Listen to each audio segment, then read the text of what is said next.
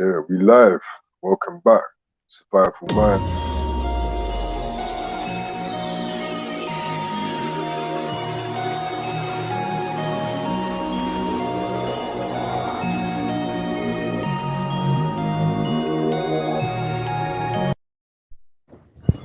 Welcome back, people. You know, it's been a little while.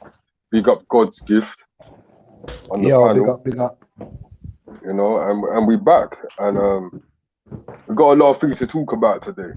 Got a lot of things to talk about, and I've got a few videos to play today. You know, and yeah. So you see that we had a strike. Got a strike. It's off for a week. So we have to understand that in this YouTube game, there's certain guidelines that they want us to follow. Okay, now some of these guidelines are gonna make the channel move to a certain way. Now we're not saying that we're gonna stop doing awareness, you know, but we're just gonna be more careful in how we're putting it out. Also, that means people that are on the show, can you be a bit more careful in how you're speaking on the show? We know we don't really tolerate threats and things of that nature over here, so we don't have to worry too much about that. But yeah, so big up God's gift, you know, and we're gonna start off. Yeah, brother. You know, we're gonna start off, man. How's your day been today, anyway, God's gift? How's your day been? Yeah, good. What you saying? Been chilling. I mean, all right, man. Yeah, it's just very windy out there, though. Very windy as hell out there, you know. Cause today I went out and I went and hoovered up the car, you know, hoovered up the car, and I thought because the sun was out a little bit that it was gonna be all right, but I was getting blown around left, right, and center. So everyone, make sure you wrap up. No, seriously, it was crazy. It's freezing out there, bro. It's freezing. So yeah, so what I'm gonna do, we're gonna start off by playing a track by Killer Priest, you know, and give some time for the people them to jump in it. You know what I mean? So let's run this track called New Reality, Killer Priest. Yeah. Yeah, that was a big tune still. Feeling that one, yeah. Is that Mossy in there, yeah? Mossy, yeah. Come on, where Mossy? Man like Moss. You got Moss. Where's Mossy at? What you think about the Killer Priest as a rapper? What you like about the track? The bars? Oh, yeah, he's got bars. That's what it is with him. The man all about bars, isn't it? The lyrics as well, obviously. Man is serious. I listen to them man in ages. Yeah. You have to be in the mood for it, though. Yeah, man. Yeah, you have to be in the mood for it. It's like, no, yeah, definitely. And then we've got a couple more tunes. I always like put up Killer Priests. I'm in contact with Killer Priest, so I always put up tracks of Killer Priest. So if you're not thinking why I got tracks on my YouTube channel with Killer Priest, because man's in contact, innit? Yeah. So yeah, man. So yeah. So people them, big up Western Goddess, big up Leah. You know, Leah Reality.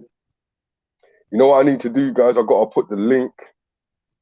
I've got to actually put the link in the description for anyone who wants to jump on and have their say. And so like I was saying earlier on, yes, my brother God's gift. We had a strike, man. Channel got a strike. Yeah. You know me, I'm new to all these rules on YouTube. My channel will probably be locked off for a long time. You get me? Yeah, no, hey, man. When I start cuss, I forget everything around me. Yeah, that's it. You know, and it's like what a week though for it to go off, because it's quite a busy week last week. It's been a funny week watching the other channels. I ain't gonna mention no names, but it's been quite entertaining still. There's a certain guy out there, if you're listening, you let us down big time. Yeah, you know who you are. Yeah, you let us down big time over here. Yeah, nah. Man chose not to rep the thing. Leah, what's happening, girl? Big up yourself.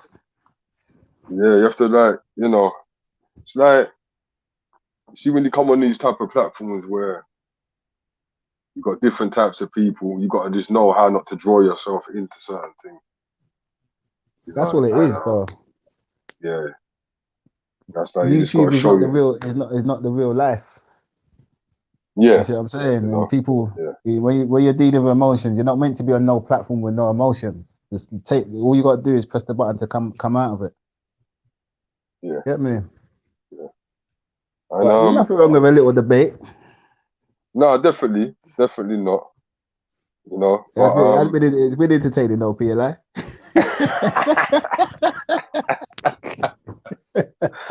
oh, it was crazy. Like we No, jumped it's on been Valley Vision. entertaining.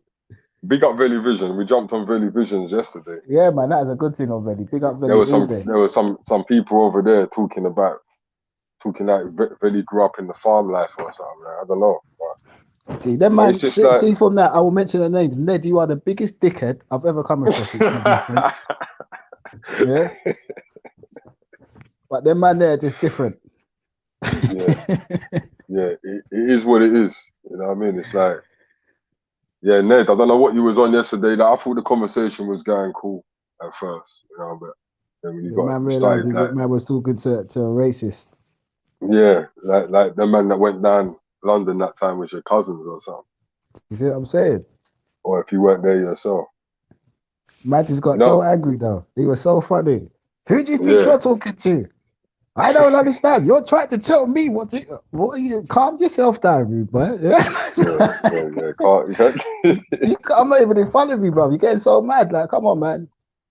I know Yeah, we're you know, television, but I'm not a part of all of that. Just calm down. You're scaring me now. See what I'm saying? In my house, a man's yeah, making me jump. yeah. Shaking in my boots, you know what I mean? Do you see Shaking what in I'm my saying? boots. Yeah, Jesus yeah. Christ. But big up everybody as well that stayed in contact with me during the strike situation. Everyone that jumped on the Instagram. You see me jump over Instagram and do a couple videos, yeah. So big up to everybody. Big up to the ladies most definitely as well, because you always hold man down. So yeah. So yeah, man. Big up Mossy. Big up Mossy. You know what I mean? Yeah, big up Moss Minds. Big up, yeah, Mossy Minds. Mystery. Big up Mystery. Might have to change Mystery's name to Mystery Minds. Even Leah knows she's got survival minds in her head. Leah's part of Nah, the come family. on, man. Yeah, man. Come Get on, it now, Leah. You Lee. know what time it is, man. Why are you in the comments today, Leah? What is going on, Leah? African born, where you at? No, but you know what it is? Like I said before, for those that call the Instagram, like, we're going to be doing some different things on this channel, you know? We've got some raffles coming up. And I ain't talking about no stupid raffle, like, charging people, like, 10, 25 pounds for something. Nah, it's going to be more of a giveaway type of raffle. You know what I mean? That's how we're going to do it. Because the people, you lot come over, you lot sit down and watch the lives, and you lot watch my video, some of you. And we like to show some appreciation back. Not just sit here and like look like we're taking all the glory and all that. No, it's not that. I mean, we're happy that you lot are over here. Or you could be anywhere you want to be. You know what I mean? So I will be doing some giveaways, you know what I mean? Seeing as you said that, I'm gonna pick a random. I'm going for Western Goddess because she bigs up the team all the time. So if you No want doubt. to DM your details to Pinero's Mine, I'll send you some God's gift clothing, no charge, just for supporting the team. You know what I'm saying? Just for supporting the team. You know what I mean? So Don't worry, Lee. I'll hook you up as well. Don't worry. But yeah, it's yeah, good to do them things yeah. once in a while. It's good to do them things. Like, man can't do it all the time, innit? But there's gonna be times where we can do, even if it's a t-shirt, a jogging bottoms, or a trackie. You know what I mean? Even if it's a hat, you know what I mean? Like, it's just good Yeah, to man. give back sometimes. You know. So yeah, what you lot been doing? Like, how are you lot in the chat? How's you lot's week been? So you, hey, Western Goddess, man, have you been online today? Have you been bouncing around channels? Because you know, Hi, have you know I'm like nosy. a few hours ago, Western Goddess, man, there were some things being said, man. There were some things being said over in Jedi's channel, not against us, because Jedi, he's cool, man. He's people, man. Spoke to him, but you just hear what's going on. You know what I want? Some I don't mind buying it. Yeah, cool. Yeah, but yeah, we don't mind you buying it either. But we're just saying that every now and again, we're going to be doing some giveaways and we're going to put all the links in the description.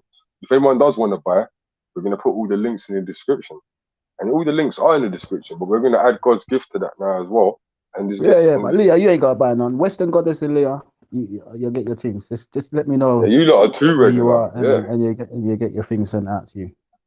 Yeah. Anyone else? Boxing mess about. $59.99. No, but yeah, details will be up soon. Oh, big up, man. My brother, I was watching him boxing mess about. You know what I mean?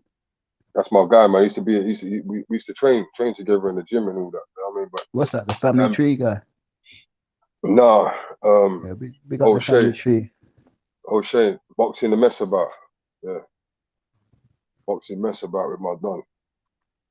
Yeah, family tree, big up family tree. All day, man. But yeah, so people, there's a lot going on right now. There's a lot going on. One of our hosts is on the run. Oh no, man. One of our hosts is on the run, people. If you find him, let us know where he is, please.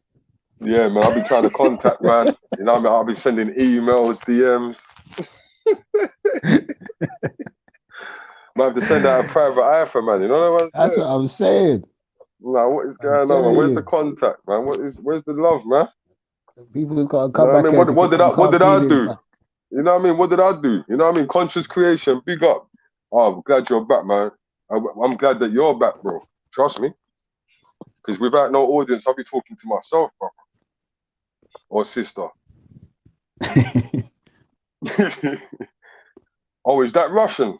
That's a sister. Conscious creation. Is that Russian, yeah? Big up Russian. All day. Yeah, man. So yeah. What's her name as well? What's the other one? What's the lady's name that was into the tarot cards and everything? Remember? Yeah, you said it the other day. I can't. You know me. I'm bad. Ray of Light. Big up Ray of Light as well. That's still for tapping in. Yeah. Big up Ray of Light for tapping in on the Instagram live and all that. Still. She was good. Still, you should get back on this. Still. Yeah. She's a good talker. She can do her thing. You know what I mean? So I don't know if you guys are aware of it, right? But I put a video out on Instagram. I wasn't able to post, and I put a video out on Instagram, guys, and it was basically about China. Now we're not going to talk too much about this stuff that's going on right now, but we're just going to put little bits out. China basically want to opt out of this situation where everyone has to get, you know, and I want to know how people feel about this, because we know that a lot of things come from over there, you know, like a lot of things come from China, you know, a lot of products. I mean, the health organization is partnerships with China. You understand what I'm saying? They're saying that they feel that the serum is not up to scratch, and they feel that they're suspending from taking it right now. You know what I'm trying to say? So that's where they're at with it. So I was just wondering how that makes people feel. You know what I mean, God's gift, considering that it came from Wuhan. You know what I'm saying? Like, well, this is what they're saying anyway. You know what I mean? So it's gonna stop a lot of goods. It's gonna stop a lot of goods, and it's gonna affect the markets in a lot of different ways. I'm gonna keep up to date with that as well, yeah, and just to see how far they go with it. You know what I mean? And then keep you up to date on it as well. Right. Yeah, so what else has been going on? Look, but I think you just got to start resourcing other places, because you can get anything now, anywhere, which is quite. Because when I think of clothing, when you want batch of clothing, at one point China was a place to go probably, but now you got so many different markets. Everything's put in place for a reason, bruv. Yeah, because I'm hearing Turkey's a good place for clothing as well. Turkey, Indonesia. Yeah, them places. You see what I'm saying? Philippines. Yeah. But then it depends on what quality. I won't lie. China's never really been to me a high quality place either. If you know what I mean, when it comes to merchandise. You know what I'm saying? Because when you talk about the motorbike industry, you have Kawasaki's and all these other bikes, and then the China bikes are the ones that no one wants. Do you understand what I'm saying? Yeah. So They deal with a lot of replica. See, they're good with technology, innit? Right. Very good with technology, and as we spoke before about the quantum computer they've got. So You see what I'm they're on a saying? different level of, but also they've blocked the internet over there, innit? So you can't really see what's really going on. You know that, right? Mm. They blocked the internet. They've got a special a firewall on it, so they don't want to share their internet with us. So we wouldn't really never know the level of technology that they're on. If you know what I'm saying? Like, if you remember back in the day, you used to get the Jackie Chan films. Remember the Jackie Chan film? Yeah. Do you remember some of the technology that you used to see in the background, like, of some of them films, like the cars that they Yeah. had, the TVs they had, and all them things there? And that was way back. We didn't start getting them type of things like till 15 years later. So it Yeah. makes you wonder, innit? Like, what level of technology are they actually really on? Well, You know what look I'm at the saying? the AI stuff, bruv, that you showed me with all the robots and stuff. Yeah, Do you see what I yeah. mean? I watched a film the other night on Netflix, something Wire, one new one on there, and they've Mm. got the dogs in that, the robot dogs in that, just walking What, around, the yellow like a dogs, the soldier. yellow ones? Yeah, you get me? Yeah, but them Mm, dogs are for mm. real, and I heard that they're putting them in France. I heard that they're walking around. A couple of them. I'm not. You know what? I shouldn't really put that out there like that, but it's a good source. You know what I mean? But I heard that they've got a couple of them walking They're around gonna in be in France. But every country, bruv. They'll be over here soon. yeah, but it's going to get to the point of where they're dusting man down. That's when it's going That's to what I'm get to the saying. point of like, wow, like dusting man You ain't down. even getting away from that. Well, That you're that going to that be. one you showed me, like, look how they was moving. They was moving like humans, bruv. Yeah, yeah, they were You ain't cutting. never gonna outrun that. No, you're not. It's not happening. But the thing is about it, what is worse is that we get tired, innit? The machines don't get tired. If Yeah. you had an Uh, opportunity to buy one, would you buy one? you know what? If I had the opportunity to, one of them, either one, AI or the dog thing, Yeah, yeah, I would. I would buy it, but I'll probably reprogram it to protect me from them other ones. yeah. You know what I'm saying? Because, I think when them things come out, I but then think again, you're that's a gonna catch have to have twenty one. two. That's a catch 22 though. Because really and truly, if they put out, let's just say that Elon Musk is putting out all these satellites, right, to Mm. be able to link with the new AI system that's come out. Let's just say that.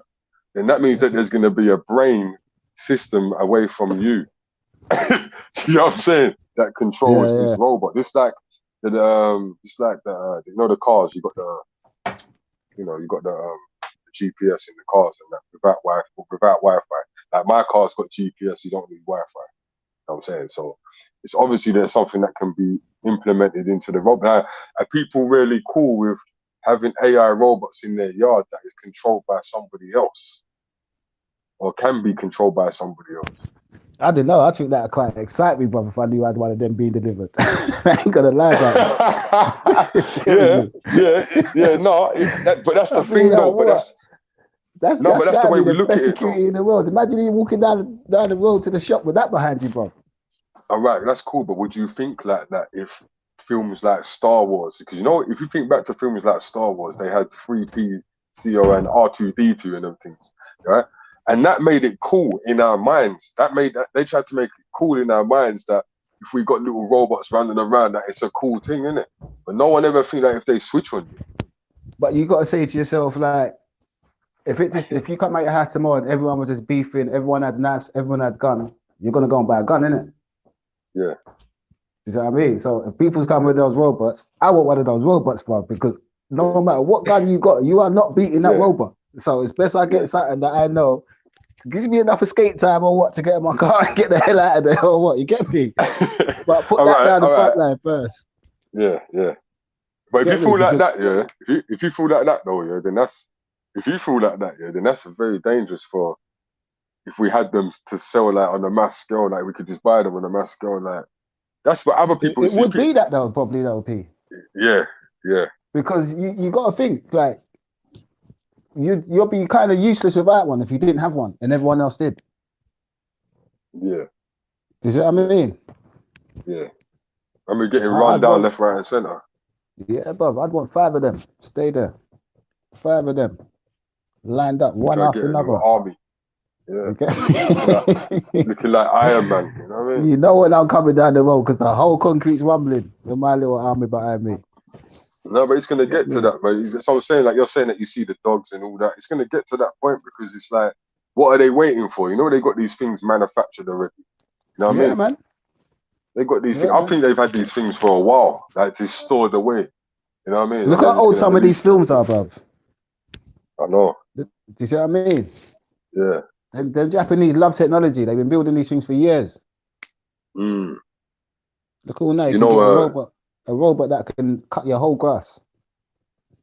You get me? Yeah, Just yeah. I've seen it. Yeah, I've seen that. Yeah, you get me? Turn it on, plug it in, and yeah. come out, and it just cut your whole grass. Then Cut you your got the other whole one that right. Yeah. hoovers your Who? whole floor. Yeah. Who's gonna play? Who's gonna complain about? That's the thing though. Like, who's gonna really complain if someone needs a robot? You know what I'm saying? But this would be the thing, though, bruv. Like that would be that's what you're gonna probably have. You have your little maid robots for the wives, clean the house, or do whatever. And then you got your little manly version that are just I don't know what the mentality of my one would be. Yeah, but then you're gonna But have you see people. what I You're gonna mean? have people. And people are gonna have to try and reprogram. People are gonna try and reprogram these robots. Bro. Do you understand what I'm saying? To do Yeah. only per madness. To do only per madness. So we have to understand that the technology that they're bringing out right now is crazy. We have to understand that we're in a situation where, like we said in various shows, there's a lot of things that are gonna change. You know, a lot of things that are gonna change. So we got to take this Even when you into look at some of these new consideration. cars, bruv, how they look Yeah. futuristic and all that. Do you see what I Well, mean? look at your car. Look at your car, bro. I called it the spaceship. Your car's like a spaceship. You get me? That's what I'm saying. And Do you know what I it's mean? getting there slowly, bruv. Now, I'm not saying that my car's not a spaceship, but I'm saying your car's an ultra spaceship, We've all man. got spaceships. Wait, we all got spaceships, but your car's on some Star Trek Enterprise type. You know what I'm saying? So look at that. Look at that. Like it drives itself, changes how many different colors inside, and but like we were saying the other day. It's like back in the day, you used to look at the pictures of these cars, these futuristic cars, and we're getting to that point. That's what I'm saying. I remember my dad used to pull up in his little minis, and all them man could do them days was tint the windows and everything. Remember those little plastic spoilers they used to put at the back window, bruv? Yeah, yeah. You have to screw them on there. Yeah, man. Oh, man. Them days Crazy. there, and even down to car stereos. You know what I'm saying? Even down to things like I remember it used to be a big thing back in the day to get a Alpine. Do you remember them days? It was a big thing back in the day to get an Alpine stereo with a little bit of graphics of a Yeah. dolphin on.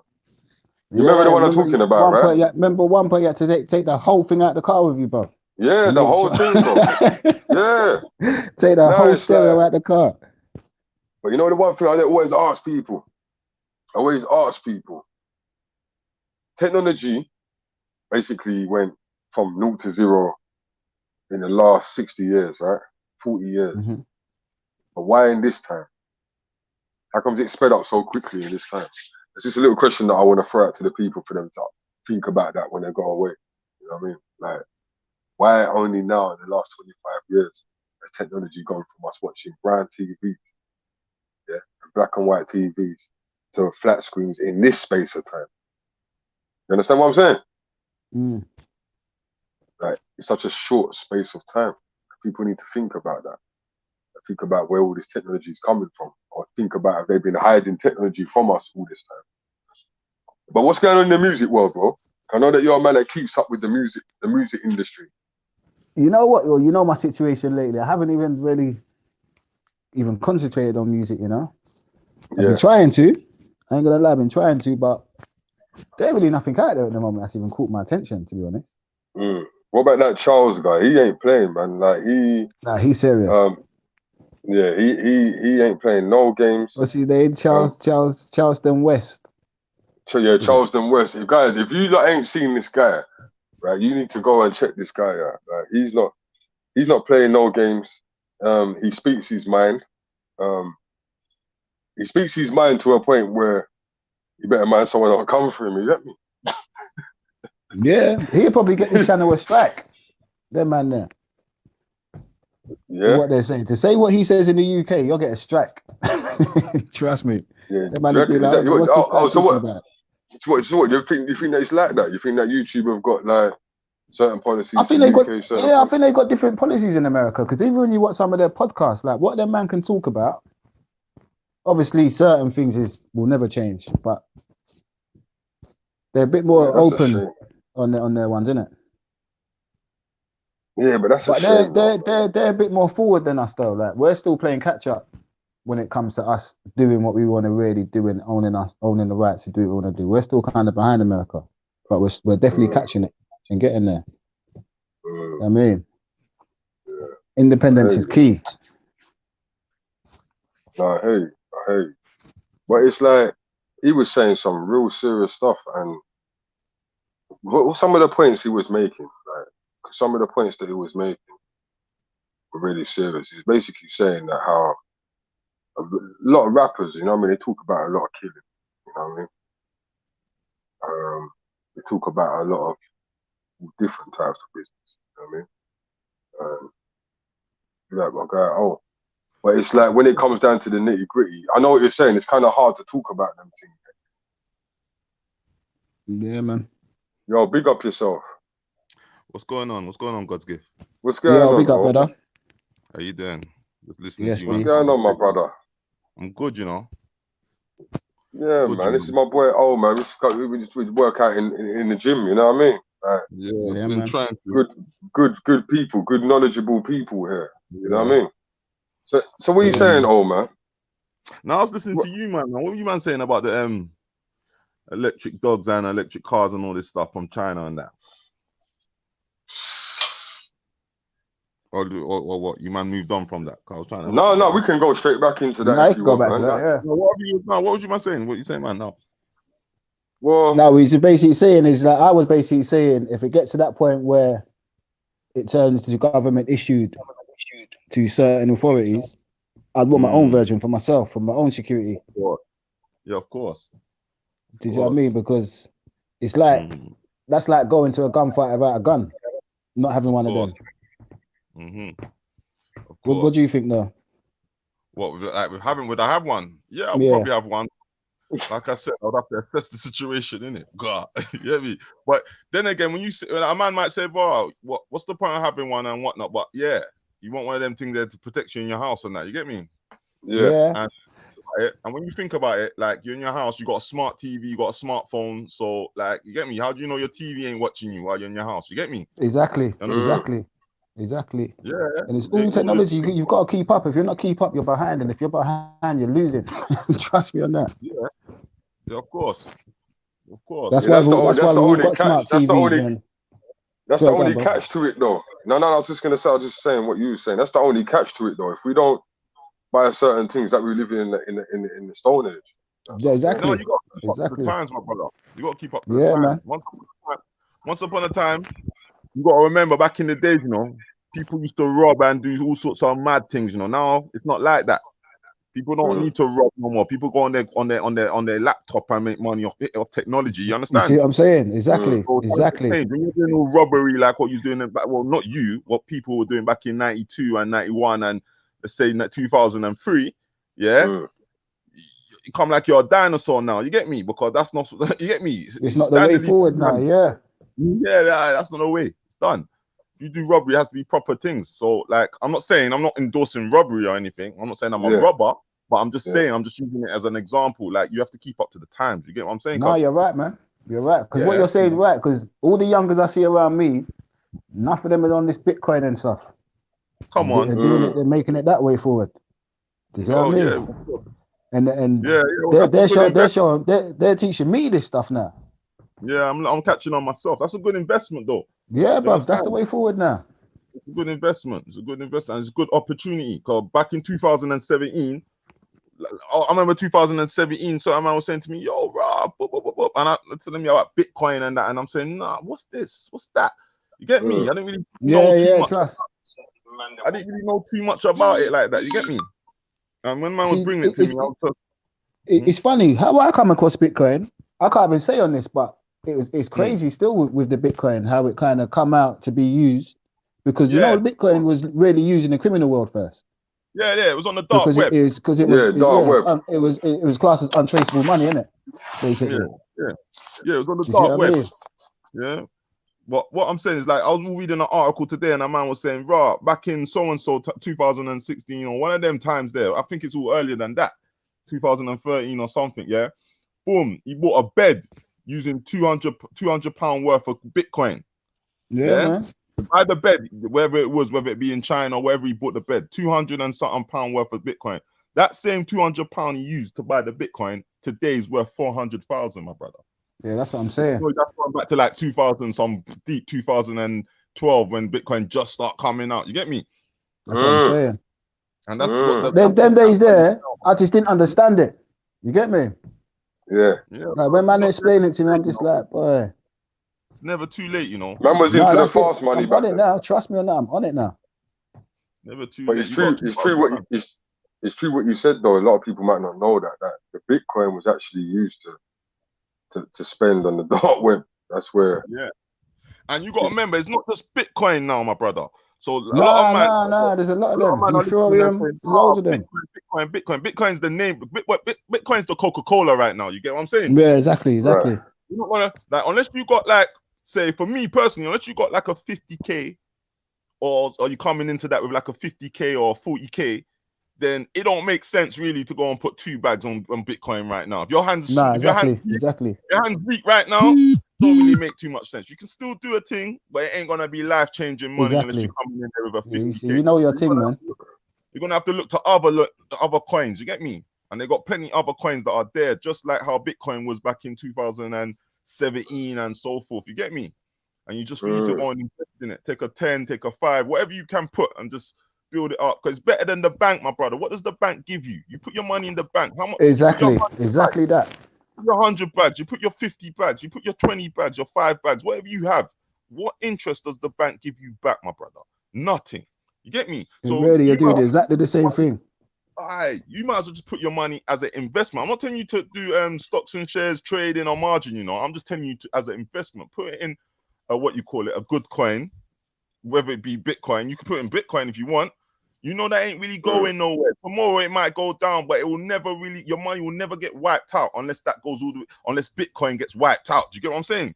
So it'll always be there. You understand, cuz? I hear you. Yeah. It'll always be there. Obviously, it can go down, but it always, trust me, Bitcoin's the Coca-Cola, and there's other coins as well if you do your research.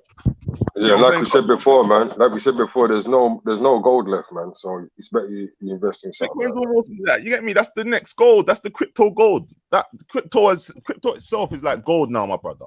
You get me? You got to keep with the times now. Like, you get me? Yeah, man. Trust me. Back in the day, Bitcoin's going to be the thing to stop money. People's going to start getting paid in Bitcoin and them things there. Bro, let me tell you something. Yeah, app on your phone. App on your phone. What? But some people get paid by it now, P. To be honest. On their phone. We're just late with it. You get me? Brother, I prefer that, man. Yeah, so would I. I prefer that. Because what you're going to earn from your Bitcoin, you're not going to earn in 20 years in your career, no matter what you're doing. Man. Just quick connections, man. You can move about now. You can like I'm not endorsing any criminal activities or anything, but you can now get things sent to you direct to you, right to your phone, pow, without too much third party and all that. You understand, cuz? You understand? Straight into it. You get me? Yeah. A man's in what you call it. A man's in what? A man's in Clapham Junction. A man's in what? Say Peckham. And you say, yo, my brother, let me send. Get me? I'm gonna need this. All right, cool. Send it to my Bitcoin, my blockchain. You get me? Bow. Okay, cuz it's on its way. Straight to you. You get me? Done. Simple. You understand? It cuts out. It cuts out. You could be in America and do the same thing. Okay, I'm in America. Yo, G, send me, bro. I got this and that. You know, boom. All right, send it to my blockchain, and I'll have it to you in 7 days. Done. Simple. Yeah. Whatever it is, whatever your business is, you can use cryptocurrency, my brother. You don't need to play around. Cause what is with the cryptocurrency? Remember, you know, I'm not like, remember, it's cutting out a certain taxation as well, you know. Yeah, of course there's fees, you know, because there's always going to be little fees in it. Yeah, they call them gas fees as well. But at the end of the day, my brother, you get me? You got to pay a little fee here and there. Like anything else, though, innit? You got to pay your taxes, innit? But at least it's legal. Come on, G. Come on. Yeah, people don't be afraid to research these things too. You know what I mean? Like, come on, man. You know what? The best thing to do is put the app on your phone, and just start to watch it for yourself before you invest in it, and you will learn YouTube, it. everything. YouTube, Yeah, man. everything. You get me? Yeah, man. 'Cause it's not hard to suss out. YouTube, Yeah, man. You got everything on YouTube these days, boy. Everything. That's like How my to man use saying. software. It's better putting that in that than rather than making it sit in your bank and earning nothing profit. All right. Because they're doing exactly the same It could thing be in your what account, the banks bro. do anyway. Bro, it could be in your block. It could be in your blockchain account or whatever. Yeah, whatever crypto you get. Yeah, and it times 2 in 2 months or in a month man. or 3 months. You get me? That's just you get me. I'd rather that, brother, than it sitting in my account. You know, cause and I'm making Hey, next man not rich. changing the subject though. My man just said about the Boston technology robots. I swear that's what you showed me, P, innit? Yeah. What the technology? That's the same one you showed me, innit? Hold on. What's this? Robots? Yeah, P just sent me. Have you seen some of the videos on them? Oh, No. What's it about? Robots Yeah. and that, yeah? yeah. Like, P can probably get them up. To be honest with you, I swear he's got them in the back. It's just showing you like you got ones that run like humans, jump up crates. Get me? Running, just firing guns at man. They're Remember, serious still. they're trying to make Bionic Man out here, you know, cause you get me? Yeah, definitely. I remember one time Definitely. I seen one fella, yeah, in the marketplace, yeah, and bro, he had a step. When I mean he had a step, and he's just strong up top, and then when you see he's got one leg missing, and what you think he's using, like one of them bionic kind of metal, you know what they used to run in the Olympics. Yeah, And yeah. I'm saying, really, this guy could be more technical than a man with a real leg when you think about it. You get me? His thing's metal, huh? And he's stepping good. You get what I'm saying, cuz? Yeah.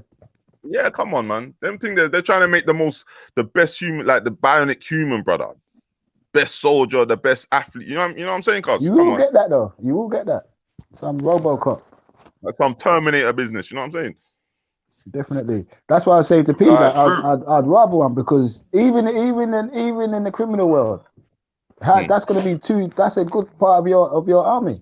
You got 5 of them alongside you. You see what I mean? Yeah. Like, if one of them robots punch you in your chest, Game over, man. game over, bro. Your whole chest collapse. Have you still got them videos, Yeah, P, that you said that you had? Yeah, on my channel. Yeah. Yeah. Yeah, You need to check them ones out, man. Them videos are serious. Yeah, I'm gonna start looking at them still. I'm gonna start looking at him still. Trust me. Yeah, man. Big up the chat. Michael shows. VR reality. Jump on if you want, my G. Dark off. What's going on? What's going on? If you're in, he's the one talking about Boston technology, yeah. Yeah, anything, man. Yeah, no, we covered that 8 months ago, bro. Yeah. We're on form. Hey, Madman Menace, big up. Conscious Creations, yeah. Simon, big up yourself, man. Good to see you, bro. Yeah, man. Yeah, man. We had a little strike on the channel. You know what I mean? We had a little strike on the channel. Is it? So you know, yeah, we was off for a week, brother. We was off for a week. You know what I mean? I ain't gonna say what video I put up, but I did put up a video, and YouTube didn't like it too much. They didn't like it. Yeah, what was it? Okay. What you say? You say you broke the rules. Yeah, I broke the rules, man. You know, but we know for that. You know what I mean? We know for that. But you know what it is? I've got BitChute now, innit? I've got BitChute. So, and if anyone wants to find any of my videos, they get banned on YouTube. Just go to BitChute, type in Pinero's Mind, and they're all there. All right. Yeah. But yeah, man. But what's going on differently, you don't know? Bro, I'm just trying to, you get me? I'm just trying to better myself. I know it's not easy. Man. Got my kids and that, but you got to still just, man, I'm just out here trying to educate myself and see if I can make good with myself and my family. You get what I'm saying, cuz? That's it, man. And I hope everybody else in the chat is doing the same thing, like the best way that they can. You know what I mean? Because we're at a time right now where I know people are still confused out here. They can pretend like they're not, you know what I mean? But I know it's a bit of confusion right now. And not with you, but you know, people them that ain't got the knowledge, you understand? And that's why it's important to make sure you. Bro, you know what? One teaches one, you know, and at the end of the day, you know, like No, me personally, I'm not saying I know a lot, I know this, I'm that, but you get me, we can always learn. Learning never stops, and it helps us for our brains to grow. You get me, cuz? Yeah. Bro, I come on this show, bro, and I learn things myself from people that are on this show. You can learn things from a baby, my brother. You can learn feel things me? from a baby. It don't matter, brother. Yeah, you feel me? So that's what it is, man. And it's no. That's why I can't. Sorry about the noise. That's why I can't stand people that are You see all that big headed shit. Like you get some people out here, they want to walk around big head. Like none of that over here. You don't care what level people are on. You know what I mean? We don't care what level people are on and what they know. We're all here just to learn as much as we can. That's it. And be aware and help each other. And hopefully people start actually. Who said this the other day? God's gift. Someone said, I think it was God's gift, saying that sometimes he comes off the show and he wants to talk about some of the things that we talk about to his children. So, why can't we? Don't you think it's a good thing? Oh, if we try and make our children on a different level. Come on, G. You feel me? It's education, my brother. Let me tell you something. When I was going to school, my parents are from the Caribbean, innit? Yeah. So when I was going to school, like, my parents are post-slavery Caribbean, like both of us, like just like yourself as well, innit? So like my parents, and they grew up underneath like a British kind of colonial system. You get me? Yeah. Jamaica, all of them countries, Grenada, all of them countries that they were underneath. They used to be run by England, innit? Yeah, British. So they have some sort of ways of thinking. So when my dad used to send me to school, he used to send me to school and say, "Yo, listen, man, when you go to school, you go learn your books and thing, and you go and get up, and one day you go do and get a good job and make money." And don't get me wrong, it's not like my dad was saying a complete bad thing, but it weren't enough. It weren't enough, because really what he was telling me, like, "Rah, go to school, be a good boy, and you get to work on the plantation." But that's not enough, my brother. You need to know a little bit more, and that's what I'm trying to encourage other people. Well, it don't matter your color or your creed, to encourage your children that, like, you can't just send them to school and say, "Yeah, that's it." You got to give them a kind of like understanding what you're going to school for. You understand? You understand? You can't. That's really important. Nah, man, definitely, that's true, man. You've got to be, it's deeper than just going to school and say, "Oh yeah, learn how to plus and times and thing." You get me? You got to give them you got to paint the picture for them. What happens when you do this? You see, let them know.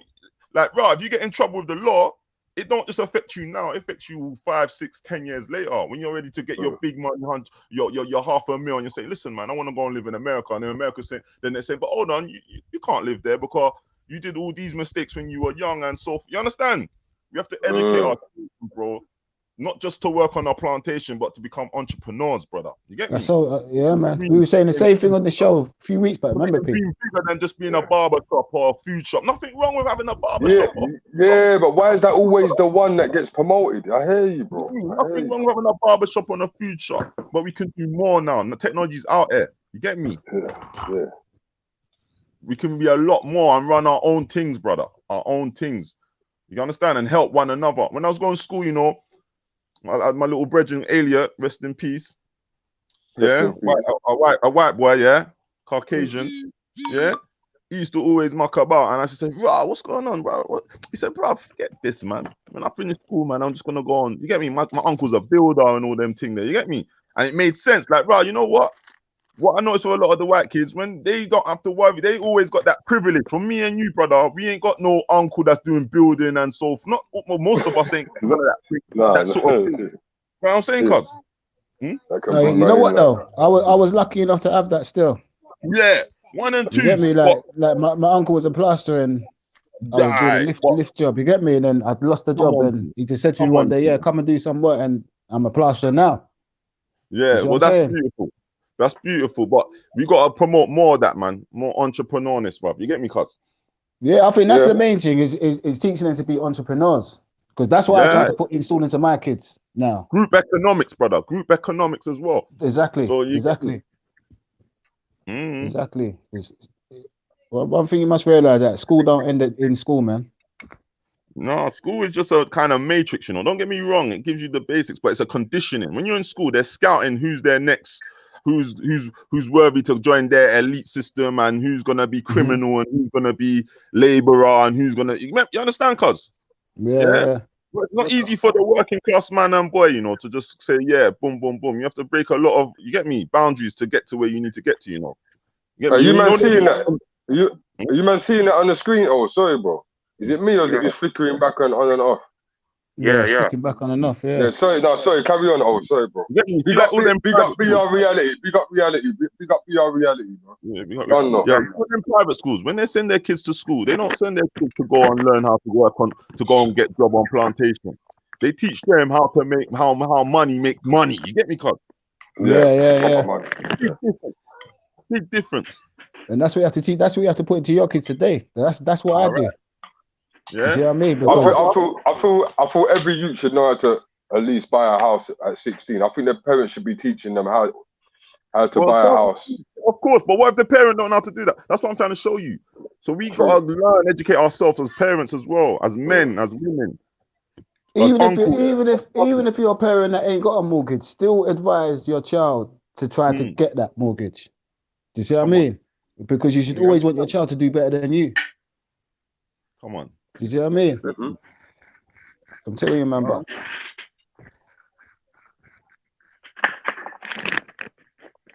I tell people all the time, man. Key to the future, you know.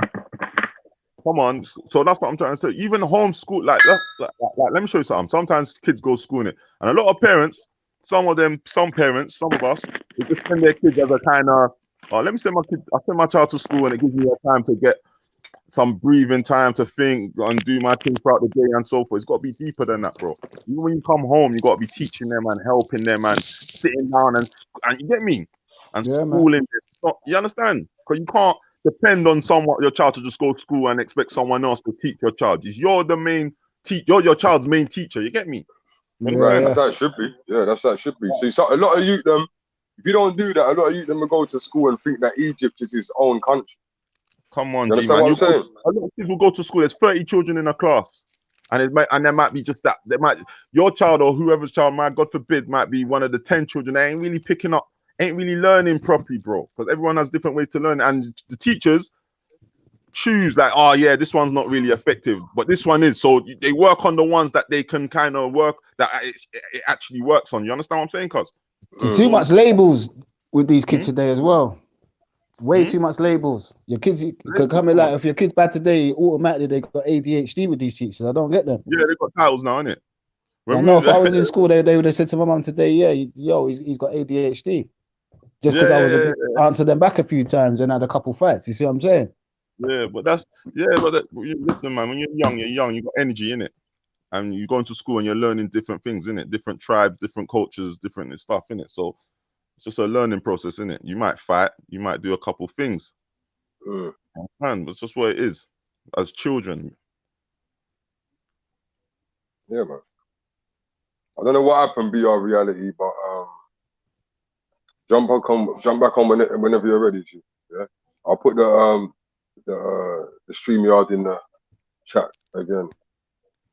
But So yeah, man, some good points, man. Western Goddess says 100 bare facts, brother. Oh, you know what I mean? You know what I mean? Yeah, man. It's just. I love all this. This is how these platforms are meant to be used. You get me? Yeah. Yeah, not used to fight each other. Hey, oh, you didn't watch Jedi today? Nah, listen. You know what? I haven't really been following a lot of things of late. I used to watch him when he was in the park, like I told you before. And, I like Jedi's attitude and energy still. Like, I'm a Muslim and I have nothing against Jedi. I love Jedi. You get me? Yeah. I love him. I love his energy. I love his conversations. I like the way he challenges people to think. Like you get, some people get offended, but they can't see that he's actually challenging you. He's trying to help you to, like, he's trying to look different angle. Yeah, man. Yeah, man. I rate that, man. Come on, man. And that's out of experience. You've been doing this for a while. Yeah. You've been doing it for a while, so you know it's out of experience as well. You know what I mean? If you're ignorant, and when I mean ignorant in the likes of you don't know any better. Yeah. Basically, you might take his thing as like offensively in it, but it's just you got to kind of look at it clear. He's trying to channel you, and he's not always right. Some things he says not always right because we can't all be right all the time. You get what I'm saying, cuz? But yeah, trust me. Like, Sorry he's cool about that. still. I like his thing, man. I like his little thing still. That's Yeah, cool, I like man. his energy. His energy's right. His energy's right. You know, you take out like I like a lot of the stuff. I like a lot of the lads that were in what's his name, Speaker Corner. A lot of them, Yeah, yeah. I You was get me? seeing that. You know that Issa one.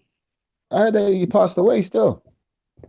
That You was know the dark skin the guy. yeah, the Shiite, the one that used to claim he's a Shiite. Mm. He used to say he's a and he had the face mask majority even before COVID and that. No, not that one. Not that one. He's like a chubby guy, dark skin. He used to have the braids. Oh, the Ghanaian brother. The Ghanaian Yeah, brother. yeah, yeah, Arabic and that. I'm hearing he passed away still. I liked him still. Oh, how did that happen? You don't have any idea I'm on not that? even too sure, to be honest. I just heard them mention it on on one of their shows the other day. I hope not. You know that brother Yeah. was a good brother. You know. Yeah, rest in peace to that I guy. I don't saw a even know couple. him. I don't know him personally, but from watching the show, he used to be effective. He used to come in Yeah, man. and Definitely. clarify things with it. Huh? Definitely. He was good, man. I Clarify liked him. things with it. I see that respect tune that he done for him, P. Oh, Oh, you see it, yeah? Yeah, that was big still. Good track, yeah. bro. Yeah, that's a big track still. Yeah, the Ghanaian, he was Ghanaian. I swear he was Ghanaian. Yeah, I think he was Ghanaian still. Black Ghanaian brother. Yeah, he used to have the little plaits on his head sometimes. But he was full of knowledge, that guy, man. But he used it in the right way. That's what I liked about him. Yeah, and you know what I liked about him as well, yeah? He was Muslim, yeah? I'm not saying raw, because certain man will try to get and say, oh yeah, but you're speaking Arab man's tongue and this and that. But he was Muslim, but he fully learned certain things, like the language of the Arabic language. And so when people were saying things, you could just call him over and he's able to just, you get me, translate and put it in. You're smart still. Educated brother. He looked like a lot of people liked him still. So yeah, he was humble. He was humble. No, he was cool to watch still. He was good to watch still. Yeah. He had some good debates, man. He was peaceful with it. That's why I liked him. But he weren't one of these like trying to slander. Like, he come with facts. You see what I'm saying? He didn't come with ego. He didn't come with ego. No, that's exactly that, bro. He didn't really have a big ego, and I liked him for that still. Yeah, man. But big up to all the man, though. Big up to all the man that go. Well, not all of them, because some of you act like idiots. But big up to some of the man them that go down to that place and represent and share their knowledge. You know what I mean? There was a few. The last recent ones I was watching, there was a few Somalians that were there still, and I was listening to their perspectives more time. And things. Yeah, man. Because you know what it is, yeah. It's the reason why I do like it, yeah. Even though I'm not going down there to talk to nobody, because when you get out of character, I want to maintain how things are. So the core of you know what I'm saying? Yeah. I want to, you know what I mean? So I just rather, I know how I am. That's why I don't go down. But the good thing about it is that the man, at least they're talking about history and they're talking about certain things that are actually a little bit important. You know what I mean? Not talking about because there's a lot of foolishness that come out as well in this world. You know what I mean? So at least the man are actually grouping together and trying to reason and shit like that. You know what I mean? Yeah, but let me ask you a question. How comes, when we go to, if you look to Asia, they have nuclear, they have satellites, they have army, tank, they have all them things. If you look to China, that's Asia, they have the same thing. You look to America, they have that. In Europe, they have that. How comes Africa's the only continent that don't have these type of things? Exactly. Maybe we're not that violent, bro. Maybe it's not in man's nature. Oh, well, so sending a satellite to the sky is a violent act, right? Or not? It depends what it's used for. Well, that's what I'm trying to show you. We have to be. We're using other people's satellite to watch our TV and to use telephone. We don't even make our own condoms. We don't even use our own. We don't even make our own condoms. We're always using someone else's condoms. Yeah, who knows what they do in the long run? Yeah, true. It's true. That's how it is. So my point is not putting down black people or African, beautiful African continent. It's just that we need to now come together as a people and start catching up with the times and moving forward, creating all these type of things, submarines, nuclear energy, keeping our diamonds and keeping our resources, our natural resources, and creating better stuff and building our nation to be a great nation, bro. Yeah. First thing we're sending our children to Europe from Africa to go and learn in their schools. We're sending our children from Africa to go and work in their plantations. Come on, G. We need to create us as a people. We have to make our continent great. We shouldn't be looking to know if anybody was to attack Africa now, who's going to defend us? Really? We're going to have to look to the east and west, like Europeans and Americans, come help us. Yeah, but the thing is as well that we need some of the black millionaires that we have and billionaires to stop going to the flipping dark side. Stop going to the damn dark side, man. But then I ask myself the question: are they allowed to? Is Mr. Mayweather allowed to spend 400 and are they allowed to do that? Is it against the rules? You get me? Hey, be our reality. I don't know what happened, but just jump back in and I'll put you up if you want, bro. Is it against the rules for our rich black entrepreneurs or celebrities or footballers to say, yeah, you know what, let's put and build back Africa and create a great nation? Or is it just, you understand? It can be done though, innit? Because people like Akon show you if you really want to do it, you can do it. Yeah, but then Akon, after I question Akon's his intentions, is it just a thing like, yeah, you know, I'm Akon, I'm a celebrity, I made bare people. You know how it goes. He's Akon from Senegal, made music in America. So Senegalese just love him for the fact that he's on that money. He's on the money, man. Look how he said the other day he's gonna sign 6ix9ine. You get me? And then he's but put that China. aside though. The guy's done like over 300,000 houses. He's built over 300,000 houses. But have you looked into that? Like, I mean? The kind of thing with China to do all them things there, you know. You get me? Yeah, that's what I mean. I think that's the thing though. When you're doing business, I think you're gonna have to deal with certain people, and you'll have to kind of put egos aside. It's whether you just have to check the person you're doing the business with. It's whether or not you want to choose to do it with that person, because there is going to be someone you can do the same business with that ain't on the same thing as that person. But then again, like I said, you're not gonna, like, if you're gonna build and create housing schemes and stuff in Africa, you're not gonna just do it for the sake of, oh yeah, I love just the people. Not but you need to kind of, like, you can't just do it for free neither. Am I right and wrong in saying? No, you're right. Of course not. But that would be the same situation for us. Do you see what I'm saying? Like, for us to go and do something, we're gonna have to come up with some type of funding. Yeah. You see what I'm saying? Yeah. So you're kind of in a no-win situation. Do you see what I mean? Because there's a lot of black people that go Africa and do things. It's just not highlighted. Yeah. You see what I'm saying? That's the problem. And probably as black people, we just don't do enough to go out and source these people that are doing that. You know what the problem is, because if we probably try to look for these people, we'll probably come across a lot of people, foundations that are doing these things. Like, we've got the skills and the ability in our mentally. Yeah? I just feel like we need more scientists, more everything. We need to refine our own oil. We need to create more jobs for our own people. True. Be one nation under God at the end of the day. Yeah, whether you believe in God or not. You get me? Yeah, definitely, 100%. Get me? I agree with that. Yeah? And just try and make things for us. Like, you get me, cuz? Yeah.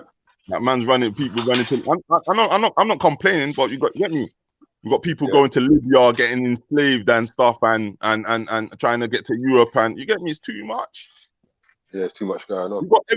We got a lot of things on the continent. You know, we got a lot of things, and if our governments on the continent can just move correct and do the right things, come on, G. But I say there's so much corruption in them, though. Yeah. Like, that's where you probably need to start first when it comes to places like Africa, is sorting out their governments. Because the corruption's on a different level when it comes to the government in them places. There's no way on earth it's helping the people. Because obviously a man's gonna look at it like, bro, you know what? I got 100 years on this earth, this, that. So boy, let me just enjoy it for myself, innit? You get me? You see what I'm saying? Because we're saying that we should build things and do stuff in Africa, but then the prime ministers in Africa are working with people from the West. Yeah. No, but what you just said, what you just said, though, that's a part of the agenda, you see it? Yeah. You got what do you mean by that, cuz? Like, there's people out there that the people that want us to be selfish, you see it? Yeah. Like, I was looking at, so we can't build, you understand? Yeah, well, trust me, bro, we can. It's just that we've got this tribal thing running through our veins for so many centuries, bro. You get me? That's how the imperialists were able to come into Africa and divide it up even worse and put man on ship and send them across to the Caribbean. You get me, cuz? And and you get me, man born in Caribbean, man born here, and don't even know the man's lost tribes and that. You get me, cuz? Yeah. Yeah. All of So that. you get me? You gotta remember, you know, we were enslaving ourselves before white man come there as well, you know. Don't get it twisted. White man come and saw that and said, what? Shut up. I might as well, you get me? I might as well get in on this. You get me? And then when they realized the people that were doing the enslaving didn't really have no gunpowder and them thing there, you get me? They just said, you know what? Man's taking over this, you know. I'm gonna make you fight him and him fight you. And when you capture his people, you sell it to me. And when you get me, vice versa, whichever way it goes. They were buying Hausa, Igbo, Yoruba, man from the Gambia, wherever. They were just making the tribes fight each other because tribes were fighting each other from a long time, but now they were just fueling them. They'll give the Yoruba the horses and the cavalry. They'll give the Igbo maybe guns and gunpowder. You get me? Certain little things. And then that will create divide as well because of on, G, which is the beef amongst tribes and things like that. Right. Which you get me, which they capitalized on, and then they started sending people to the Caribbean, my brother. Yeah, to the Americas, I should say, innit? Yeah, and they made loads of money, loads of profit. That's why they're rich till now. You get what I'm saying, cuz? Yes, most def. And give us independence back in what 20th century. Tell us we can have independence. There you go. It's crazy. But yeah, man, thanks for all the knowledge though, bro, man. You know what I mean? And they're loving you in the comments, man. So like, yeah, man. And God's gift, man. You know what I mean? Like, this is why we do this, you know what I mean, bro? Like, this is why we do this, man. Like, yeah, man. Like, what would you not be talking about people in the chat if you wasn't on here? Let's be serious. You mean? Because like, no, I'm talking to the people in the chat. Like, what you not be doing if it wasn't for these channels? Like, you know what I mean? Like, because a lot of people are waking up, but they've got a lot of people around them that's not waking up. Do you understand? So it's good for everyone to come together. You gotta remember, you know, like I said, nobody's perfect. See me, I'm not perfect. And bro, I remember years of being lost in the wilderness, just using my brains to do dumb things, stupid things. You get me? Sinister things that were just stupid and dumb, don't make sense. Come on now. In limbo. And then one day, brother, when I started educating myself and started reading a book, you know, I started reading things and learning things and just, you get me? Then my brains just started to open up and I just started saying, nah, you know what? There's many ways to skin a cat and there's many ways of doing things and I don't have to do it that way and I could do it this way. And you get me? I can start having empathy towards man and woman and whoever else, children and whoever else, bro. You get me? Yeah, that don't mean saying I'm an angel, you know. I'm just saying, right, at the end of the day, we can change and be better people, innit? At the end of the day, 100%. 100%. It's not how you start, you know, it's how you finish, my brother. If you don't want to change your life, you've got a problem, man. Come on, my brother. It's like when you want to stay the same. You know, like I've had a couple men say to me, well, like you change and rah rah rah. And I always say to man, like, what do you want me to do? I don't get it. Do you want me to stay in the same place I was 10 years ago? They want you to go jail. You see what I mean? I've got kids. I'm trying to excel at it. You see what I'm saying? Talking about yes, God. Nah, for real though, bro. As we get older, we just meant to get wiser, innit? At the end of the day, 100%, man. Like, when we was young, let's be real. The things we did when we was young, as young men or young boys, that like you look back now and you said, I can't believe I used to do them foolishness there. You know, that was a libby. Some like 1 and 2 of them things they were libbies, man. I shouldn't even done that. Definitely. But a lot of it made you are today at the state as well. Yeah, if you get to a certain age, you get to a certain age and you don't think like that, then yeah, man, you got problems, bro. Bro, I was picking up my kid. Don't come around me. Bro, I was picking up my kid from school the other day, not recently, about 4 weeks ago, 4 or 5 weeks ago, and bruv, my son goes to primary school, innit? So I was picking him up. I was driving that, and I reached like the traffic lights, innit? And I see some next school, innit? Secondary school, and some secondary school boy with a blazer, you get me, a black boy, innit? With a blazer, and he fling the blazer on the floor, you know, like somebody. Well, like looking to rock. Bro, no, he just dashed it, man. He just dashed it. So I was looking to see whose blazer he dashed like that, man, with that sort of disrespect. Bro, if you see the little kid, if you see the year 7, this boy is like a year 9 or one of them type of boy, year 8. And if you see the little year 7, his shirt tucked in, tie, all reaching down to his zip button, bro, and if you see him with his big bag, and he just picked up his blazer and he just walked off. And I said to myself, rah, it just took me back to school days, you know, like you hear me? When people would do that, but I felt sorry for the youth. You know, like I felt sorry. Yeah, for definitely. Like, I proper felt sorry for the youth he did it to. Wasn't like, you could see that you ain't on no kind of smoke. It's just no smoke, yeah. Living. Get me? And like the youth that's throwing the blazers thinking, yeah, you know, like really he's doing it for show for all other little clout. It's on clout, isn't it? Clout, and you can see it. Obviously you can see it, but I can imagine the days when man was around that at that age and doing certain things. I'm not saying I did that, yeah. But like boom, you wouldn't even see it that way. You get me, cuz? It's just like, you get me? So it's part of growing up, innit? Yeah, man. Yeah, man. Trust me, it's nuts. Nah, but we have responsibility. Like don't get me wrong. I could have rolled down my window and said to the kids, bro, listen, hey, don't do that, man. Allow that, man. You get me? But I just thought, you know what? I just left it. You get me? And just, as my son's in the car, I just showed them. I said, see, you can't be making no one, when you go to school, making no one chase you up and down and play and play fight business. Because that's how man start taking you for idiot. You get me? When they realize you can fight and realize they're stronger than you. You get me? They're going to start take set on you forevermore. You don't do no play fight. You only fight when it's time to fight. You get me? Huh? And that's rule number one. No play fight. No play fight. That's been my motto. No play fight. There's no such thing as no play. You can't punch me that hurts me and you don't want me to get mad. You know how it goes when you go do a little play fight with a man and he's stronger than you. That's it.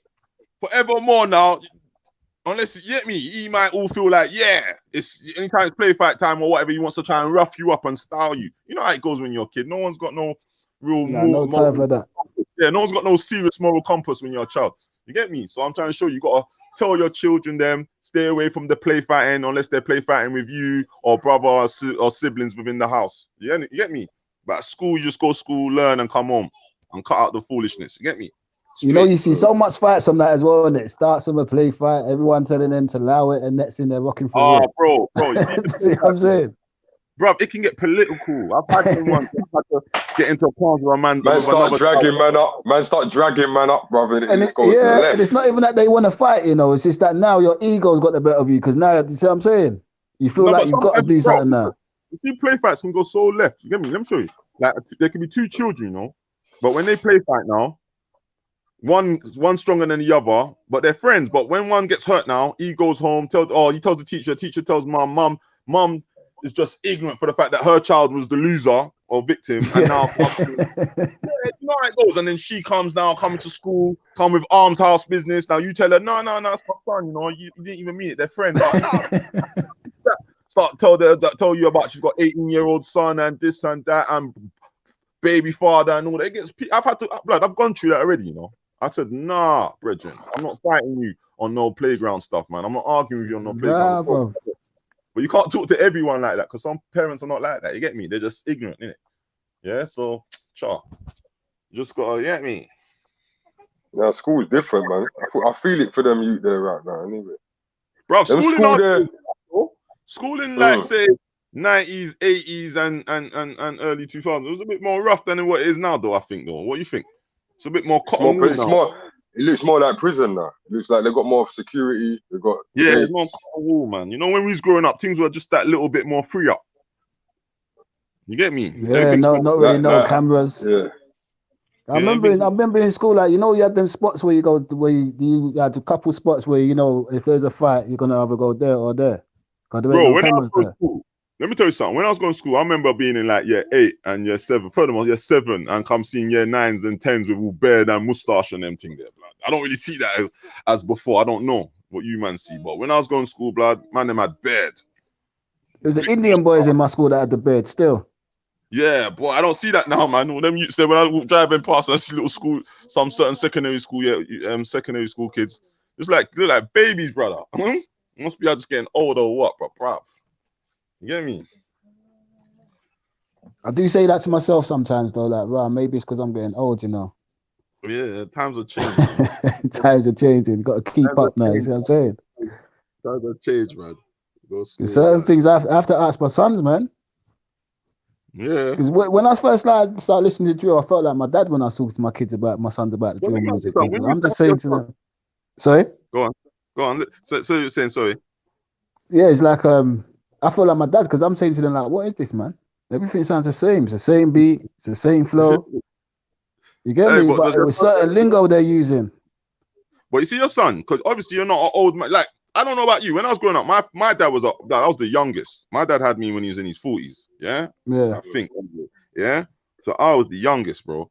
Yeah, but like my dad and them were like some proper big people, or even some of my friends' parents. They were like even if they weren't as old as my dad, they were still like, you get me? Like, but for me, when I look at myself and my son's 16 last week. Yeah. I feel like, yeah, I'm a young man. Like, my son's supposed to come over to me and talk to me more time and tell me certain things, because it's easier than what I could have done with my dad. You get me? Yeah. So what's it like with you and your son? Like, how's your son first and foremost? I'm not My trying oldest to. is 22, There you and go. then my youngest is 16. Yes, big up yourself, brother. Oh, yeah, done now, everyone. Big up everyone in the chat Big room, up, yeah? fam. Big up, Yeah, Done now, BR's Yeah, area, so, BR Reality TV, done now, big up big up everyone, yeah? reality Sorry to TV. cut you yes, off, oh, yeah? Yeah, make sure you subscribe to BR Reality as well, yeah? If you can, yeah? Done now, big Everyone up for that, subscribe to P. BR. Come on. Big up for that, P. Done now. Sorry to cut you off, bro. No, man, God's no gift. problem, man. yo, Yeah, so what you saying? yeah. What? Your son's 22. Sorry. Your son's 22. Yeah, so my son's 22. My youngest is 16. Well, that's a And big age, but man. when it comes to talking, to be honest, we're quite close, you know. Like And we talk about anything. anything, and he was able to, like, with the drill music, and that was, you could sit down in the car with him and play the drill and bump your head and say, yeah, I'm feeling this. Yeah, And with the drill, we was just chilling in the yard one day. We was actually watching them on YouTube on the telly. You see what I mean? And then it's like it was them that schooled me on like man smoking, man in the spliff and all that rubbish there. It's like when they told me that, I was like, what? Wow. That's when I said this. I'm saying to them, this music's on a different level. But when I say to him, when I say I felt like my dad, because I remember, like, I don't know if you don't know about, you used to go laser drum in them places there, the drum and bass. You get me? So I remember playing the drum and bass. My dad would come in and they'd be like, what the hell is that music you're playing? Yeah. Like jungle and You that. see what I'm saying? Everything just sounds the same and rah, rah, rah. And then I find myself saying the same thing to my sons about drill. But the drill music, man, that's a whole different level of music, man. It's very disrespectful still. Yeah, so it's violent still in certain ways, but yeah, I don't know. Would you say it's different than when grime was grime and certain things? Like, you get me? What would you say? Like when it was No, it's Yeah, different like from I'm saying, grime. It's different from Same grime. thing. Yeah, It's a bit more. I would say it's a little bit more. It's more disrespectful than grime. What, BR? You think you feel it's the same thing? It's about the same thing, you know? About the same. Same thing, man. Yeah, thing. man grew up on Soul Solid them man were in grime. Them man were clashing. It was a clash. You see what I'm saying? Nah. But they still had devilish rhymes though. Devil bars. Yeah, me. Rough talk, huh? That balaclava talk, man. They had the balaclava. Yeah. Remember, man grew up on the roadside as well. That was still grime before it turned into actual rap. Yeah. Too dark as well. Yeah. So what do you feel about what do you feel it's encourages a lot of foolishness, or you just think like, yeah, music's music and it's just evolved? It's something that's evolved and you have to embrace it. What do you feel? I feel like you just got to embrace it because they're doing it, innit? I think it comes to the people around them though, innit? As well. Because all these youths have got elders around them. And me personally, if I had them youngers around me, I haven't got you in there for all of that. I've seen you for your talent, for what you can do. Yeah. So I don't really need you in the studio talking about smoking a man in the spliff and all that rubbish there. Do you see what I'm saying? Yeah, because that is playing up disrespect though. I was telling my missus about that still the other day. To tell the truth. Man. And I actually told her the meaning of that, and that's a different level, man. But it's the same as in my generation of suck your mum, and in obviously I don't know you man's ages, and every era has their disrespect in it. Yeah, true. You gotta say on them and these younger generation, they're on social media. Suck your mum don't even mean the same as what it means to my generation and some other man's generation. My generation, you say suck your mum, that means fight. You feel me? Yeah, what? Get me? So when them man saying they put their brethren, in a zoot now, that's what I'm saying, brother. That's taking it to the next level. You know what I mean? Yeah, it's rough. It's Like rough. if that's your family on the other side of the victim of that person they're talking about, imagine hearing that. Yeah, and it's on site. That all that means is on site. It's on site. It doesn't matter Yeah, who it is. man. It's on site. Yeah. Cousin, family, gal. It doesn't matter. On site. You disrespect the whole team. It's rough. It's rough. It's rough out here. And the thing But is, you know what? we've got to bring our youths up in this society as well. And it's not easy, you know. No, You can do it though, man. You know what? It's your kids follow you and what you teach them. it's true. You see what I'm saying? Then, It's true, like but you guess said, what, brother? go on. No, I got you. I want to hear your thing.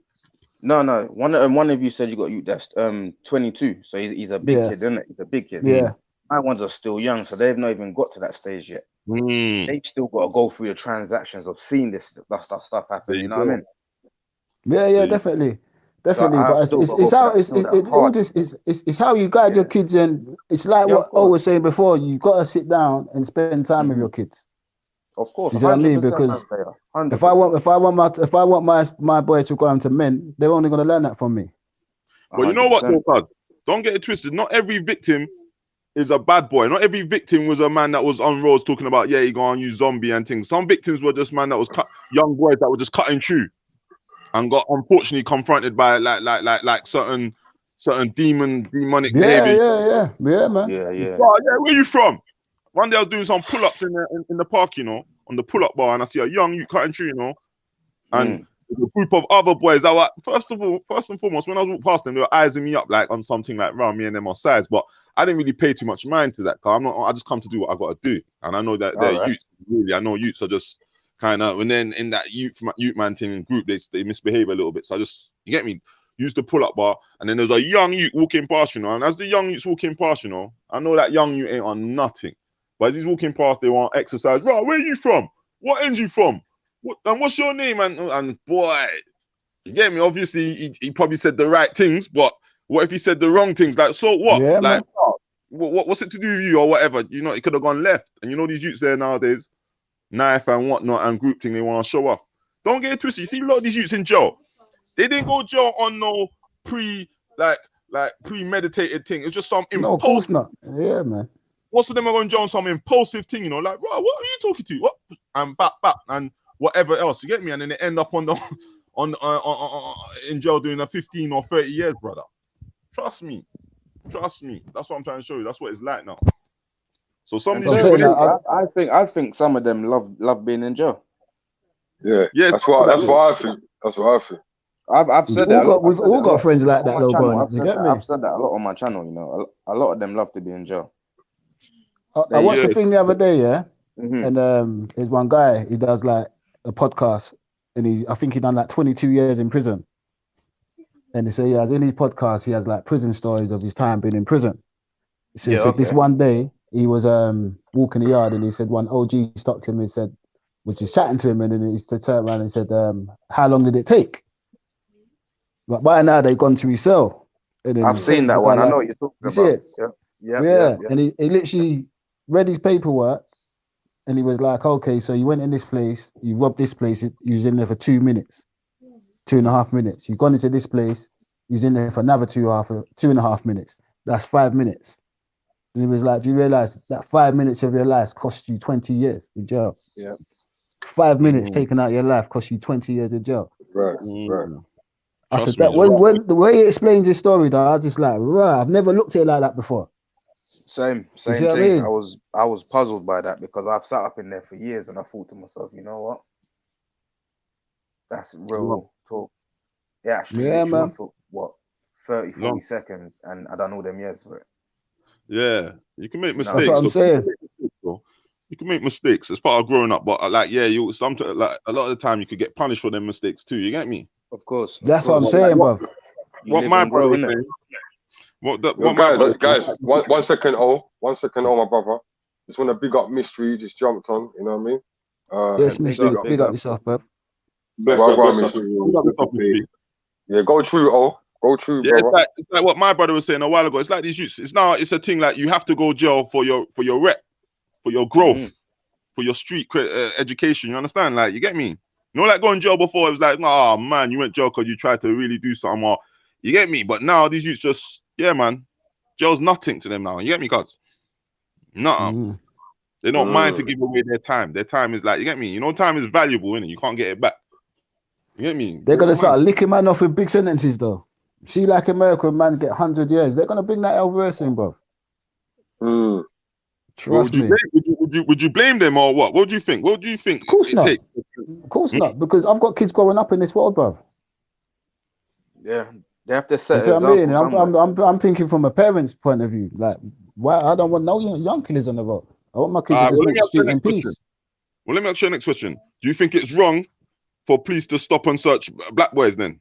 Of course it is. Of course it is. But I'm not saying. But listen to what you got to realize as well. It's not all these killers on the street. You know, like these little gangs just ain't all black. No, of course not. They get pointed out to be like all over. They're not all black. They got white boys. They got a couple Somalians with them. It's like back in the day with our dad's group. They was classing. They were then the yardies. When they were talking about them, the yardie gang done this. The yardie gang done that. You see what I mean? Now it's the black boys. Everything just gets put into one category, bro. But there's white boys out there doing the madness as well with these youths. But be honest now. Of course, there's white boys doing it. But in your community or wherever, I'm not saying you could live in the sticks or the suburbs for all I know, yeah. But what's the common is it really white boys you're seeing on the road that's really like, you get me? Is it black boys that you see that are doing a lot of effery in front of you, in front of your face? Like, let's be real now. What do you think? But that's what I'm saying. Where you're gonna be, it's gonna be wherever you live. It's gonna be you're gonna have the same youths, you know. Because you go north, these youths are following these drill rappers in London. You go Leeds, do you see what I'm saying? They're all over the place now. This is what I'm saying. It's not just a black thing. Gangs are gang. You see what I'm saying? You ain't got to be no Pacific color to have a gang. You see what I'm saying? But how do you think? But what these youths are doing, they're just in the London youths have adopted these little Chicago youth style, and now these other youths from outside of London are adopting the London boy style. You see what I'm saying? And it's just the whole thing just got out of control now. Yeah, I hear that still. Because you always hear these old boys say when we was growing up, it was discipline and rah, rah, rah, rah, rah. I don't remember none of that from them boys growing up seeing that. When you really think about it, do you see what I'm saying? The man that was on road, they always say, we had discipline where we used to carry our mum's bag and see what I'm saying? Like, but I don't remember seeing none of that. I just remember seeing you man hustle and do your madness. I think that's like the older. I think that's more like an older generation, maybe like 50s or 60s, maybe. What do you think? 60s, 50s? Yeah, but that's still not. I mean, the man is still kind of active, though. Yeah. You see what I'm saying? True. That's true. No. True. But like I said, bro, I'm not gonna lie. When I come out in my community, yeah, like obviously I'm a pro-black person, and I'm black. Yeah, but blood, I'm not gonna lie to you. White people don't really trouble me, you know. White people only trouble me when I end up on something like their institution or their plantation, or like, you understand, something like that. But when it's on these, like when I'm commuting, whatever, like if anyone's gonna seems to be giving me any sort of potential problem. To cut you, bro. What do you mean plantation? Sorry to cut you. What do you mean plantation? Work, you know, like with like the 9 to 5 work. Okay. Yeah. So you know, like somewhere, anywhere where you have to ask somebody, can I use the toilet? All right. You get me? If you can't just get up and use the toilet and say, yo, I'm using the toilet and to use the toilet, then boy, you get me? Or yo, listen, I need to go and I want to take a 5 minutes. Then you get me? That means you have to. But what you're saying is true, because we've said it before on this channel before, that when I think if your child's leaving the house a day, you're not worried about your child being attacked by a racist person or a white person. Yeah, bro. You're more worried about your child being attacked by his own kind for being in the wrong area. You're not really, though, are you? Not to say your child still can't get attacked by a racist person, but like, bro, like, come on, man. When my child leaves the house, you're not gonna. I'm not thinking of no white boy coming to hurt my child, bro. No, man. Depends where you live. Yeah, that's true. That's very true as well. Like I said before, where I live, in the area I live, the borough I live in, there's all different types. You know what I mean? There's not one. There's not one set of people. And the thing is, as well in life, you shouldn't just look at it just stereotyping it as one set of people, because we all do bad as well, you know. True. You know what I mean? Because even my brother, yeah, one of my brothers, he's 30, yeah, and I noticed his generation, they're completely different. I tell you that Like for they're free. just they're all these whites, these blacks. Do you see what I'm saying? Yeah. Like Tell you that racism for don't free. really exist around them as much as it did before. That's why you got all these kids. Like I was saying, some of these grandparents, great grandparents, must be turning over their grave because, like I'm saying, if you go Leeds, these young boys now, they look like London boys. They just like boys from London. They listen. They're making their own drill songs like boys from London. And Do you Liverpool. see what I mean? Everywhere you go, bruv. I live in Kent, and when you walk around there, sometimes you, like they just, it's like London with these youths. That's nice. It's nice out there. You see what I'm saying? No. But with me, I just look at it like I can't help these kids as long as I'm doing the right thing for my sons and guiding my sons in the right way. That's the best You know way what I to mean? do it. That's all I can do. Best way to do it. Best way You see to what I do it. mean? Because Focus on they're yours my first only before issue. you go to the others. Do you see what I mean? Like my oldest son, yeah, I've got 3 kids, but 2 of them live with me. That my oldest son's from another relationship. He grew up in Camberwell.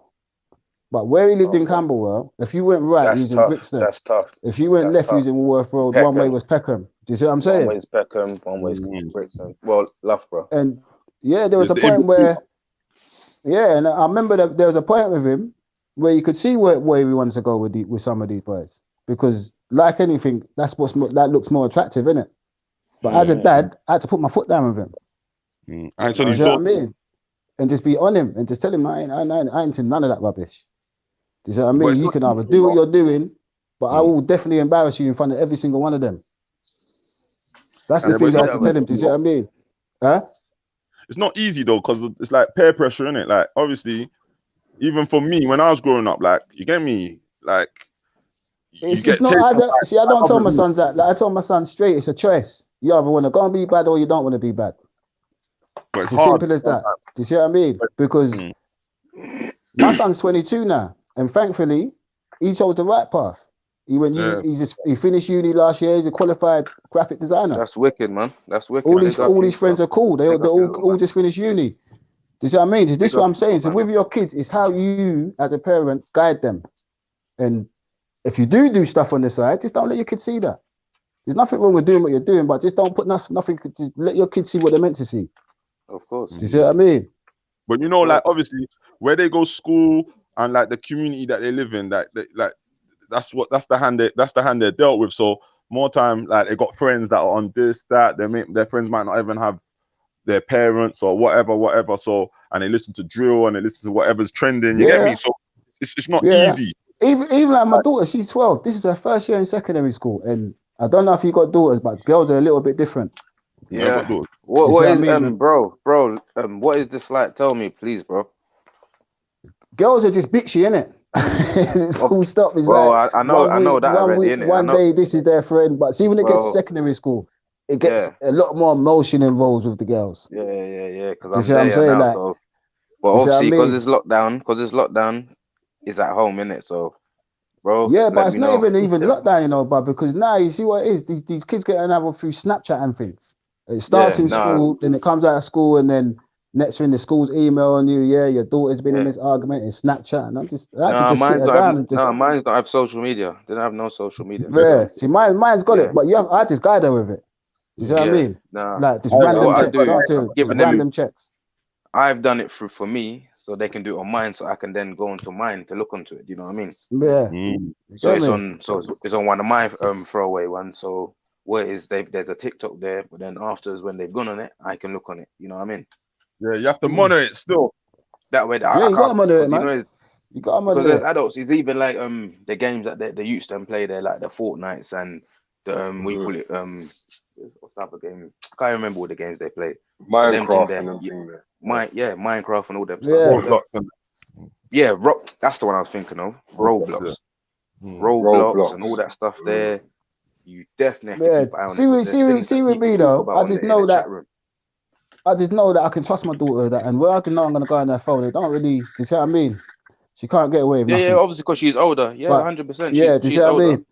Yeah, but same age. But you know, it's not even trusting them because I trust my kids. Yeah, but it's the other people, what they have to Yeah, read that's to what see. that's the For me scary part personally, of it.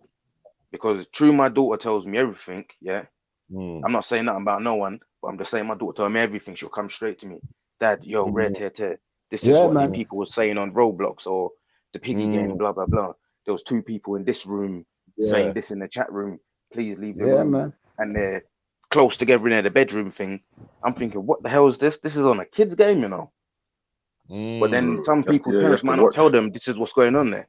Yeah. Like, or on the Roblox game, I don't know if you guys know it, they'll be dressed naked, bro. And my daughter will come telling me, you see what I'm saying? But I don't like that.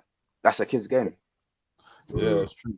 And YouTubers on YouTube actually vlog that kind of stuff, and they're grown. So there's grown people playing little kids' games. Yeah. That's the reason why I keep an eye on it. And some of them things, they got little like pop-ups as well, you know. That's the reason. That's the reason why I keep an eye on it. Yeah, I'm a miss. Well, my missus mainly, but I keep an eye on it. Yeah, me. Because I don't want no grown man in there trying to sweeten my kid into nothing. Nah, man. Yeah, you gotta watch all that, man. Yeah. Obviously, we trust our daughters, innit? But you still got to keep an eye on things, innit? And make sure Yeah, they because stay. it's your daughters ain't the problem. Do you see what I mean? It's not your daughters, bruv. It's the others. Yeah, man. 100%. No different than when it's no different than when you're driving, you know. You know when you're driving, you know, raw behind this wheel, I'm good. Yeah. But drivers that could cause whatever to make Exactly. you. Yeah. Exactly. And you remember that's the thing. I'm a biker as well, innit? So I bike as well, innit? So it's a different thing. I watch bikes and cars. You feel me? So I have to watch you, man, as well. You know. I heard one of you man's got a spaceship, so you probably watching your car as well, bro. Yeah, man. See, Lolo, some man's laughing. I see. So who's got the spaceship? I think it's God's gift, isn't it? Yeah, you Yeah, see. me and Pinel was both got spaceships though. That's why Pinel was keeping quiet for. See? No, man's in the car as well, but sometimes man's on the bike, innit? Yeah. But obviously, man, have to watch out for the cars because cars just be cutting lanes, bro. I'm telling you that for free. Yeah. And some people don't look through their mirrors, innit? So you got to always kind of. Man. But I always look in people's side mirrors, innit? Yeah. But when man's car's windows are tinted, you can't really see if they're looking in the side mirror to see if they're gonna pull out, innit? I love bikes, but I've just never been into bikes to ride. I just always thought I'd do myself something on the bike for some reason. No, just be careful, bro. I wouldn't advise it to no one, innit? That's one thing I've always said, innit? I'll never advise no one to ride a bike. You know what it is? The streets of London ain't the greatest streets to be riding bikes. Nah, hit the countryside, man. They're very narrow. Yeah, where I moved to, remember, Penny, I was telling you, there's maybe one a bike, where man. you said. Where you said, yeah, definitely. Yeah, man. Right. Where you said. I ain't gonna repeat it, but where you said, definitely, bro. Yeah, man. And like where OS is 100%. You got OSG, man. OSG TV. 100%, man. How old are you, man's kids?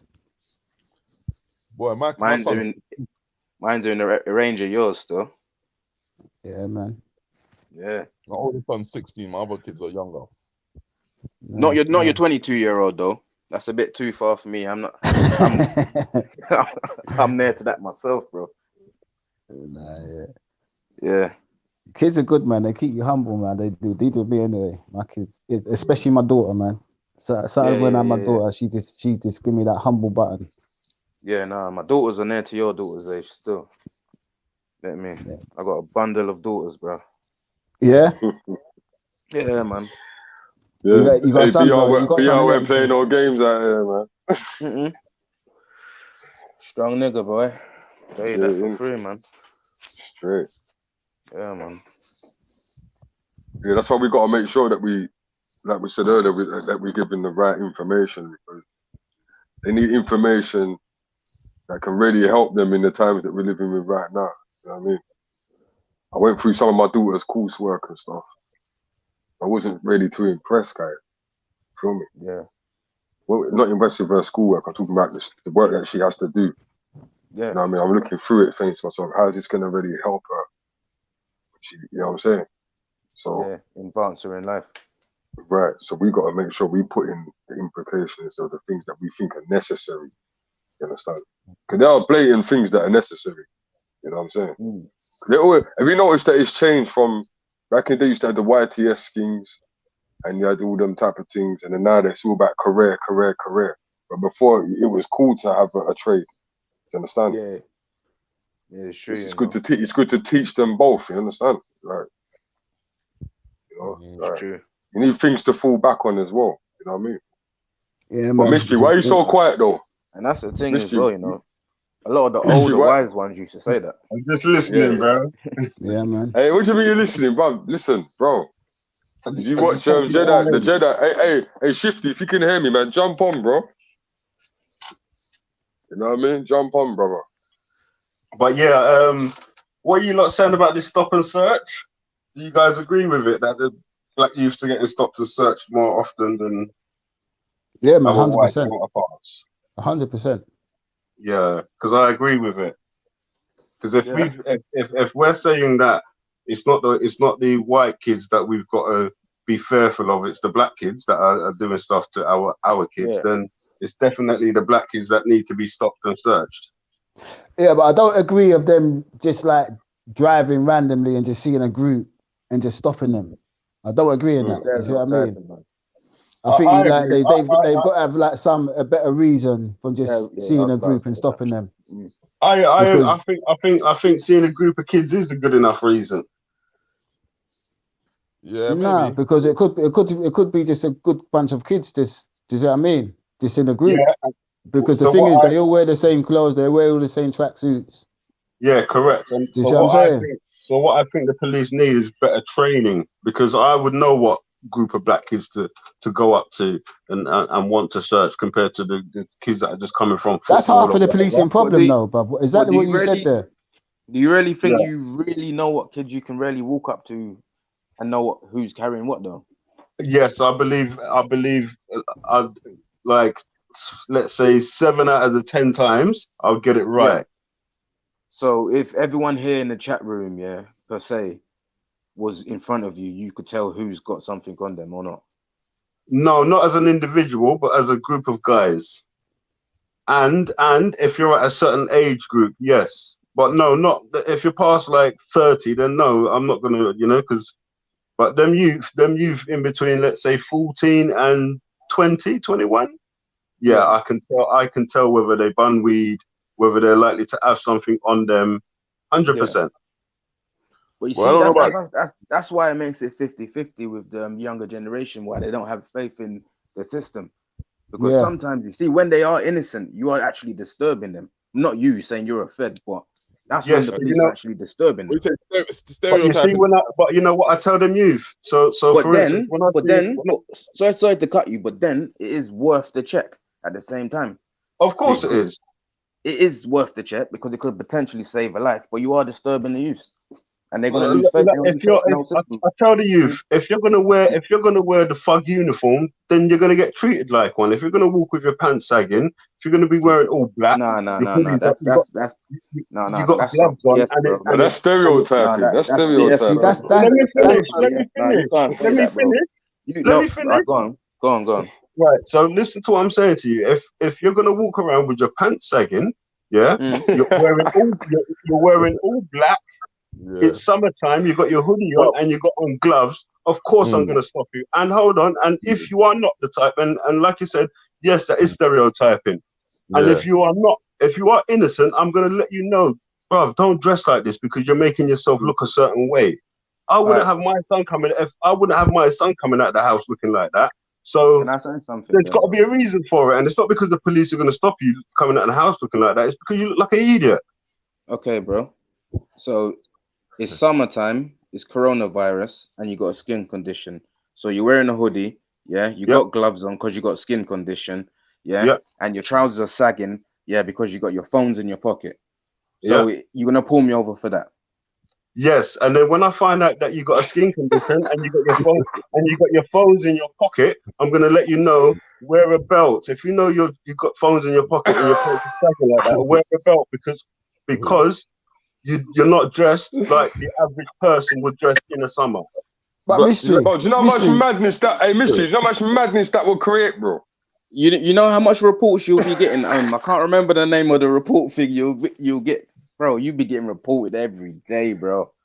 But you know how many? But listen, no. I think you got it twisted. No, I hear what you're saying. Do you know how many kids I see? Do you know how many kids I see a daytime? And I say, guys, pull your trousers up, pull your pants up. No, bro. I hear what you're saying. Every one of them, pull their pants up.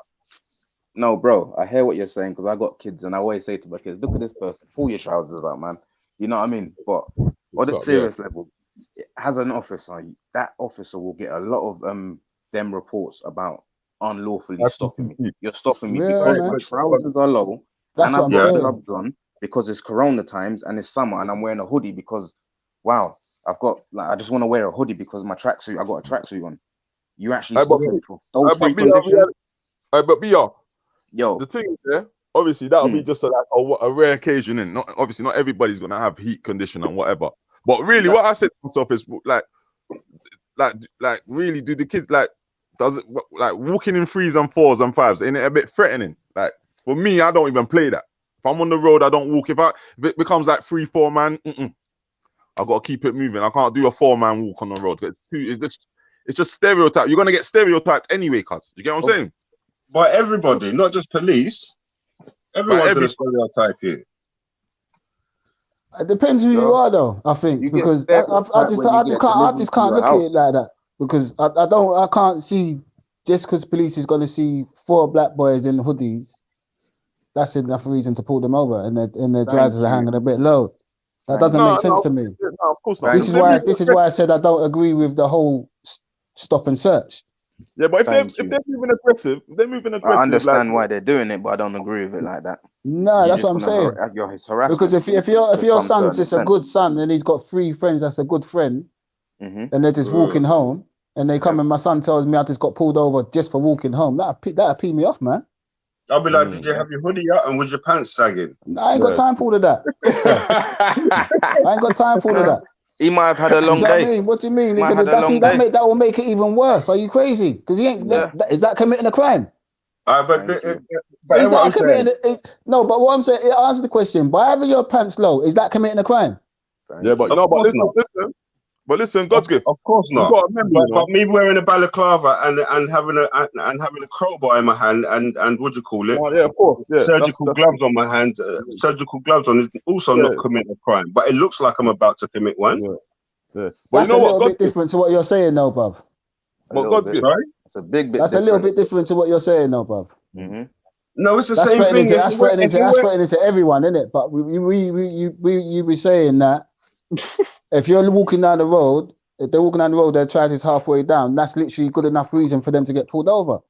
No, I said all in black. Your trousers are down, and you got your hoodie on and gloves. And it's summertime. What's wrong? So with what are you saying then? So anyway? not to get pulled over, they should change their clothing. Change the color. No, what I'm saying is that to not get burgled, to not get your bike robbed, make sure you chain it up. It's the way of the world. Like, come on, we've got to be able to differentiate. Listen, bro. If you wouldn't go into it, listen. If you would, when you go to court, you're not going to go into court like looking like that. If you go for a job interview, you're not going to be going for a job interview looking like that. How do you expect these kids to have faith in the system after going through that then?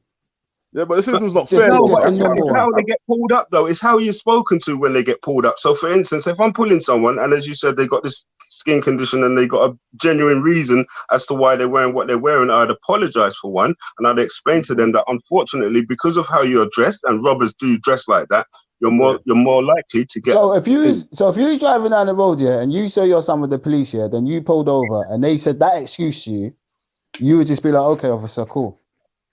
Not when I'm young. No, it would be a good enough reason to have pulled him over, but I would be more questioning how they're dealing with walking down the road if his trousers hanging down, bro. Hoodie on, gloves, and all in black, and it's summertime. Yes, well, it's Corona time. It's Corona times, bro. Everyone's wearing gloves. Everyone. You put all into one. He had 2 separate people. He had the one with the hoodie, and then he had the one with the trousers down. Oh, the one with the hoodie with the skin and the skin condition. So there's 2 different people he's talking about. All right. So me saying my point.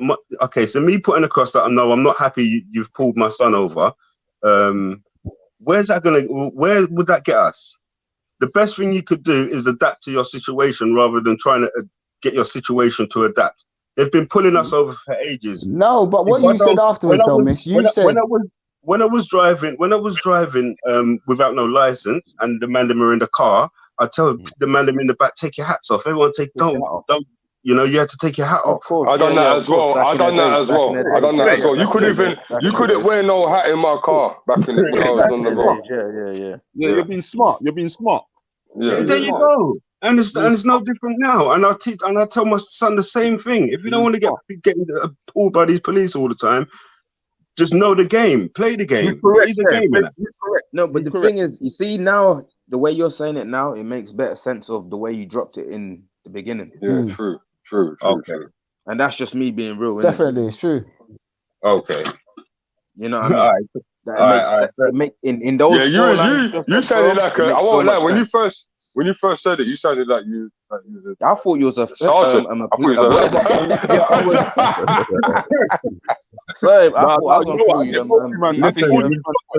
You've got to sometimes you got to know who you're dealing with, kind of thing, and that's how they think. We can't. That's why I said you got to adapt to the situation rather than trying to. No, don't. Why you put that? It's long. Like, why are you running up your mouth to a police officer? You know what's going to happen. Listen, I tell my kids that all the time. My kids, like, listen, my youths have witnessed things, yeah. Like, it's not good. That's why I've tried to change my ways. I've gone through some shit with police and all that fuckeries. You think at certain ages you still want police trying to kick off your door, bro? It's not good, bro. It's not good. You know what I'm trying to say? So, as what you're saying, it is good in some sense that police do stop some youths because it potentially stops certain things from happening. No one wants to see no more black people die. Of course. But at the same time, no one wants to see no more people die on the streets. Yeah, and we don't want to see racism either, because ultimately to me that's what the spanner in the works is the racism is how they deal with the black youth. At the end of the day, when it comes to this, a lot of people when they talk, they just talk about black people. There's more than just black people in the world, isn't it? If you have any kind of mixture kids, and if you deep it even more, none of us is really black. Unless you deep your own DNA and test your black, you have to think about other races at the same time. And I've got mixed kids, so I have to think about, like, you know what I'm saying? Yeah, well, people of color, let's say. People of color, man. Yeah, man. No, but I get what all of you lot are saying still. All of you lot had good, like, valid points. I was just saying that, you know what? The feds know who their target is, innit? So if you're pulling your trousers down and you're moving a bit rough and tough and aggressive and big bag and whatever on the road, then feds are gonna move to you, and that's just facts. But undercover boy, yeah, definitely. When you say like that, definitely. Do you see what I mean? But dress like that. Like even that's how the ops dress. So like, let's say, so you got two youths in an area where they don't live. One of them's got his pants sagging, his hoodie up and everything, and the other one's dressed normally, trousers at the right appropriate place and so forth. Hands in his trousers. One of them looks like an op. So they're both good college students, but unfortunately one of them looks like an op, and that's who the gang members will go for. Of course. So if you're gonna wear just like the women, it's the same principle. If you are gonna wear a short skirt, high heels, and a belly top in certain areas, you're gonna draw certain attention. Facts. No, you make sense still. Facts. So to me, it's all about fully understanding. It's a 360 thing. So even when I was coming off like a police officer, because I'm coming from there. No, I didn't say that. I didn't say that. I would do. If I was a fed, that's what I'd be pulling. Just like if I'm right. I said it how I saw it, innit? You came off that way. If I'm a road, then I'm not gonna. But now I see it from where you're coming from, innit? It makes it's sense, not right, but this is how it is. If you go into a gang area dressed in gang area, obviously gang man them are gonna see you as a op if they don't know your face. It makes sense, innit? So when I was on road, if I see a man cutting through and he looks like a road man, I don't know him. He might be on something, innit? You feel me? Right. You see, in Chicago, you had to wear your hat straight. You had your hat to the left wrong or to the right. Yeah, that's crazy. Something one way, it means something the other way. It means something the other way. You know what I mean? Yeah, man. That's what I'm saying. But you get to a certain age where you have to leave road alone. But these young youths are still young. If them man get 5 years, 10 years, 15 years, they're still coming out young. So it don't even matter to them. You know, they don't have to do the whole time. That's the wickedest thing. They're coming out straight back to the road. When they go in jail, they're linking their man them, so they're still doing the exact same thing. They're not leaving nothing behind. Their man them's in jail. Their man them's on road. What are they missing? In our times, people that were coming out of prison, it wasn't. You didn't come out to a what do you call it? A limousine and champagne and Instagram pictures and all the rest of it. You came out on your own with the bag and made your way home. Hey P, can man swear on it? I don't think P's on the swearing, you know, too much. No, he's not on the swearing. All right, but you know what I was gonna say. Thing you know, bro. Hell knows, man, coming out to a limousine, bro. Man came out to a bottle of champagne, bro, and jumped in the BM, but man didn't come out to a limousine, bro. Yeah, this is, but you know, it's a big thing. It's a major thing now. So going in is one thing. You get your free mob whatever t-shirts, and then as he comes out, he's on Instagram. He's got his champagne. He's got his limousine. You know, like it's like Little Man. Little Man got his followers and all that. That's what I mean. It's just a trend, though, isn't it? You know, so it's a whole different. Even speaking about him though, watching his things when he was in jail, even though it was funny, but at the same time he made a fool of himself in a little way, if that makes sense. Yeah, he did big time, man. No, not in a funny way, but in a little way he made fun of it. Like it was like the people that was recording was just taking the piss out of him, jump inside of a bag and putting him in the washing machine. It was like it was for their entertainment, if that makes sense. He starve himself. Yeah, you know what I mean. But then he gloried from that. You know what I mean? Yeah, man. You can only wait for that. You know what I mean? So big up to him anyway. Yeah, man. Big up to him. That's, you know, so people are seeing these things and they're motivated. They're inspired by it. Oh, if Little Man can do what he's doing, go jail and come out with however many followers, have boxing bouts and all the rest of it, then maybe I can. So cool, I'm going to take the chance. I'll walk with this brick. If I get caught, I'll go jail.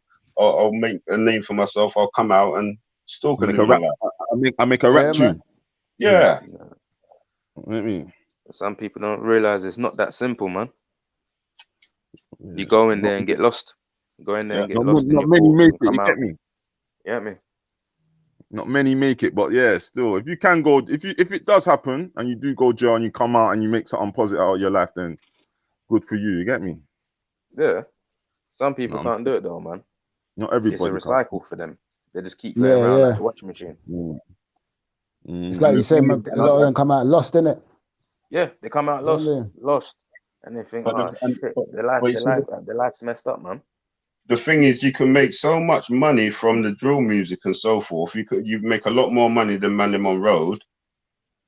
It's a vicious circle. So it's like, okay, so I live the trap life and so forth, so I can rap about it to make loads of money, or is it a case of I rap about it even though I don't live it to make loads of money and influence people who will then jump on it?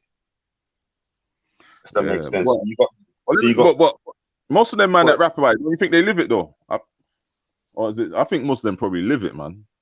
To a certain extent, but not as much as what they say. True. To a certain extent. So it's you know, you're either influenced by, you know, being in the trap house or being in the studio. If you're in the studio, you got to live that trap life to be in the studio and make bars that's going to sell it anyway. So, you know, trap life. No, I hear you on that still. And now you've got a lot of other cultures or people of other ethnicities that are jumping on it. Like when I was younger, it wasn't black people were, you know, the black culture, should I say, was amongst black people. You wouldn't hear another person from another ethnicity saying Wagwan. And now, black culture is carrying the swing. Music of black origin is carrying the swing right now. So, boy. Mystery. Yo. What I'm saying is, even though they're saying Wagwan and other people are doing it and that, don't you think it's kind of good because it helps the market to grow, kind of thing, in many ways? What I'm thinking is, unfortunately, it's the bad. It's not the bad, but it's kind of the negative side of our culture that seems to be going places. Very true.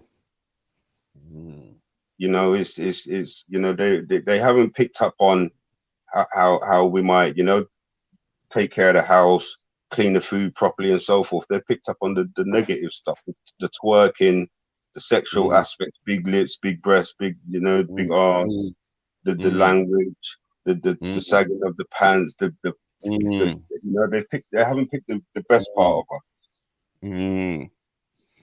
And what you say, they market the bad side of the negative side mostly. What would you call it, negative or what? Well, yes, I'd call it negative because it's not doing anything good. You know, the same people that we don't want our kids to be like that's the same culture what's being pushed out there right now, and other ethnicities are jumping on it. You know, like gigs, these guys sell out concerts full of people from other ethnicities than their own.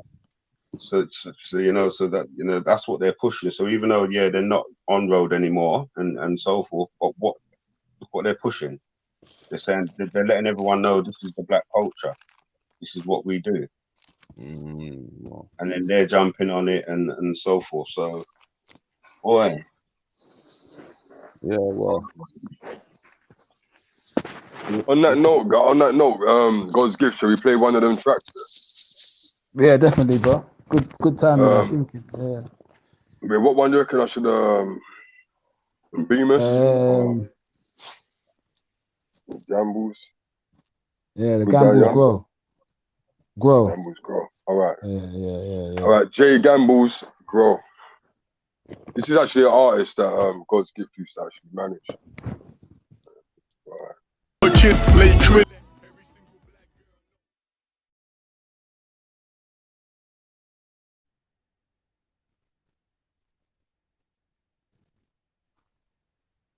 Oh, what? Yo. Yeah, man. Like I said, man. God, it's been a minute since I listened to that track, you know, bro. Yeah. What do you do? Didn't you direct the whole album, though? You did, didn't it? The whole mixtape. Yeah, literally, yeah. Yeah. Literally. That album. Yeah, I forgot, you know. My man said some powerful shit. Excuse my friend, some powerful words in that, you know. Yeah, no, he's not playing. And that's what we like, man. We like that. We like a bit of music with some. What you man thinking about that? You're not feeling nothing.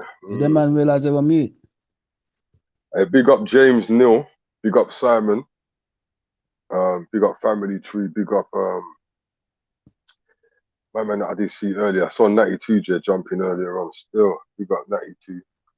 African born, big up as well. So what do you not think of it? See, the music, we want to get some feedback for some of the songs that we play on this show, you know, and we'll also leave all the links as well. Yeah, I'm feeling that.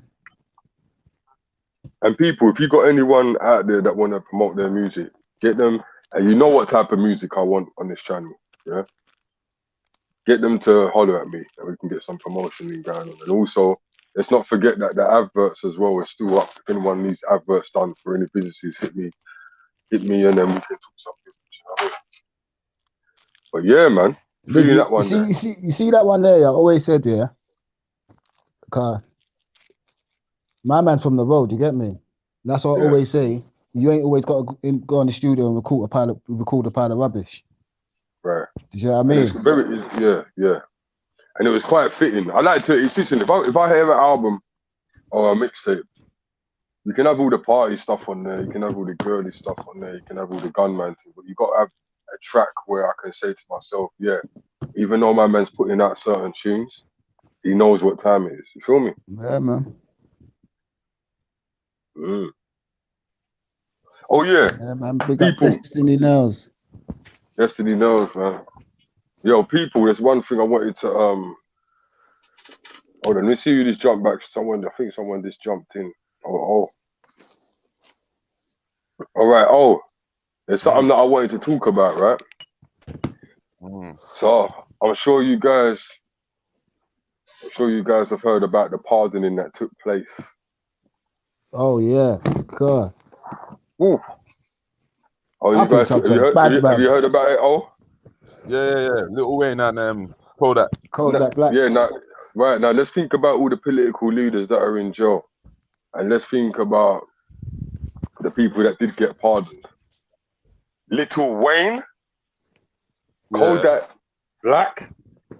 Why do they have to be rappers that got pardoned? I just want to know you lot's feelings on this. Nah, he pardoned like 143 people, you know. Did he? But no, but the ones that like the who? They're out of the 143 though. They're like the two celebrities from it, innit? But he actually pardoned 143 people. Okay, we need that list. Yeah, but you see, Lil Wayne. Obviously, Lil Wayne was promoting his election, innit? His election. Yeah, he was going around Trump and all that. And, yeah, so obviously, he obviously. But Trump what about? But there's still people that got left inside though. Right. Yeah, man. I always see little Boosie Stanley Tookie Williams. Stanley Tookie Williams got left behind. No, he's dead, isn't he? I was gonna say he's dead. He's dead, man. Yeah, he's dead. Yeah, he got And check this out. Oh yeah. I know what you're talking about when Snoop was trying to get him. Yeah. They were screaming for Big Meech and C Murder, innit? No, C Murder. They're never letting C Murder out, bro. The guy's got a shooting on video, bro. Like, he ain't. Is it on video? Yeah. Yeah, the one that he shot the guy. The one that he shot the guy in the club. That was on the. You can type that in on YouTube. It's there. Right. I didn't even know that. You know what I'm saying? But I'm not even talking about people like that. What about Matuli and Shakur and people like that? You know, what about the other people? Mystery, you know about this, man. Like you know what? I'm not too familiar with what's going on there, to be honest.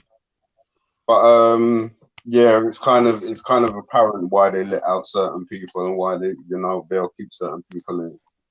All right, then what do you lot think about Jay-Z's whole aura? Like, you know, he's got that whole I'm the king of New York type thing, you know what I mean? I'm a bad man, whatever. Like, but then didn't someone get let out that he knows, like he's linked to, like FBI, the FBI lady?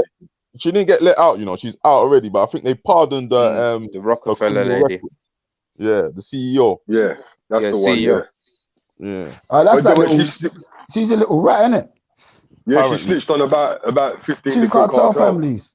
Yeah, no, it's worse than that. It was worse than that. It was worse than that, bro. It was worse than that, bro. And what I'm saying, this is what I'm trying to say, though. Like, but that's not him doing it, though, you know. Who? But that's not Jay-Z doing that, though. No, I didn't say it was Jay-Z doing it. I'm just saying Jay-Z takes the whole profile of the gangster rapper, innit? Like, if you listen to his first two albums, he takes that whole thing of, I'm the king of the city, innit? Where does the king of the city come from? That comes from that film, innit? King of New York. The King of New York. King of New York. That's where that whole saying comes from. What is the King of New York? He's a gangster.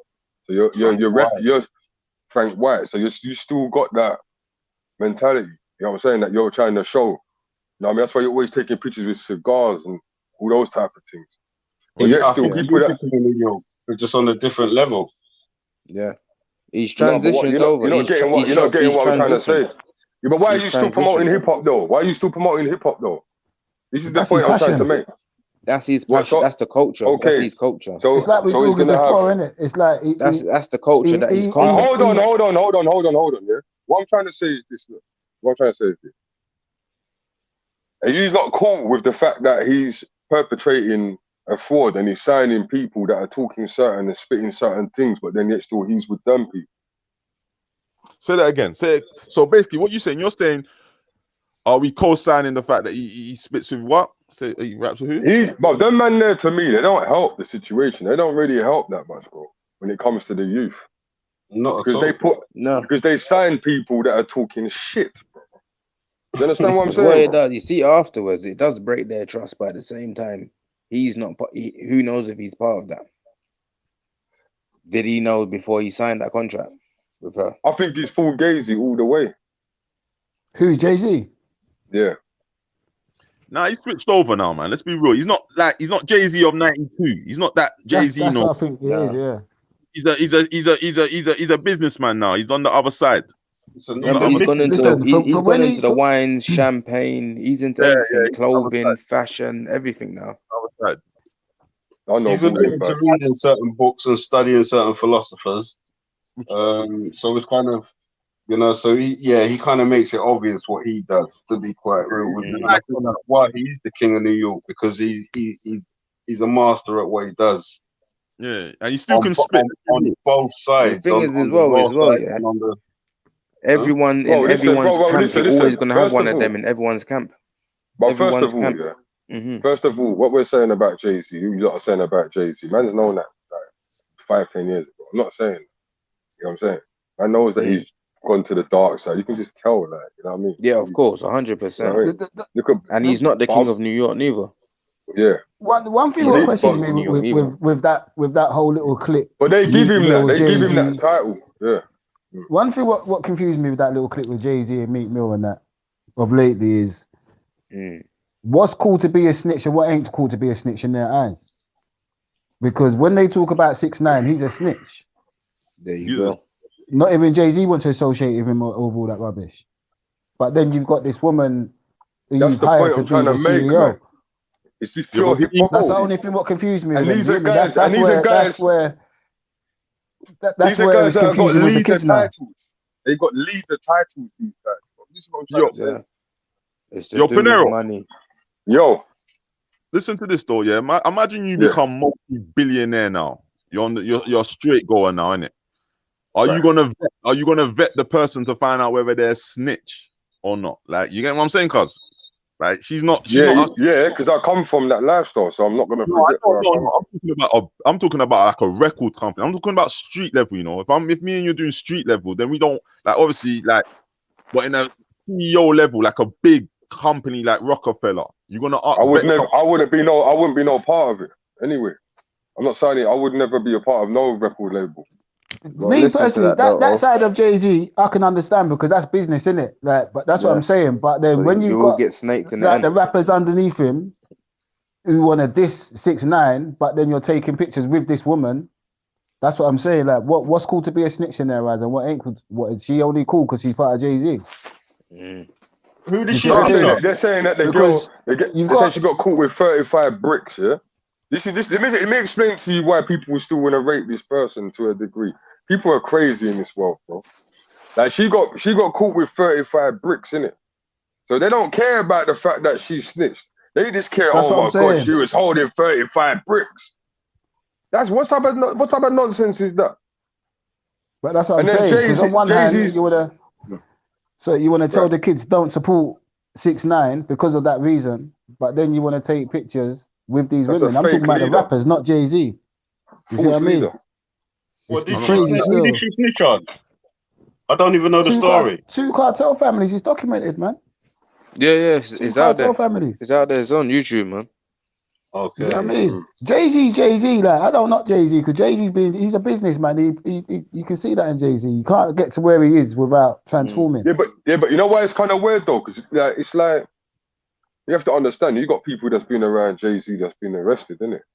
Like, it just makes you wonder, you know what I mean? Like, you got but that's not his life no more, though, P. Like, he can't be connected to the streets in any shape or form, bro. Like, that's not his life I personally think that people get set up for failure, innit? That's what I think. That's all I'm saying, innit? Bro, I think people were paid in the music industry allegedly to set up people for failure, bro. Make money off them and set them up for failure. And that's the game of chess. They're the pawns. That's what the music is, though, bro. You see what I mean? It's dog eat dog. Pawns go first. Take you while you're popping. As soon as you ain't popping, the next one. Move on to the next one. You see what I mean? And there's nothing that if me and you was in that world, we wouldn't be doing ourselves, bro. It's just business. That's all it boils down to. Jay-Z's very good at it. No, but how good are you? Yeah, but if you're saying that people say that he's gone to the dark side, how good are you? I don't rate no one that goes to the dark side. How good are you? This is what I'm saying. Me personally, hold on. Yeah, go ahead. No, listen. God's gift. His record sales weren't banging like that, bro. Back in the day, his record sales weren't banging like that. I'm just talking from me personal, bro. My personal opinion. Do you see what I mean? From Jay-Z, I'm not because you hear man talk about all this other dark side of this Jay-Z and that. I don't know about all that. I'm just looking at what I see. And for me, trying to build something for myself as a business, he's very inspiring to me, bro. Yeah, inspiring to me. Anyone that I feel, anyone that I feel that has gone to the dark side, you're not inspiring to me. And the reason why is because you cheated, bro.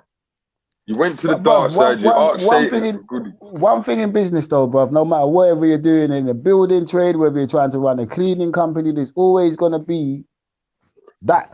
Do you see what I'm saying? Mm-hmm.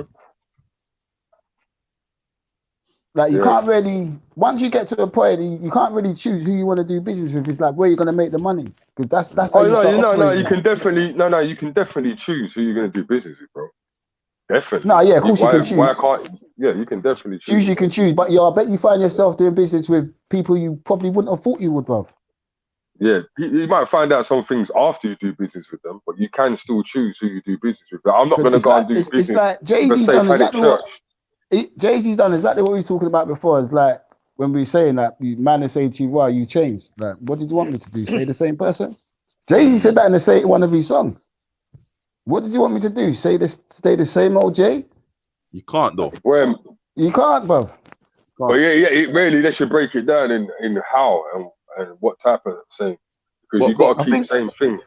I think some of these people, it's like how much is enough when it gets to like people like Jay-Z, because you hear about Jay-Z like robbing this man's idea and taking that man's idea. Do you see what I mean? So.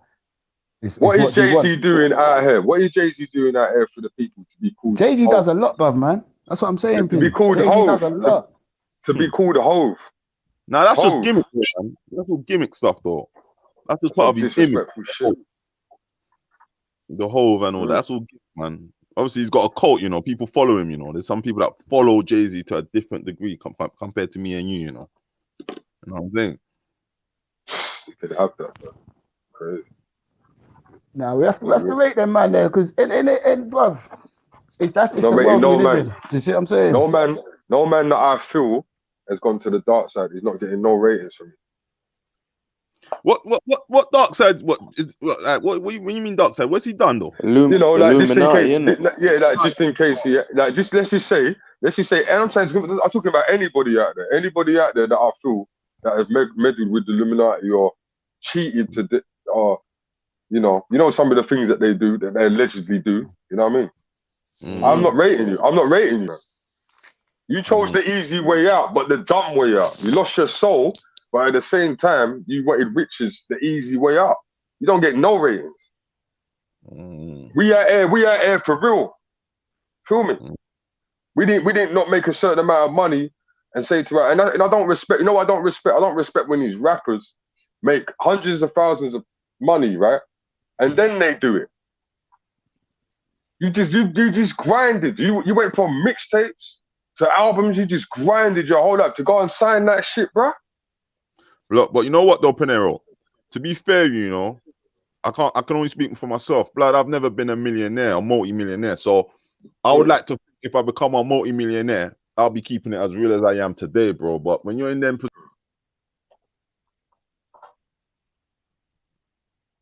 what happened there? What happened, Yeah. You jumped out. Listen, man, everyone's got a choice. Even if you're a millionaire, yeah, everyone has a choice, you know. You understand? I know about spirit cooking, Simon, man. That's some weirdo shit. I know about spirit cooking, bro. Some really weird shit, bro. Way too deep. Eating food. No, it's mad. Eating food off of people and mad shit. It's true. Jay-Z's got pictures of the spirit cooker. That's another story. Yes. Continue what you're saying, brother. Yeah. But when you what happened? I don't know. Something must have cut off. But when you become a multi-millionaire now, yeah, it's a bit nuts, man. I don't know how that feels in it. So you get me. Certain man turns cool. You understand? Yeah. Until you get into that position of that sort of power and money, then boy, that's when you can really answer them questions. You don't know how you move. Yeah, I hear you. Well, they say if once you become a millionaire, the first thing you've got to learn is how to be a millionaire. Very true. Get cancelling. You know, and they also say if they was to get millionaire cancelling. Yeah. Don't get that. You better get that, innit? Quick. I'll tell you that, boy. You gonna blow that cash if you ain't got your head screwed on. I'll tell you that. Come on. All right, so You know what? I think it depends on where your heart's at, bro. I think it depends on where your heart's at, bro. There's people out but here, you gotta think. Some people think their heart's in the right place, True. and they'll get that cash and blow that. Yeah, bro. No, How much people are saying they're saving and really ain't saving though? You gotta think about. Yeah, but but listen, bro. If they blow it, they blow it, innit? So what? Like, if they blow it, they blow it. So what? Getting £1 million and blowing it, you think that's cool? That's on them, brother.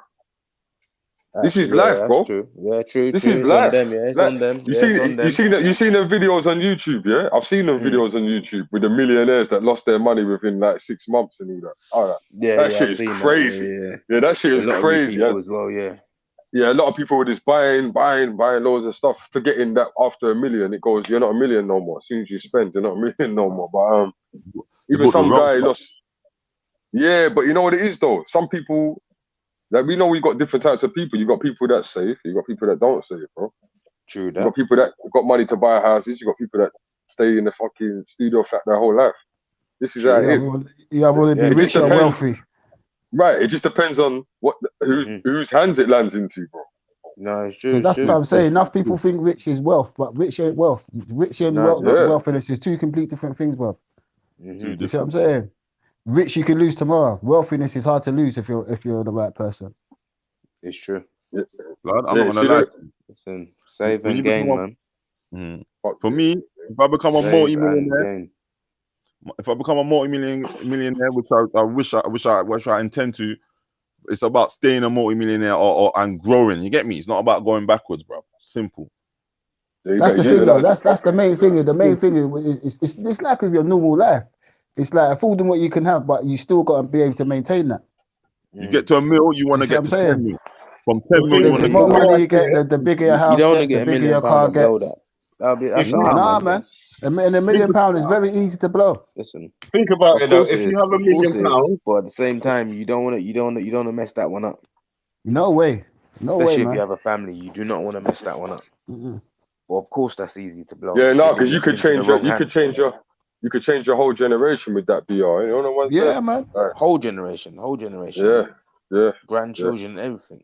You know what I'm saying? It's like earlier we were talking about the stocks. Imagine if you could just put a percentage of that into the stock market or the Bitcoin or something. Blessing, man. Just what I'm saying? Stocks are a blessing. Gone, man. Come on now. Gone. You know what I mean? So ultimately, you got to know what to do with it. Yeah, definitely, 100%, miss, 100%. They said that if they were to dish out all the money in the world equally to everyone within like 3 years, it will be back in the hands of the rich. You know why, though? Trust me. Sorry? I remember a point, right? I remember there's a point, yeah. Egos. It'll be gone because of egos. Yeah, man. And jealousy. Hey, listen, though. Don't be too hard on built like that. Don't be too hard on people that ain't good with money, you know, because we didn't create money, you know. Nah, it's not about being hard of it. We created the trading system. Yeah, no. They created the trading system. Listen, we didn't grow. Our DNA weren't made with money attached to it, you know. So what did we trade on our islands then? No, bro. On our continents, what did we trade? Resources. I'm talking about taxes and all those type of things and real like money and everything there, bro. I'm talking about that, innit? I ain't talking about trading like people. Yeah, but we still created we still traded though. Everyone traded something. Yeah, do you think we created that though? Like selling? Maybe not. You had to have something to trade with the money. They're just printing it. All right. So what's the difference between trading and actual cash money? There's a difference, right? Well, obviously they made money in it. That's when it became currency. That's when it became currency. Right, yeah, currency. Yeah, currency. And then that's when they took control in it. But what I'm trying to say is not everyone's DNA fits money, bro. No, you're right. But what I'm saying is you can't take the piss out of people that ain't good with money, you know. No, of course not. Everybody's different. Yeah, bro. That's what I'm trying to say. Yeah. That's why don't be fooled by these people out here, you know. Like, man. Nah, bro. That's why you got rich and poor, though, innit? Not everybody's gonna be good with you. Yeah. Some people are just shit with money. They ain't gonna invest shit. It's just how it is. But the thing is, it's not about investments though, because not everyone can invest. But at the same time, you have to live your life. No, it's important. No, it's definitely important. I'm not agreeing, not disagreeing with anything you are saying. I'm saying, I'm thinking the same way as you. I'm thinking the same way as you. You have to invest. But we have to understand that there's people out here. There's people out here that are gonna be with shit with money until they're 80, bro. Yeah, but they still, even if they buy themselves something, they're investing in themselves. That's an investment. Yeah, well, they enjoy themselves. Yeah, if they enjoy themselves, it's an investment. Yeah, even if they buy their wife a newspaper that's 30p. No, it's not 30p no more. What is it? 50p or something like that. Man. I think it just goes to what you want yourself as well. Some people want more than others. It's an investment. Do you see what I mean? Yeah, some people want more than others. Even if it's a small investment, something's an investment, bro. You don't exactly. Happiness is an investment. Yeah, some people are content with buying a flat. Some people want more. That's what I'm saying. Some people don't mind driving a old Peugeot 205. Some people want a Mercedes. You know what I'm saying? It's what you're comfortable with. It's what you're comfortable with. Yeah, man. It's what suits you, innit? Like I said, you get a mil, you try to get to 10 mil. You get 10 mil, you try to get to 100 mil. Or 20 mil. That's what we were saying the other day on the show. Remember we were saying that God's gift, that millionaires. Yeah, man. Millionaires go to these little millionaire parties. They meet people, and they just want more money. They just want. You don't get it. You don't get it, but if you become a millionaire tomorrow, you're gonna realize how small you still are, blood. Because when you step out and try to go certain places, and you see certain things like a man's car's worth a mil that you got as your only, you start saying to yourself, blood, crazy. I've got to go out and make some money. Right, Mayweather's got that 14 million watch. Bro, got a 14 million. After you spend a pound, you ain't a millionaire no more, you know. Done. That's what I said earlier. Hey, B.O., that's what I said earlier. If you got a million, anything you spend from that day, like that's it, you're down, man. Do you know what? I ain't gonna lie, I've never looked at it like that before, you know. That's very true. Yeah, man. Real talk, man. You might go and get a haircut. You might go and get a haircut. You might go and get a haircut, brother. And then your money's done. It's like that. No, it's like that in the hood sometimes, man. Hey, listen, all your man them out there that was taking all them girls out before Corona, taking them out every week to try and impress them, man. How do you feel, man? I'm talking to the people, them. I'm talking to the people, them. You know what I mean? Like, how do you not feel, man, spending all that money, man, and then they all go into the next man's yard to get things after that? How do you not feel, man? And we're gonna start doing some. We're gonna start doing some shows on things like that, you know, man. On what? On just different things that we see taking place, bro. I think it's interesting. I think it's very interesting. Yeah. Conscious Creation says money management is something that needs to be promoted, but also money is the root of all. Yes, that's what I was saying. Conscious Creation. Let's not forget that money is the root of all evil, regardless. It's not money; it's the love of money. Nah, money's the root of all evil. We shouldn't have to pay for shit here, bro. The love of money is the root to all evil. Like you said, like you lot said earlier on, we should be trading each other. You give me I'll give you some yam. You give me some potatoes. It should be like that's it. But no, money.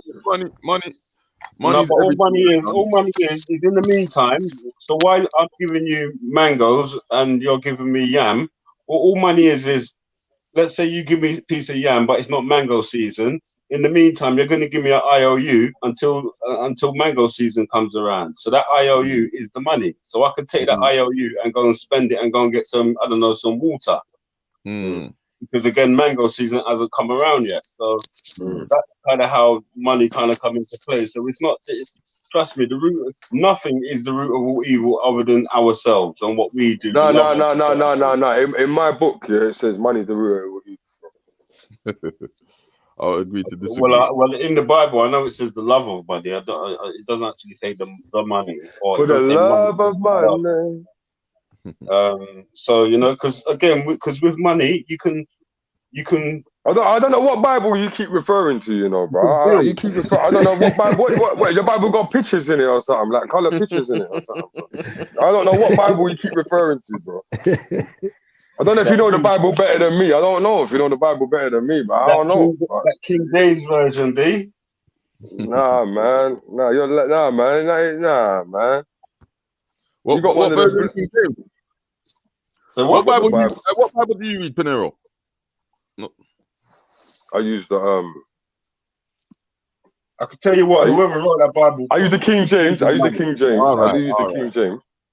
But you don't say that in there.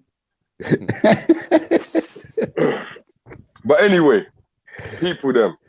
Yeah, man. So what was you talking about now? Let's get back on yeah, money side of things. You're saying raw about money and how it gets splashed quickly and people that go from 1 million to 0 or whatever, innit? Huh?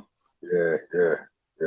It's really now everything that you were saying earlier, really important as well, like people learning how to invest money. Even what my girl just put up, even what you put up before with the girl, she said money management needs to be promoted. That's important. That's something you need to put into your kids though, as well. Yeah. All right. So just on a quick thing, test number 1 Timothy, verse 6, chapter 10. For the love of money is the root of all kinds of evil. What do you say it said before? You cannot serve God and you cannot serve God and money. So it's saying that the love of money is the root of all kinds of evil. Not money, it's the love of it. All right, I'm going to go and get my Bible before the show closes and read my one.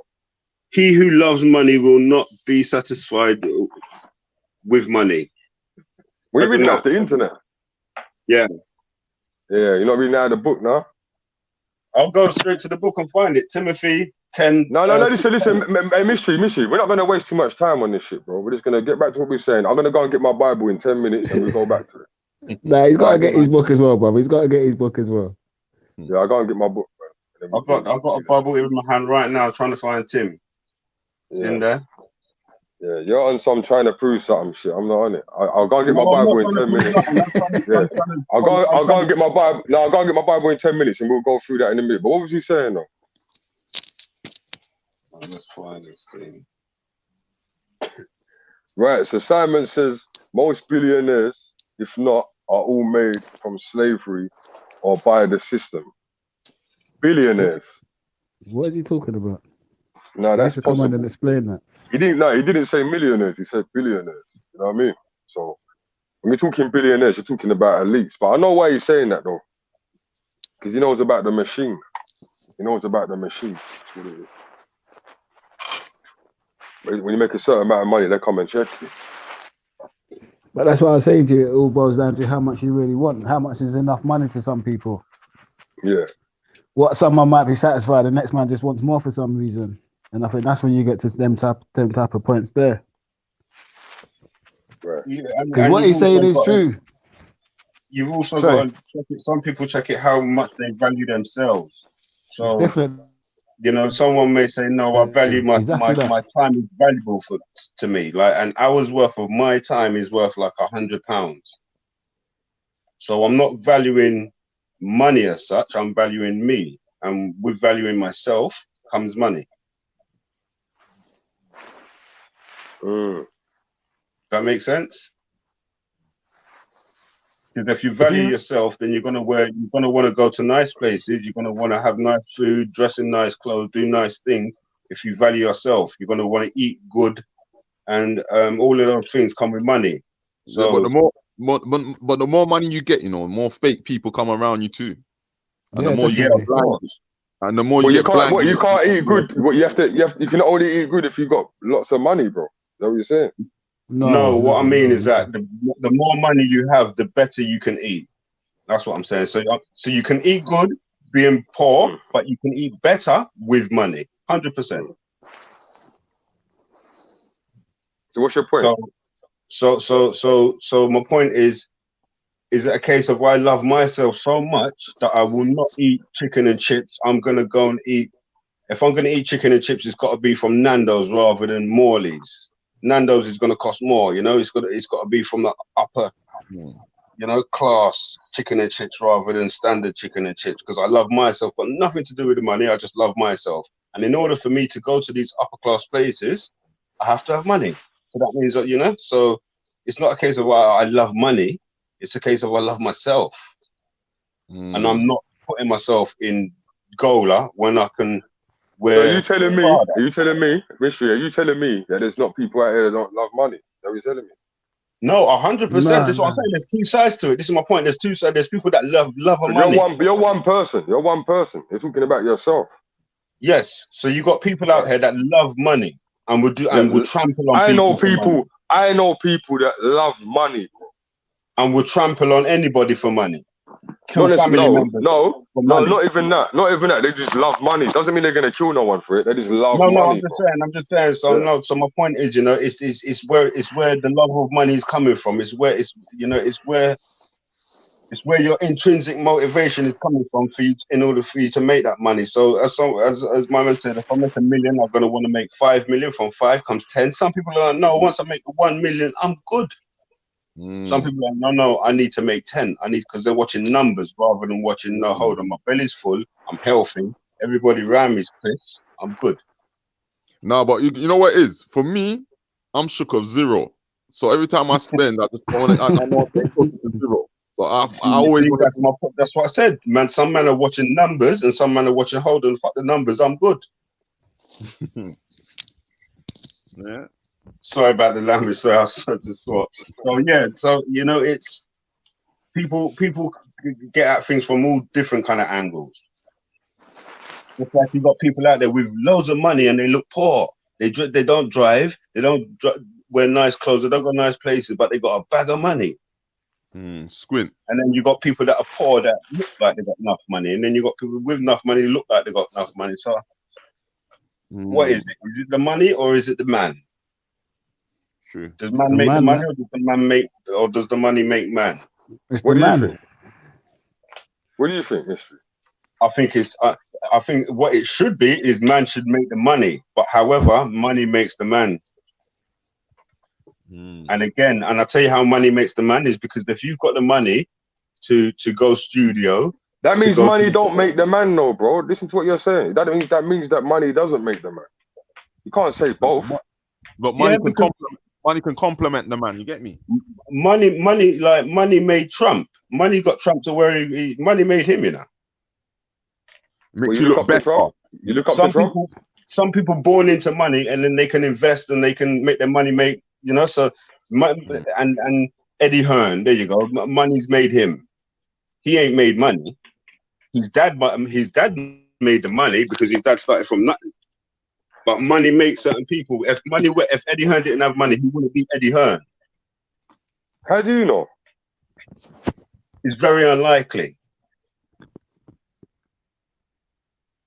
You see what I'm saying? With like Chris Eubank Jr. If his father wasn't who he was and had the money to do what they're doing, you got certain fighters, whether it's MMA or in boxing, who have to go to work. So they'll train in the evenings, have a fight at the weekend, and then have to go to work 9 to 5.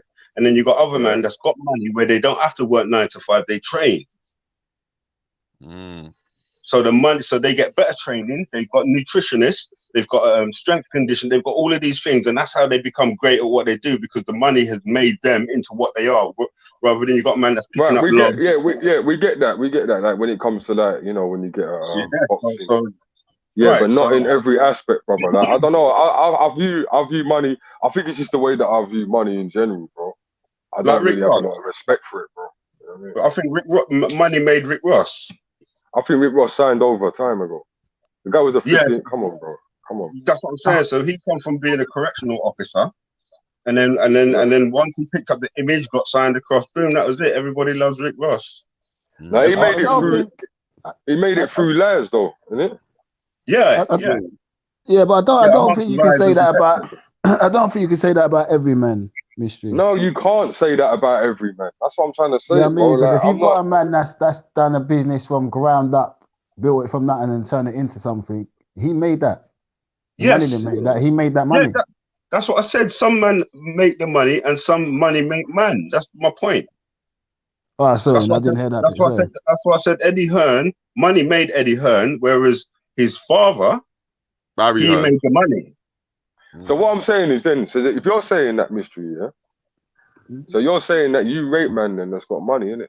That's what you're saying, because you're saying that they're only rated if they got money. That's what you're saying, right? No, I'm saying I rate people that are clever. No, So you said that if can- Eddie Hearn didn't. No, hold on a minute, please, bro. You said that if Eddie Hearn didn't have the money, he wouldn't be Eddie Hearn. So you rate people that have got money. No, dude. What I'm saying is, if Eddie Hearn didn't come from money, we wouldn't know who he was. He wouldn't have no money to put into boxing promoting to become Eddie Hearn. And you What know if what he's that doing goes something back to? else? Sorry? No. What you What saying? if My he man got a push. What he's just saying, We my wouldn't- man inherit a push, innit? You got a little start, a little push start. If he became a footballer, let's say he became a footballer, yeah, and made as much money, we would know Eddie I get Hearn what as the you're saying. I footballer. get your analogy. I get what you're saying, bro. But I just don't feel the same way. Like I feel that you view money that way. View money what way? Nah. You see what it is, right? It goes Like, back to earlier when we was talking about people being rich and people being wealthy. mm, So what Mystery is saying is that him coming from that wealthy family that's already in that field has definitely made it easier for him to be Eddie Hearn today, which is definitely true. Facts. Do you see what I mean? It's definitely true still. you don't know the man's here, but you don't know what future he could have took though. How can you say that? Like you know man's lifestyle. Nah, but what he's saying So I is can though, only go by what I do know. But that's what he's saying. The I'm not going wealthiness off of the of what I family don't and know. I'm going off who of the what I do families, know. and that's what he's saying. The wealthiness of the family and who the family are, it's easy for him to walk into that field. Yeah, we and know that. become Eddie Hearn. That's not, brother. That's not rocket science, though. What you're saying. That's not the point I'm trying No, to but make. that's what he was saying, though, bruv. Yeah. No, but that's what we're saying about money. Money is like we know that we know that like money makes money. Like what are we talking about here? We know this. That's not the come on, man. This is what you've been saying for the last 20 minutes. Money makes money. We know that. Yeah.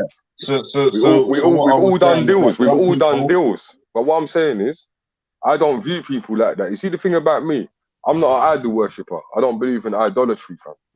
So I think what the thing is that when you're talking about some of these people, I don't look up to them like how other people look up to them. So I think that's where we're going. I think that's what it is. Yeah. No, well, I don't rate none of them. I don't rate none of them, bro. I don't rate none of them, bro. I'm not talking about ratings or looking up to anybody. Yeah, That's not my conversation. No, I'm just saying the way I am with idols, these idol guys, yes, name guys. Yeah. Like I don't rate them like that, bro. No, and the reason why is because the ones that you see a lot, they're in the industry, and you just don't know what they've done to get where they are. So but the thing is though, with people, you're always gonna have bits where you like and you don't like though. It's not nothing personal. It's just that I'd rather rate my brethren that built a house that I know personally than some guy I just see on TV, and I'm just gonna start rating him just because he's got money and I don't know how he got it, bro. Feel me? So would you rate someone that's on TV that hasn't got money? I don't need to rate anybody first of all, but I just don't look into it how other people look into it. I don't believe in idolatry, bro. So if you used to say, that you respect that person for what they do, who would you say? I can't really put one on to. I can't really. What you talking about? Someone that's got wealthy? No, someone wealthy, or just anyone. Just anyone. Oh no, I could definitely count some of my friends that have bought houses and stuff for their families and stuff. I'd rather rate them type of people, bro. You know what I'm saying? Oh yeah, I get that still. You know what I'm so saying? you don't rate any.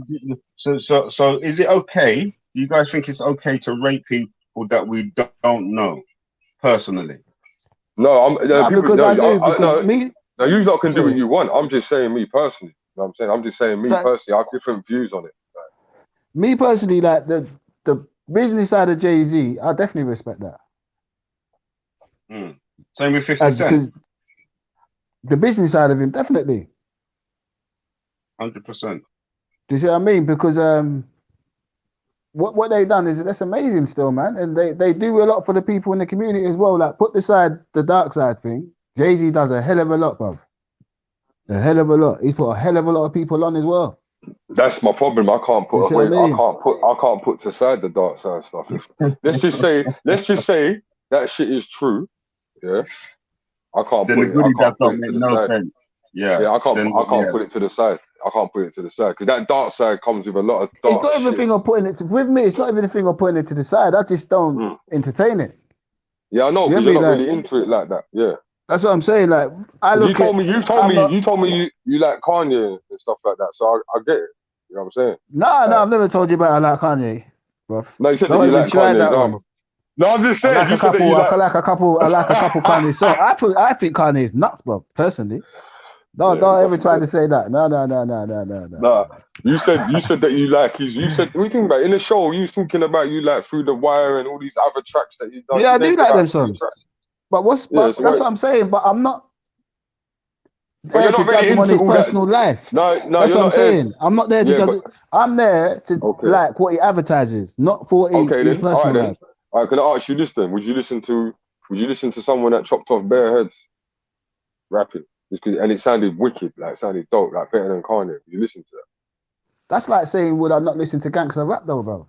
They're still killing someone. No matter how you kill someone, bro. All right, so would you listen to a snitch? How do you know you don't? If I knew, this is what I'm saying. This is what I'm saying, though, Mish. This is what I'm saying. No, this is why I don't analyze stuff like that. Like, I love music, full stop. So how do I know? I don't know these guys on the personal level.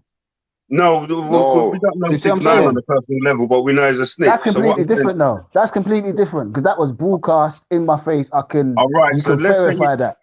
Okay, so in this scenario, it was broadcast, but this guy spits bars like Nas. Do we still support him, or do we say no? Me personally, I ain't got no time for it.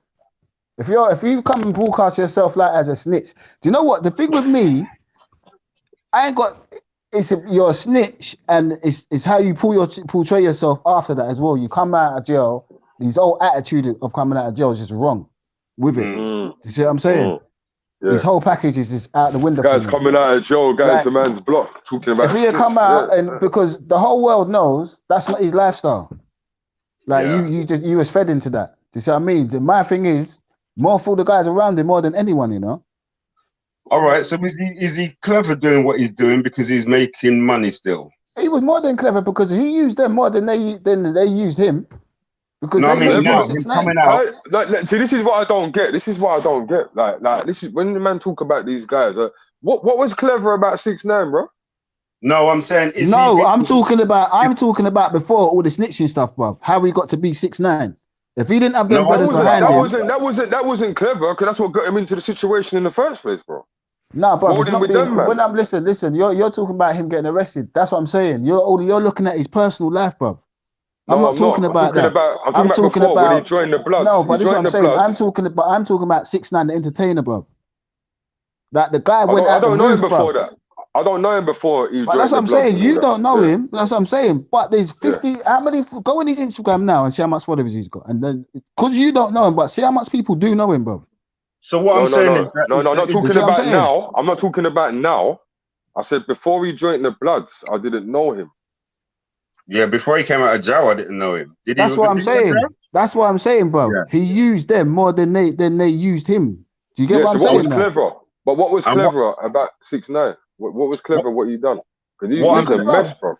Regardless of the money. Listen, the guy, you can't call him. Even that he's a snitch. Yeah, I don't care about all that being a snitch because he's not my brethren, bro. You see what I'm saying? No, I didn't say that, brother. Listen, I'm just saying in general. I'm not saying you should. I'm just saying in general. Yeah. You said because he was clever. The guy knew, clever. Bruv, do you know how much money the guy made from being 6ix9ine? So it's all about money then. With him, not me, bruv. With him. I'm just telling you how it is in real life. I ain't telling you making nothing up, bruv. If you gotta go through all that to make money, you look at too many things on a personal level. I think I don't look at it like that, bro. No, I go by what you're saying. You said he was clever. I'm saying to myself, what part was it? In the business sense of it, bruv. Business sense of it, he was a clever guy. Nearly getting your head smoked off was a sensible thing. Rolling with guys that weren't even about that life. You shouldn't be rolling with them, man. And then you told them. That's what I'm saying. What do you mean? What do you mean, bro? Listen, the snitching thing, bruv. I don't agree none of this. I'm not talking about the snitching thing. I'm not talking about the snitching thing. What are you talking about? You said that he was clever in business. Yeah. I don't think that was a clever move to make, bro. I don't see nothing clever about how he made his money, bro. That was very dangerous, bro. It turned out not to be a clever move. Right, but while it was working for him, brother, that's what I'm saying to you. I was talking about. I said he was clever. I was talking about before he got arrested. Like everything that you done was a clever move for him. He knew what to do to get himself where he needs to be 6'9". How old is he? You see what I'm saying? Is he past 25? 26 or something like that. No, that guy got robbed, punched up in the car, and then he got smoked. You heard the story when he told you about it, nearly got smoked. But that wasn't a clever move to make money, man. That wasn't even worth it, bro. But that's what I'm saying. But who done all that to him, bro? The people around him. Yeah. That's what I'm saying. That's what I'm saying to you. He used them more than him because who's the one still winning now? All right, so was Tupac clever? Who's winning? He's winning? No, hold on. So he's winning because he's got money. Okay. No, brother. Bruv. Listen, it's got nothing to do with money. Listen to what I'm saying, yeah? That you was able to go around these guys, get himself mixed up with them, can orchestrate all this madness amongst them, orchestrate all the madness they done amongst them, get arrested, go to the feds, snitch on everyone, come out of jail, and still live his life. Of course he's won. That's why I was asking how old he is. And Biggie Smalls were clever because they died at whatever age, 25. Tupac got shot at. What is he won, bro? Sorry? Say that again. So what I'm thinking is how clever was Tupac or Biggie? Because they ended up getting killed. Tupac's thing was loyalty, man. He was too loyal. So was that clever? Was he clever or was he stupid? Huh? I don't. From the story that I've heard, the story that I've heard about Tupac now, all the stuff that's coming out now with the guys that were around, like Bundy and all them guys that were around him, and they listened to their interviews. I said he wasn't too clever either, bro. Yeah. And for a man that had so much knowledge and sense, he didn't make clever moves. He actually had it good, like to a point of where he didn't even have to stamp out the guy. They would have done it for him anyway.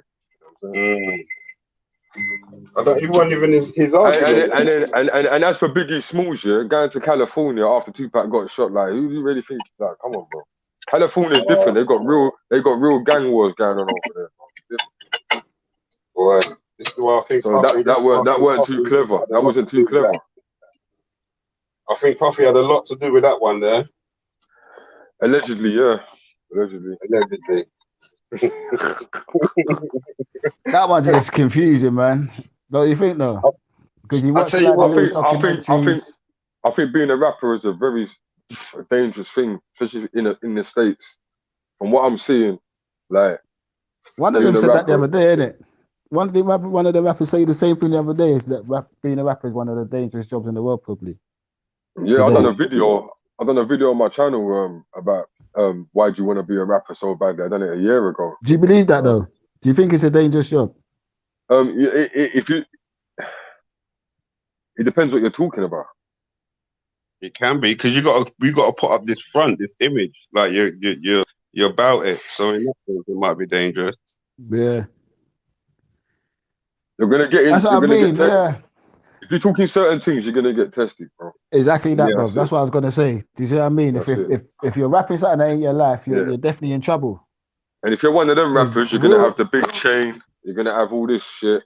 Niggas are gonna come and try and take it. You're gonna have to smoke, man, bro. Because one thing, real recognize real straight away.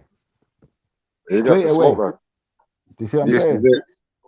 Because a lot of them must go through things that we don't know about. They get extorted and so forth that we just don't really hear. They're not going to tell people that they're paying off certain brothers. Yeah. Yeah. And being rappers as well, a lot of them be carrying guns because of the pass on. They end up getting caught with the bloody strap in the car. Do you see UK drill, yeah? You got to spend out on and hire an off-duty police officer, which then puts you in the league of snitching kind of thing. Like, how close are you to snitching when you're hiring off-duty police officers as your bodyguard because they're the only ones that can carry guns? Yeah. Like, it's a sketchy game. Yeah, this is dangerous, bro. and this is it. So if I'm a millionaire, You think I can just go down Broccoli or New Cross like it's nothing? A millionaire, course man's gonna want to tap my pockets. So And that's what I'm saying, P. Tap my pockets. I've got to peel man off or not go down there. If I want to go on holiday, I'm gonna want the man them to come with me. But the man they can't afford the type of holidays that I can now go on. So who do I go with? Or cool, I pay for everyone to go on holiday, but I want to go on holiday 5 times a year. Have I got to pay for everyone 5 times a year? I'm gonna be broke soon. So why you paying for everyone's holiday, bro? Like, what the hell's going on, bro? No, I'm saying if I want to enjoy myself and do certain things, I want to do it with the man them, or I'm gonna have to get friends that can keep up. Do it, yeah. But I only got a couple man them that I'll be taking with me, but I ain't gonna lie, bro. That's why it's important, though. It's like I know it sounds bad. I think one thing as a community, I think that's what's kind of crazy sometimes. Like, couple me and my friends and cousins say all the time. Sometimes you got people on the same page as you, but for some reason you're doing it over there and they're doing it over there, and you're just like, why no one linked up and done it together? You know what I mean? So when it comes to times like you can go on holiday, at least everyone's on the same page. No one ain't got to worry about borrowing no money, or it ain't got to be a whole lot of money you're making together. Yeah. You see what I'm saying? Or it's even about how man's making his money. Because you could be a millionaire, I'm a millionaire, but I'm dealing drugs. You're doing it the legal way. Do you really want to be running up and down with me to get the price thing? Yeah, man. Because I've been doing this stocks thing, yeah. And all I've been telling everyone, like Pinero, everyone around me, jump on this thing, man. Because all of us have got to make money together. You see what I mean? I don't want to get to the point where it's like, boy, I told you so. You see what I mean? I want us all to do it and win. You don't know what's there, man. Man hits the jackpot, boy. Man's like, fam. I told you so. Do you see what I'm saying? I told you so. No, it's real. Bro, let me tell you, I've seen it happen. I've seen my little brother. My little brother's the first one I know with Bitcoins that actually mined them. You know what I mean? Okay. Well, you know, exactly. I've seen it. So, you know, I've seen people just become rich all of a sudden and you don't see them again. And I don't really blame them, to be honest. That's the thing, though, miss. It's like we were saying before. It's like certain things to grow in life, you've got to make a change. Yeah, man. Like, I moved out of London, bro. It's one of the best moves I've done for myself, to be honest. This don't change your heart. All the BS around me. I can now function on me and my family. You see what I'm saying? Yeah, no, definitely. And sometimes you need that mindset and that change. And I think sometimes a lot of people scared of that change. Of course. Do you see what I'm saying? Yeah. But until you try it, you don't know. Like when I hear people saying the guy moving to Australia and all that, I rate them, man. Yeah, one of my people did done that still. But you know what though? He's a madman. He moved to the Australia when the fires was on. I said, Jesus. But you know what though? Most of my friends that's moved abroad, they've all done a lot better for themselves, I think, than what they would have done by staying here. Yeah. Do you see what I'm saying? Yeah. I think your opportunities are different. The choices you make are different. Do you see what I mean? Because I think you get the prices of housing. Yeah, you look at life different. Now, you get me? You look at life a little bit different. I think like now you're like, now I want to make something. You see what I mean? I'm here now. I need to make something. It's a good thing. You get brainwashed when you're living in London. Yeah, man. That's why the more what you're saying about money. Hey, what are you eating? It sounds like you're eating. Who's eating? So is that me? Can you hear me eating? Hey, but that sounds like you're eating. That sounds like you're eating with your hands, blood. What did you say, What did you say, Mystery? That money. Hey, man, what are you eating? Pounded yam, blood. Mackerel. Some salt mackerel. I hear you. Yeah, man. I hear you. Some black pepper mackerel. Yeah. Yeah, man. Yeah, man. What did you say, Mystery? Money rules, man. Certain men make money, and certain men make the money make them. Yeah. That's true. That's true. Yeah. So it's like certain rappers. The way you said it. So it's like certain rappers have started rapping. They came like Jay-Z. He says he came into the rap game with 100 million or 100 grand already, and then certain men came into the rap game broke and made money from the rap. Even what Jay-Z does for the rappers and the sports guy, like that program he's got, because I don't know if you know about it, because there's a point where he noticed where it was mainly the basketball players. They was getting paid all this money, but they had no guidance with the money. They were just paying them. Okay. And then by the time they're finishing their career, they're either finishing with no money or just less than what they should be. Where he set a program up. He set that program up where he taught them how to manage their money and invest their money. So instead of going and buying a 30 grand chain, put deposit on the flat and rent that. You see what I mean? And go over there and invest in that. That's why I rate Jay-Z for things like that. People don't help people like them things there. Yeah, man. Do you see what I'm saying? Like, I rate him for stuff like that. Because up until then, there wasn't no one showing. And that's the problem with when you look at people like Paul Gascoigne and all them people there. If they had that guidance themselves after leaving football, they'd be better people today. Yeah, man. Do you see what I mean? It's like, imagine that's like you've done it all your life, been in the limelight, then all of a sudden it stops. And then everyone around you stops as well. Yeah. You know what I mean? Of course you're gonna need help, man, if you're not a strong person. It's like some of them boxers as well that have short careers, bro. Yeah, man. That's why you gotta love stuff like YouTube now, because even if these Sky channels don't want, you can still build your own platform for being with your fans. Yeah, with your fans. You see what I'm saying? Exactly. Yeah. You see what I mean? Even if you notice, like a lot of these criminal podcasts now, where these criminals actually, well, I shouldn't say criminals. That just sounds wrong. Do you see what I mean? Yeah. People ex-offenders. Ex-offenders. Yeah. Do you see what I mean? Yeah. Where they're actually got their platform for themselves, talking about their past. Yeah, a lot of them. Yeah. Stuff. Do you see what I mean? They get good views. I rate when I see that, man. Yeah, man. I rate them still. Because when you hear a lot of their stories, a lot of it's down to their youth. Do you see what I mean? And it's come out in the wrong way with a lot of them, bro. Most of them on there. But it's some of them actually preach. I like changing. I like it, but it's becoming a bit, I don't know what the word is. Yeah, for us though, we've been seeing it for a long time. Where they've all jumping on it. You know what it is though, miss? For a lot of them, that's like their therapy. Yes. Do you see what I'm saying? So it's a good thing for them. Do you see what I'm saying? It's a good thing for them because now they're seeing, hold on, I didn't know what to do. Right, you're telling me all I need to do now is pick up a camera, film myself, and talk about this. Yeah. Because you got to remember, them man got stories for days, bruv. I know. You see what I mean? And if that's what's going to help you in life, stay in the straight and narrow and keep your mind sane, good luck to them, man. Yeah, I suppose so. Good luck to them. But then that's like the drill rappers, is it not? What? The drill rappers? No, some of them ex-offenders are preaching change, bro. Them ex-offenders on them programs, they're different to these drill rappers, bruv. They're actually roadmen. You see what I'm saying? You can't be a drill artist and be 18 and call yourself a gangster. You got a lot more to learn, bruv. No, but listen, not everyone is as deep as we are. So for the average person, all they're seeing is a criminal telling these good criminal stories. Yeah? All they're seeing is that a rapper is telling me good criminal stories and they're making money from it. Yeah, but at the same time, music is art, innit? And if you can express yourself and you can better yourself from it, go for it. But hopefully somewhere down the line, you understand that you don't have to talk some of the stuff you're talking. Do you see what I mean? That don't happen. That don't happen. It does with a lot of them, though, because they've got to. But when you think of all the mainstream, Stormzy, all of them, bruv, started from grind and was on that. Listen, the point is they've already done their job, which is to put out the badness. So by the time these storytellers, these ex-criminal storytellers, or these grime artists have told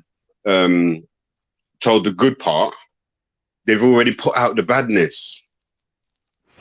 The job's already done. They've already influenced people. So what? My man went jail and then he come out and now he's doing a podcast. Cool, man. If I go jail, if I do this crime, if I really get nicked, cool, I just do a podcast. You're not deep in what I'm saying. No, it's not. I see what you're saying. But that's what I'm saying. It depends how you look at it as a person, isn't it? You're either going to take it for the good side of it, because that's something you really want to do, or you're just jumping on the bandwagon. You see what I'm saying? Is this grime rap we're talking, or the podcast? The podcast, like the music with these youths, bruv, they're just. You got to talk to the elders, bruv. Seriously. People's got to realise the elders have got a massive influence on these youths today in what they're rapping about. Yeah. Because the oldest was funding these. It's the oldest was not telling them don't do that. What half of these youths don't realize is that all the oldest are the ones that they're linking up and making money together, and you've got running around beefing with one another. The oldest could have stopped a lot of these madness on the road today, bro. Yeah, they could do, but they're just as stupid as the youngest, if you ask me. Bruv, it's not stupid. It's what you said before, bruv, with the money thing. Sorry, not stupid. I think people just don't see the bigger picture. Mitch, it's what you said about the money thing, bruv. It's the exact same thing what you said about the money. I agree with you 100% with that now, bruv. You get me? You're gonna have man that money don't rule them, and that's a hustler's life. A hustler's life, money definitely rules you, because that's all you're chasing every single day of the week. Without these young ones around you, you've got no money. You can't be 40 and on the road, but you can be 40 and have 20 man, that's 20 young ones on the road doing your stuff for you. Yeah. You see what I'm saying? I'm telling you, bruv. Yeah. Our people in the places, like when it comes to certain rappers in the UK who's got a status, they need to step forward and start talking more as well. All of them. Like, when I hear rappers talking about, because there's no money in that. Yeah. Do you see what I'm saying? I hate when I hear someone of a certain age talk about county lines. It does my head in. It does my head in when I hear that. How are you promoting that? Do you see what I'm saying? Yeah. That's crazy, man. That's crazy. I'm telling you, but. So again, to me, it's not far off from those guys with the podcast promoting their prison stories in order for views, in order to get paid. But this is definitely. But you can't knock them for that, because it's but then you can't knock where. But so how can you not? Music is art, though. And because you can't say every grime artist don't deserve to be where he needs to be. What do you mean? I don't get you. Because all of our music that I'm Caribbean, yeah. All my music I listen to is always portrayed violence. Yes. Do you see what I'm saying? So it's not really different for me to hear violence. My only thing with these drill artists today is I just think it's a different level of disrespect. Yeah, you've always had mum saying suck out your mum and this and that.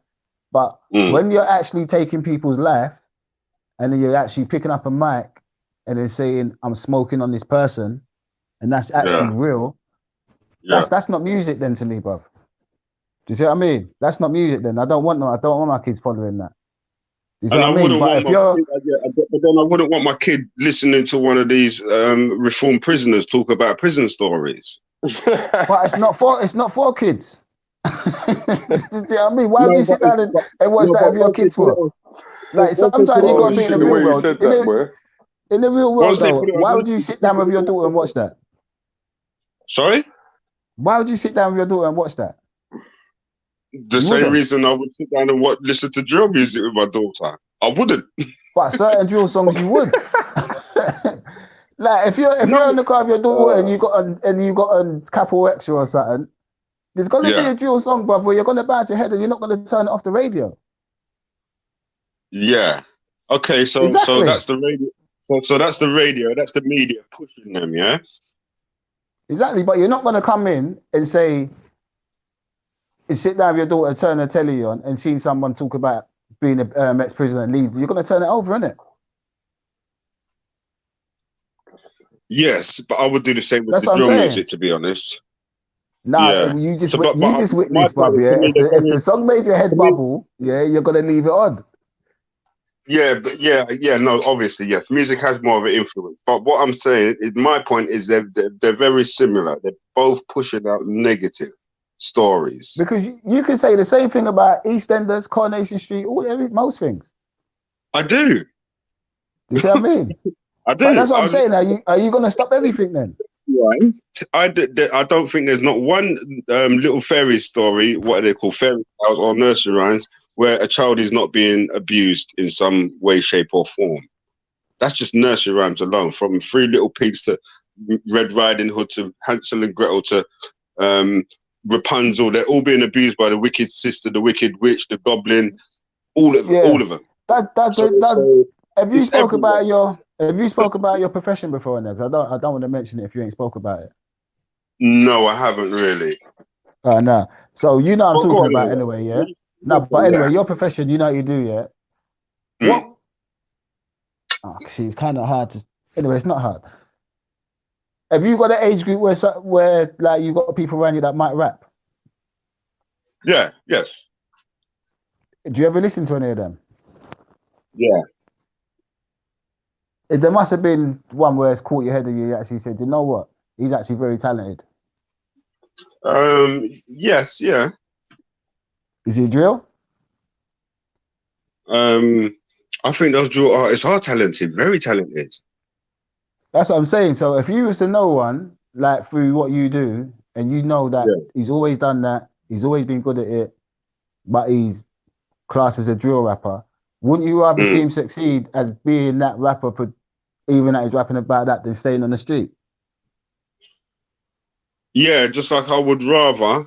Again, this is where the conflict comes. Just like I would rather the ex-prisoner be telling stories on YouTube and getting money than being on road. It doesn't mean it's right. I'm not saying it's right. I'm just saying if that's what gives you peace of mind, like, do you see what I mean? It's just like religion. Religion gives us peace of mind, but it's not right. Like, just because something, just because something. But that's not right to you, though. Well, that don't mean it's not right for anyone. Else. But that's what I'm saying. But there's a lot. It's not right. These things are not right. So what I'm trying to get at is, yes, rap, the drill music and so forth is obviously more known and more influential than some of these ex-convicts are. Is there the music's more influential to the youngers and so forth. But my point is, it's just another negative thing being pushed. You know, we don't have people going on we don't have many people going on how to make money the legal way, how to do certain things, how to trade, and like it's all a secret. Join this, pay this money, and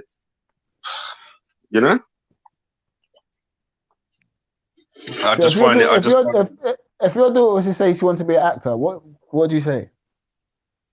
I would say, yeah, that's fine, but make sure you know your maths and your English, and try to learn a skill.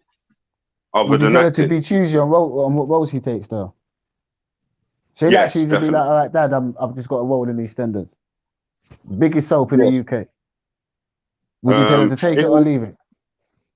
It would all depend on the role, because I would tell her that if you're going to take a role, let's say you take a role of... No, but the thing about it's not all the role, because EastEnders advertises the same thing with drill. It's still advertising the same stuff, whether it's her character or not. She might be the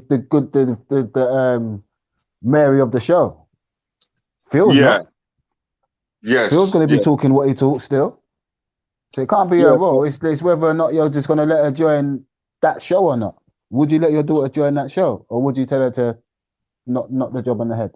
It would, for me, it would all depend on the role that she's taking. Just like if she wanted to become a drill rapper, it would all depend on what you're going to spit bars about. Because as far as I know, drill rapping is just a tempo and a style of rapping. Doesn't mean that. So you've got the hope dealers.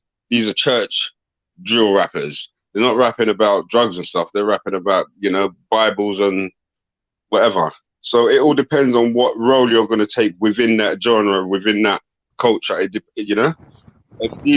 don't know, man. I just think sometimes if you're talented, I just think if you're talented and you feel like you got a gift, just use it, man.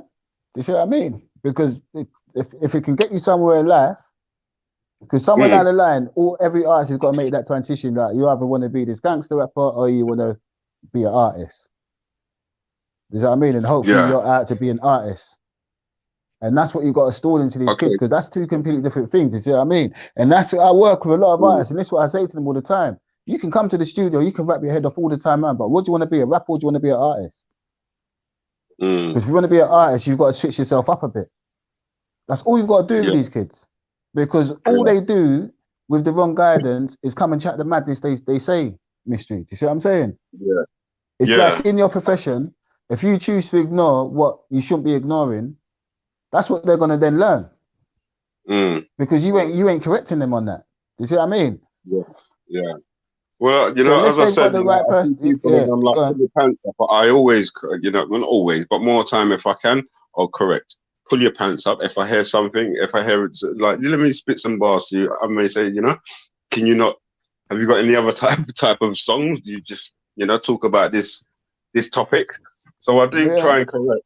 And because the mad thing is as well, don't you find out 90% of them you talk to, they actually do take it into consideration and listen. Because I notice it in them. Yeah, 100%. You know what I mean? The reason why I actually told is because I know where I'm coming from. Yeah, man. So if I can change, and if people that I know can change, then who am I not to give any bad youth a chance? You know, and they might not listen to me. So there's lots of things that my parents would have told me, my mother in particular, that I didn't listen to till I was well grown. There's things my teachers would tell me that I didn't listen to until I was well grown. That's like all of us, man. I tell you, man. It comes in my head all the time, Mystery, up until today. So when that's it. So to me, like, you know, I'll give these youth a chance because, yeah, you might not be listening to me now and you might have, you know, spat in my face and walked off, let's say. But hopefully what I've just told him in 10 years' time, he will understand it. And then he might come back to me or he'll treat his kids differently and know how to raise kids. My kids walking down the street, they got to deal with his bad kid. And that's how I look at the younger artists today. You see what I mean? Because they've got to understand is that you can't bring that life because it's different. Because you got to remember, a lot of these kids that's making these drill songs, they ain't signed, you know. They just got a big following. Yeah. Do you see what I'm saying? So they're just doing what they want to do. Do you see what I mean? And that's what I'm saying. That's what I say. That's when the elders come into it, man. It's like these kids are always pawns, Mystery. Yeah. Because you got to think, there's only so long the elders stay along once these boys get signed, you know. Once these record labels get their hands around these boys, like, nah, you lot got to go. Do you see what I mean? And eventually, one by one, the whole circle starts changing. You see what I'm saying? And now you're these people's pawn. And all these people want you to do is make the exact same music. Yeah. You see what I mean? The exact same music. Like the closest we got to conscious music is Rich 32. So why do you think these people do you think these people are in it for the money or are they in it for the power? Not the rappers, the people that do these big major corporations. It's a bit of both, to be honest, because the elders want to be the CEOs. These youngsters are going to make them put them one foot in the industry now, isn't it? Now you're getting to meet this person because you've got this little young one around you that's popping. So now this person wants to go meet him. So now you can go along because now you're his manager. You see what I mean? So now you meeting this person, you keep him around you for a little while. Yeah. Because you don't get signed straight away. You just go to meet them, they talk, and then they follow you. They watch you because they want to make sure that what that meeting you just had, you're doing what you're meant to be doing. And that's making music and putting music out. So now them people, them elders are seeing that. Because it might be Sony Music or something. Say it's Sony Music. So now the elders are seeing that. This is where the money comes into it now. Do you see what I'm saying? All these boys, all the elders are thinking is, now I want a bigger watch, now I want a bigger car, and this youth's gonna get me that. Yeah. He's now took him off the road, and now that's his little diamond now. Do you see what I'm saying? He ain't a worker no more. Now this youth's his little investment. Then these youths get signed up. The guy above him, what do you think he's in it for? The guy above who? Because a lot of these people that get a lot of these companies that sign these musicians, they don't actually make money from the musicians. Nah, they don't because of the way it is. But this is how these people get you though, because the streams you've got to get to even make your money back these days once you're signed is near enough impossible for some of these artists. So to me, it's like, you see, like that film, Trading Places, where these rich people just made a $1 bet and whole man's two people's lives messed up. To me, that's what it's like. Eddie Murphy. Big corporations, yes. Yeah, man. To me, it's like that's what it's like with these big corporations. It's like they're saying, okay, we know people like to hear badness, but we don't have to, invest in it. However, if we invest in it, it's going to cause chaos, which then we control. So no, we don't expect them to make money as such from it, but we will maintain our power. There's no black-owned music companies in the UK as well. That's another That's another thing as well. Like, see, America, they're way advanced of us when it comes to owning music. Yeah. You got America. There's labels all over the place, bro. All over the place. Got more they set their labels in up. America. You see what I'm saying? But over here, we're still relying. You see what I mean? We're still in that stage where. So that's what I mean. Hopefully, having the people like Stormzy progressing, he will start making his own labels. Like, you got Steph London's got her own label. That's what we need in the UK. Because once you become that boss, now you're in the music game. So you can't be, your artists ain't going to be coming through making that same music what they're making without you having that position now. Do you see what I'm saying? Because now you got to produce artists to compete with these Sonys and these other labels now, like they do in America. You know what I mean, guys? Can you imagine if Jay-Z and them didn't think, you know what, I'm going to just make my own thing called Rockefeller? They'll still be running under these labels. When Puffy got the sack from, what is it, Interscope? If he had just gone, you know what, I'm just going to go get another job with Sony and just be another office boy, there won't be no bad boy today. We have no one to look up to. You see what I mean? That's what the UK needs to do, is start building their own. Once you start building your own, the music can then, because when you go to America, it's not really drill music. You got your Drakes. You see what I mean? You got this person, you got that person, you got people just making hits for the week, and then they just go to the next one now. You can't even really be a superstar. It's hard to be a superstar. You see what I mean? So much music, bro. So much music out. And you see, the thing with this music, I'm thinking it probably affects different people. Well, I know it does. It affects different people in different ways. Yeah, man. So so I could have someone that's not from my background, and they could listen to a certain type of, let's say, bashment music, and not fully understand it deep like I would or my children would. So they can listen to it with their kids. Yeah. I'm on a music page on Instagram, miss. You get me? And even you got on a page, like, I don't really even post rappers even on my page. The rappers I post is the rappers I know. Yeah. Because it don't attract me, do you see what I'm saying? Of what you're talking about. And the audience I've got, if I put, because I do event as well, and it's obviously artists, rappers, singers, and thing. But my main thing is singers and dancehall artists. Yeah. If I pick a rapper, I go for the storytellers. Do you see what I mean? So I like reality rap, or you got to have some type of buzz to you. Do you see what I mean? Yeah. And if you just send me a track, you say you want to perform, and I click it, and this is a dual track. You ain't got a try. You ain't getting on my stage. You're crazy. I ain't trying to make you scare my state, scare my people. You're mad. You see what I mean? And but there's a lot of kids out there that are very, very talented. You see what I mean? If I was in a better place, I would love to work with a lot of them, because I see all they need is guidance, bruv. Like guidance. Do you see what I mean? It's the people at the top. That's the problem, you know. That's the problem. Like how many talented footballers do we know that will play better than the majority of the people in the Premier League or in the English football team? But they just don't get seen. They just don't make it.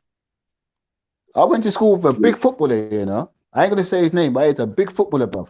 Played for a big team. Do you see what I mean? But in school, he wasn't the best footballer. There you go. You see what I'm saying? But he was probably the most dedicated. Yes. Yeah. You know what I mean? That was a difference. His dedication was different. Yeah. When I smile and be like, yeah, we're going to Lewisham after school. Now I'm going home and doing some training. Yeah. Do you see what I'm saying? But when you're young, you're just saying, nah, my man just a fool, man. You get me? You're not going to Lewisham. You see, this is where to me money. This is where money can play a major part, because if you're a parent, and you can afford to take your son or your child to football training, you can afford the football kit, you can afford to give them what do you call it, gifts for when they do well in school and so forth, then they're more likely to stick to the script. And that's the thing. Like, if you know this person, you know this. His mum played a massive part in his life when it to become a footballer. Yeah. Do you see what I mean? Yeah. On him. Yeah. But like I'm saying, growing up with him, it's like we say, oh, you're just scared of your mum, man. You see what I mean? But obviously, his mum saw what she saw in him. You see what I'm saying? And I remember one day, I think just before we left school, they called him up, and he was just a good brother in school. You get me? And they called him up in a tannoy, and we was like, "God, what have you done?" You get me? And he's come back, and he had a letter to play for England under 16s, sent from England, because remember them days it would be sent through the district. Yeah. And the districts was through the school, innit? So the school received a letter. And you know that day, it was only years later, when we was all talking about it, we was like, do you know none of us even took that serious? Because there was so much different ballers in the school, where that man played for Chelsea, he might have played for West Ham, he might have played for this team. So it's just another baller getting another letter. It's only one day when you see him come out on the big stage, you're just like, wow. Like, why did no one else take it this serious? Because like I said, he wasn't the best baller. His dedication was just different. He played the game, man. He played, and to me, this is it. This is what I'm getting to realize. This is what life's kind of about, playing the game. Yeah. So as you say, you ain't got to be the best rapper. You ain't got to be the best baller, the best actor. You ain't even got to be the best person doing a podcast. But your team can bust if you play the game right. That's exactly it, and that's his life, bro. Exactly the same thing with this thing, what we call a system. You just got to play the system. Don't let the system play you. You see what I mean? And that's what I try to do personally. I just try to play the system and not let the system play me. Anything that they think that I'm not meant to do, I try to do. Yeah. You see what I mean? Because they will try to call you in a box and say, get a job, get a mortgage, settle down. There's more to life than that, man. There's more to life than that, man. You see what I mean? Why am I gonna go to work and just earn money for this guy? He's gonna be sitting in his big house. Why can't I think how he thinks? Yeah. And go out and get my own thing. You see what I mean? Or even not be bothered about what he's got or going down that path. I'm just cool. Exactly. You're cool with what you're cool with. You see what I mean? And you have to do what you do. So again, riches and wealth. What's better, being at peace or being rich and wealth? Having riches and at being peace, wealthy. man. At peace, man. At peace. I'm married. I've been my missus for nearly 21 years. And when we got together, we didn't really have much. And we ain't built a mansion, but we live nice, and we built a nice thing together. Yeah. Do you know what I mean? So, and we done that coming from not having too much to building what we got together. So money isn't the thing with us. I know she'd be with me if I was broke, I'd be with her if I was broke. But if you're smart, not being smart, it depends what you want, money will make your life better. Yeah. You see what I mean? But it's like we were saying before, as long as money don't rule you, you see what I mean? And you understand, because you hear a lot of people saying it's like, yeah, I want money, I want money, I want money. Now we say, like, how much money do you want now? How much is enough money to you? You see what I mean? Because you talk about the guy that owns Chelsea, you talk about the guy, they didn't get that in their lifetime. Yeah. Do you see what I'm saying? So is it a case of majority of people live their whole lives trying to make money, trying to make more money? The majority of the people, yeah. Or rather than, don't you think a lot of people live out, try to live beyond their means as well, though? This is it, for the love of money, or what it can bring. Like, you got a lot of people that will break themselves for something. So ultimately, when we say, yeah, I want to, or when, you know, you're a kid and you say, yeah, I want to be rich when I'm older, really it should be, I want to be at peace when I'm older. Because yeah, you whether want I'm to be rich at or poor, peace. I want to be at peace. But me and my son had this conversation. My son said about he wants to be rich. And I said to him, what do you mean you want to be rich? And he said, I want to be rich, Dad. And I said, no, you want to be wealthy. Mm. And he's like, what are you talking about? And we had to have the conversation about being rich and being wealthy. Yeah. But when you say at peace, maybe I should tell him that as well.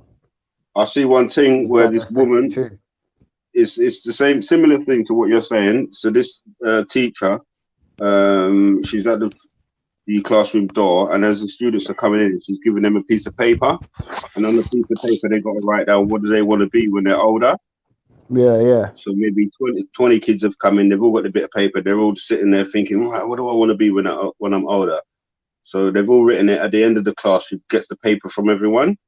Mm-hmm. And you got mechanics, artists, astronaut, doctor, lawyer, and then this one kid, he's just got his head down, and he's the last one to leave the classroom. He doesn't even actually get up to leave the classroom where everyone's got up and given her the paper. So she walks over to him. He's got a bit of paper. She turns over the paper, and on it says happy. Yeah. So she's like, wow, like. So she then gets sad for the kid, but then at the same time she's thinking, in fact she says to him, so when she's seen happy on the paper, she says to him, oh, I think you got the question wrong. It was like, what do you want to be when you're older? And he says, no, I think you got the question and the answer wrong. So rather than chasing wanting to be this or be that, I just want to be happy, man. Yeah, man. Which to me makes so much more sense, but it's hard to try and get that in your head. 100%, because we're programmed to think other, innit? Because sometimes you see people in McDonald's flipping burgers or in the pound shop sucking shells, and they're happy. That's what I'm saying. They like you have to be happy with what you do. I'm even with my son here when it comes to him first getting a job. He's applying for like Hugo Boss.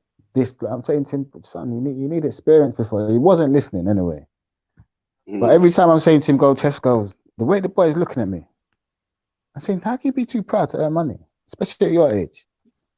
Now he's worked in Tesco for the last 4 years. He loves it. Okay. But the thought of doing it before he done it, it was like, it's not like it wasn't a cool thing to do or something. Yeah. Yes. Do you see what I mean? Where when he actually done it, it made sense to him because his friends that got the job in the sports shops could only work at the weekends, really. Yeah. Do you see what I mean? In Tesco's, you can do your evening shifts. You see what I'm saying? So he actually enjoyed it. Yeah, man. Probably get paid more as well. Like, never be too proud. Like, for my kids, if I have to go up and be a labourer, I've got to do what I've got to go and do, man. No man's got no excuse to sit down and not do nothing. Yeah, do you see what I'm saying? No, that's not an excuse. You see what I mean? There's too much out there. You ain't got to be the best at. You ain't got to bring in the biggest wage. There was a time where my missus was the biggest earner in the house. Do you see what I mean? So I can't be embarrassed about that. That's my wife. You get me? Yeah. Do you see what I mean? It was just that was a point then. Do you see what I mean? Listen, bro, if you've got 10 apples and you give your wife 1 apple, how many apples do you have left? Say that again. I said, if you've got 10 apples, you give your wife 1 apple, how many apples do you have left? 9. No, 10. Ah, true, yeah. Because what's yours is hers. True. Yeah. That's definitely the mentality, you know? And that's how it's got to be. That's how you got to look at it. You see what I mean? Like, I'm going to say no names. I went to one of my friends phoned me, and it's a similar thing. Like, his missus got his own business, and he just kind of does his own little work thing, yeah? And he was saying that his wife wants to buy, it's not even his wife, and he's saying his wife wants to buy a farm. But it's not that he didn't want to buy the farm.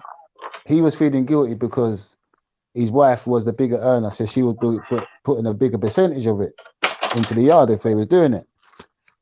She's like, boy, I want to do it, but I just don't want to do it because he wants to do what I feel like a man should do. Yeah, of course. And I'd say to him, brother, are you mad or something? Like, that's your wife. Like, you crazy. Like, she's doing that for you and her. She's just doing what you would do for her. Mm. Do you see what I mean? Like, don't never be too proud when it's your family. Yeah, you That's shouldn't. crazy. Yeah, Do you see what I mean? It's not a competition with family. Yeah. And it made sense for him. Do you see what I'm saying? Yeah, of course. Like, son, don't be proud when it comes to your missus with anything, man. Especially when it's something like that. Like, all she's trying to do is better all of you, man. Yeah. She's not saying she wants to go and buy some bag for £10,000. She's saying, like, yo, hear what I'm saying? I want to put us in this property over here. Yeah. Like, as long as you're putting something, because he's putting something towards the house. Don't get me wrong.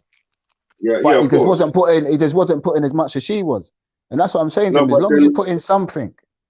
All right, so it's like I think it was Chris Rock said something similar to what I'm going to say. So if you, let's say your wife became a multi-millionaire, or not your wife, sorry. Let's take it back 25 years before you was married, and your girlfriend was a multi-millionaire, and you two are looking to build something together.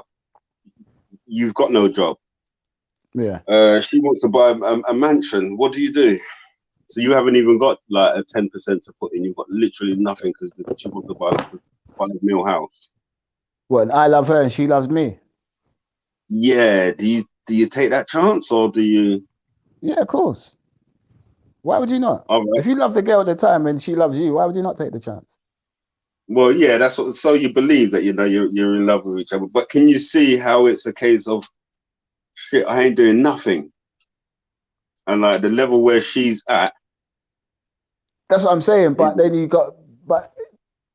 see, I look at things from my mentality, miss, and that's for pointing it out sometimes. Like me, I would go with it, but I'd want to learn how to provide, if that makes sense. Yeah. Like from that day forward, my life's going to change and I'm going to start turning into some type of male provider for this lady. It might not be as much as what she's got, but at least I'm doing something. All right. So if that something was to take care of the kids, so she'd have the kids, and then boom, as soon as she's ready, she's back to work. You are literally a house husband. Would you take on that role? Nah, me personally, I couldn't be a house husband. Me personally, do you know what I mean? Like I'm not a house husband now, but I don't mind the part of taking the kids to the school or nothing like that. But to say I'm gonna stay in and be, I couldn't do that. I'm just too active for that. Do you see what I mean? So what would you do if like this is the situation? Or would you say, okay, I can't be with you? Would you not be with someone because no, that's what I'm saying. If you're gonna be a house husband, you got a lot of ladies now that are housewives, but then they've got their little, whether it's social media thing popping off, or there might be some big salesperson on Amazon. Like there's a lot of things you can do now from sitting from home, bro. But it's the mentality of whether or not what you choose to do. You're either going to be a bum and take something off this lady when you need it, or just be a man and be like, even if you're just you turn around and have kids with this woman, she might be able to buy this kid the world. Even if you're doing something where you can just take your kid shopping and buy your kid something for yourself. Don't just be a bum. Do you know what I mean? Because if you're just going with a woman for money, that's the wrong reason. I ain't gonna go with no woman just because you've got a mansion. Do you see what I mean? There's got to be some type of connection. What would you do though?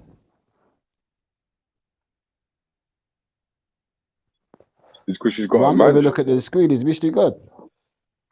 Well, Mystery, I don't know what happened. Yeah. No, I ain't being no woman just because she's got a mansion, bro. Yeah, that's crazy. Yo, sorry, I don't know what happened there. I dropped out for a second. So what would you do, Mystery? No, well, I would obviously have something in the background. As you say, I'd want to work from home, but I wouldn't mind taking on that role. I wouldn't say no, I'm not taking on no house. But you say what I said, you'd have to do something alongside that, innit? Yeah, definitely. Ultimately, I'm thinking if this woman is not around, I need to be able to do my own thing. I need to be able to be independent somehow. Because even that's where a lot of people get stuck, because a lot of women out there, they depend on their partners, or their partners are the main breadwinner, so they can't really do nothing, didn't go get themselves educated. So when they do break up, if they break up, it's a madness, or they don't break up and they're in unhappy relationships because of the kids, because of he's the main breadwinner. And then you've got guys what are not willing to be the house husband, and they're missing out on the opportunity of raising their kids, of, you know, maybe the woman earning a lot more money than he could, and having a better life, you know, because of the box that we've been put in. A woman's supposed to do this and a man's supposed to do this. Yeah, man. Me personally, it makes me feel good knowing that I can provide for my family. I've got up and done something. Yeah. You know what I mean, I don't know how you cannot want to do that for your family. Yeah. You know what I mean? Because you ain't got to be. You're talking money wise, though, right? You're talking earning money. You're not talking. Yeah, earning money for your wife, because that's what I'm saying. Like, you haven't got to be, because there's a lot of women out there that earn more than their husbands. Mm. You see what I mean? So and you to wouldn't sit feel down you and wouldn't feel as good. So you wouldn't feel as good getting up, you're saying, and doing something for the family, like housework and cooking and I do all of that though. I do all of that. No, I'm saying, and you're not the breadwinner. You'd feel more proud by? Do you feel more? Do you think you feel? No, that's what I'm saying. Like, if that's your thing and you just don't, and you mind playing that role, like that's wicked, man. Do you know what I mean? Because that time you've got with your family, that's precious, man. I ain't gonna knock a man who wants to do that, but me personally, I just like that feeling of being able saying I provided that. You see what I mean? If anything's going to be done, it's 50-50. It's just not me making my wife do everything.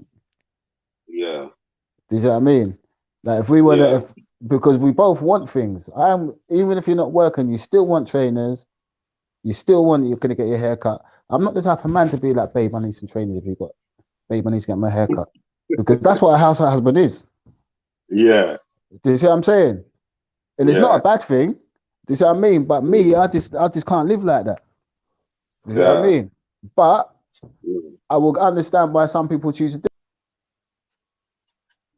And if you're in a situation where your wife's making money where you can actually do that, and it's not, and her money's big enough where you can just still buy what you want, like you're working, that's even better for you, man.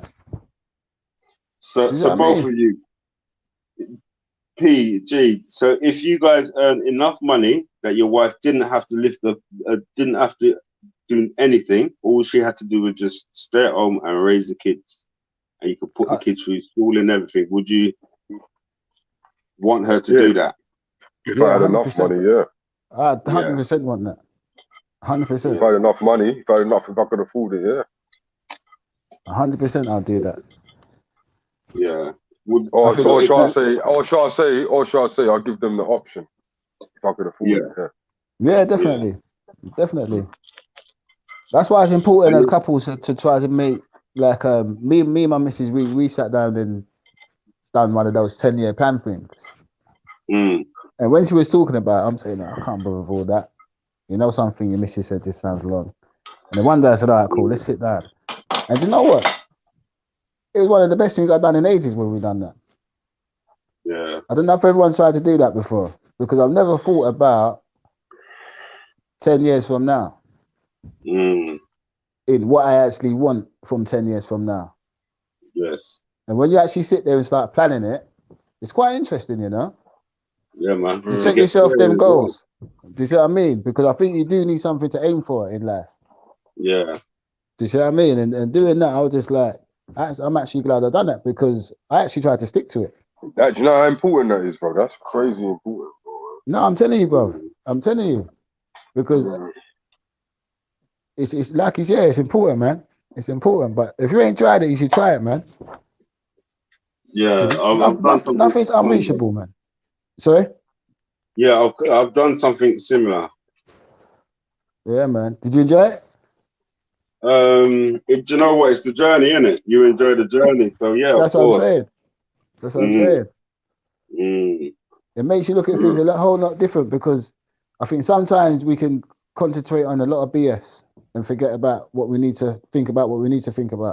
Yeah. You know what I mean? Yeah, that's exactly it. That's exactly it. You know what I mean? And Like, money just doesn't drop make money doesn't make things better. But I ain't gonna lie, I would love to see all my people around me with money. Yeah, So when we want to do things like you said, Mystery, go on holiday with your boys and it's just a phone call. Mm. You see what I All it mean? Come comes on, boys, down let's to, go here. and what it comes down to, bro, is it's what the person does with the money, innit? And how their heart. So I feel that even if you don't matter how much money you got, I don't feel that your heart should change. You know what Nah, I'm trying to yeah, say? man. Yeah, man. That's why what's that little youth that did that in America? King Von. Yeah. Did you see what that youth done when he made his first 100,000? No, what's Went it? straight back to the block, bro, and shared it out with his friends.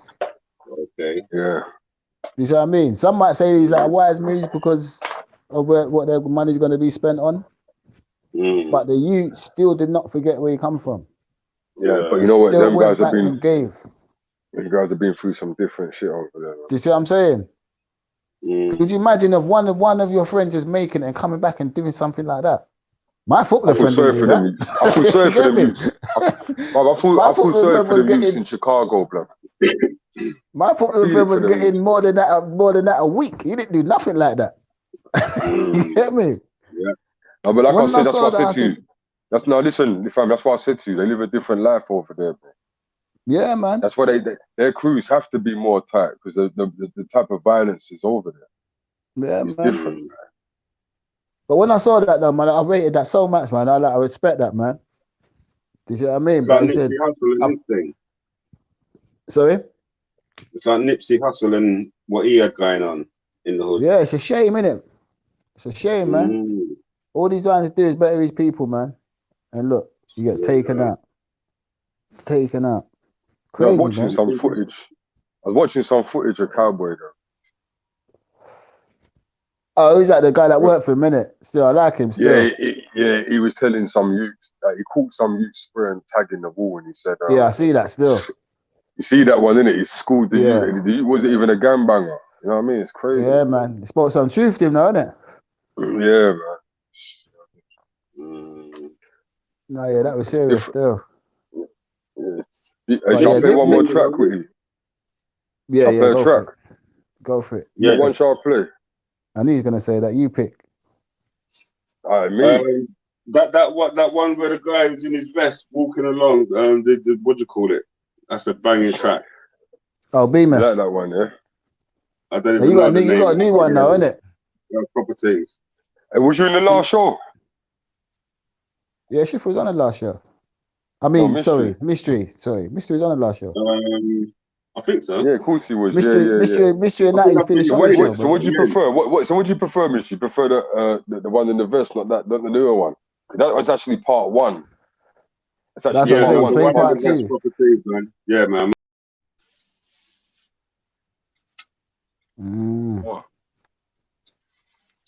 Yeah, man. And that Bemis. Yeah, it's proper things.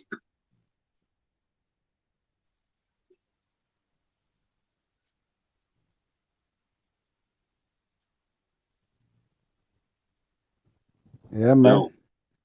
Whispy, is he gone? Yeah, man. What was you saying again?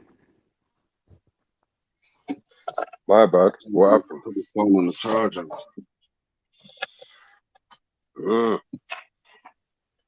Everything I locked down. What was you saying again? How old is that track? What you say? How old is that track? That track is not that old, man. But not that old. Last year it came out.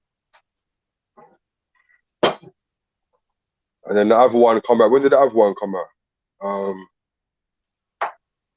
About a couple weeks ago. Okay. Yeah. Yeah. I'm feeling it, man. Feeling that one, yeah? Yeah, proper. Yeah, that one's live. So Bemis, yeah. I mean, I'm gonna put all the links and that in the description for everybody. You know what I mean? Like we're saying, we like music with meaning. You know, everyone likes a bit of the tumble stuff sometimes, you know what I mean? Sometimes you got to get back with it. Anything anyone else want to finish up with? No, I can't remember. What were you saying? You can't hear me? Yeah. You can hear me?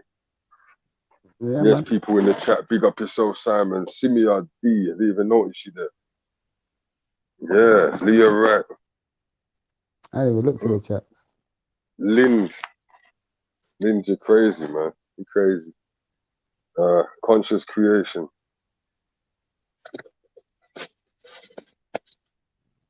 Yeah. Big up everybody. Anyone else I didn't shout out? You know what I mean? Yes, Leah, so big up yourself for being active. I'm just reading the comments. Simia decent. Love that track, yeah. Whatever you can do, if you don't love the track, man, like, all the support, you know what I mean? Like, I put the Spotify links for the new track as well. And, you know, it's a good artist to follow, especially if you want to listen to someone that's talking sense. Depends what you want to hear. It depends what type of vibrations you want to be feeling, type of energy, you know what I mean? That's what it is right now. So, yeah, so what we going to do? When we do our next show? Tell me, man. Whenever you guys are ready. What, you want to do one tomorrow? Yeah, tomorrow. Yeah, man. Don't mind. All right, then, people. We have to do one tomorrow, then. Yeah. You know what I mean? I'm trying to keep it a bit more constant. You know what I mean? Yeah. Well, let's say, we need some of these girls to jump on so we could have some topics, some different type of topics. Some of you ladies should jump on. If there's any topics as well that you don't want us to carry, yeah. If you haven't got man's personal details, contact. If not, yeah, go under and comment underneath what topics you would like to cover. Or anything you need information on, we can cover them. I like God's gift. Oh, he's gone backstage. I like mystery. Yeah, man. Like anything you don't want to cover, yeah. I'm not saying that we're gonna do anything that you don't say, but jot it down. And if I feel that it could be an interesting topic to cover, then we'll cover it. You know, anything else you want information on. And if you want to add to that, remember last time what we said we was going to talk about, P? What, the weave thing? Yeah, bruv. We talking about the wigs and the weaves, yeah? Yeah, bruv. Some of these girls are falling by that hair. Yeah, the wind and the willows, man. Seriously. Nah, seriously. We got false hair and fake bums and fake lips. We need to talk about this, ladies. But we need to have, but the only thing about that is that we need to have someone that's got fake stuff. They've all got fake stuff, man. Filters. Don't shout it. Don't shout it. Don't shout it nowadays. The only thing fake for me is a shape up, if you want to call anything fake. His man gets a shape up. So you definitely got to come and defend yourself now, because mystery said everything. Push up, bruh, holding this, holding that, then they go all out and get surgery. Mystery trying to draw them out. I like ladies, are you listening to this?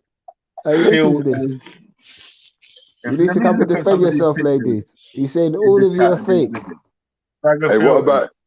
Hey, what about the dustpan and brush, man? The eyelid thing. The eyelashes, dustpan and brush. Oh, nah, ladies, the guy did. You need to come and defend yourself. Come and defend yourself, ladies. You got one saying about you're all fake, all of you are fake. The other one saying talk about eyelashes. All right, look, you know what we should do? We know what we need to do. We need to get 3 guys, 3 girls, yeah? We need to start doing some shows like that, people. 3 guys, 3 girls, and we go with a controversial topic. Leah saying you got to do that topic. I have no fake stuff. Down to high heels. Come on. See, man saying down to high heels, Leah. Have you got high heels, Leah? I don't know about the high heels personally, but no, I'm not. I'm just being picky. I'm being picky, but that's very picky, bro. You get me? I don't really know about the high heels. I'm not talking about the fake butts and lips and stuff. Yeah. They're going too far with it. Listen. Listen, I think deep like that. So you're one strict guy, you know. No, listen, what I'm saying, I'm not saying that my woman can't wear high heels, but I'm just saying let's keep it real out here. That they wear high heels for an image, so their legs look longer or they look taller, down to nail varnish, lipstick. Mystery. Let's just say you're very picky. It's covering up things. So, ladies, you got Mr. Picky over here. Yeah. Like, listen, I like it. I like it. He's controversial with it. She could have fungal black toenails, but she can get away with it because she can wear the nail varnish. Like, they can cover up everything. What calls on every toe and everything? Calls on every toe. Yeah? Like, don't get me wrong, women go for a lot, but they also, No, you don't go for a lot for real, man. But it's like if you don't want to do that, man. Who's Some organic ones, he said. Oh yeah, Simon, my bad. Wake up and look totally different. Exactly. Yeah, I ain't trying to go through that, man. I ain't trying to go through that. That's some vampire settings. As a man, though, you got to go through that to learn. You get me? I did. I ain't gonna lie, bro. I ain't gonna lie. Makeup. It's that thing should be called magic. That makeup. They should call that magic. Well, man woke up with a zombie and them thing there. That's why I said that thing should be called magic. Alcohol, after a while, and that magic makeup. Yeah, man. Yeah, just for the night. Like you see some of them. Look at them. That you see the first lockdown, they had the Don't Rush challenge or whatever they want to call it. And then this lockdown, they've got some next challenge where women are dressed up, not even dressed up, they're just normal, no makeup, nothing. Then boom, they go I see down. That still. All right, massive difference, massive. I see that, and that's still. that's just the basics. No, you're going you don't even know some of those natural ones though. Like that we're even fully natural, they still creaming at their face more. You get me?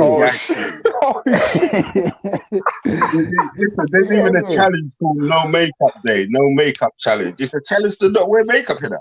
No, don't come out road that day. Stay in your house. Don't come out road. I'm staying in the house that day. Shit. That challenge was a madness still. It's when I started seeing man them do it. I said, no man better not even come and answer that madness. You talking about? Scary sight. It's a scary sight. But no, man, you know what? But like I said in the last show, though, we can't really diss makeup too much because girls wear makeup for different reasons. I mean, sometimes they're trying to actually cover up things. I mean, but not literally in that way. But they might have scars and stuff like that. So, I mean, ladies, who is trying to backtrack himself? Yeah. Yeah, don't listen to him. You lot were going in just now. What he said before,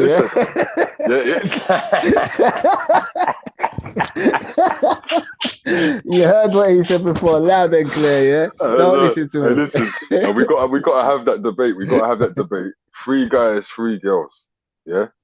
Yeah, man. So we'll line that up. We'll line that up sometime, and we'll talk about definitely. And we definitely need some girls that wear weave as well. We need the girls that wear weave, and we need a girl that wear dustpan and brush, the eyelash thing. You understand? Okay. Yeah, and that would be a good debate, man. But we're not going to be too harsh about it, though. You know what I mean? No, not here to disrespect no one. No, we're not here to disrespect no one. It's a simple debate. How, you know. I know there's different reasons, you know what I mean? I know there's different reasons why girls wear certain weaves and stuff, you know what I mean? Certain hairlines to push back, you know what I mean? But you know what I mean? It's a part of life, isn't it? Like people go through certain things, you know what I mean? And relax their hair too much and yam out the front of their head, you know what I mean? So we're going to talk about it. We're just going to talk about them types of things, you know what I mean? Yeah, man. Girls looking like Murphy from RoboCop, you know what I mean? I don't know what Mr. Picky Mystery is going to be asking, but... Yeah. Oh my God. Missy's gonna go in, bro. You know what I mean? When man mentioned the high heels, I don't know what he's gonna be asking. But it's gonna be interesting. You get me? Now, Mystery's got girls coming to check him in ninja trainers. You know what I'm saying? That's what I'm saying. They got a WhatsApp with a picture first. Crocs on. You say no Balenciagas, no entry.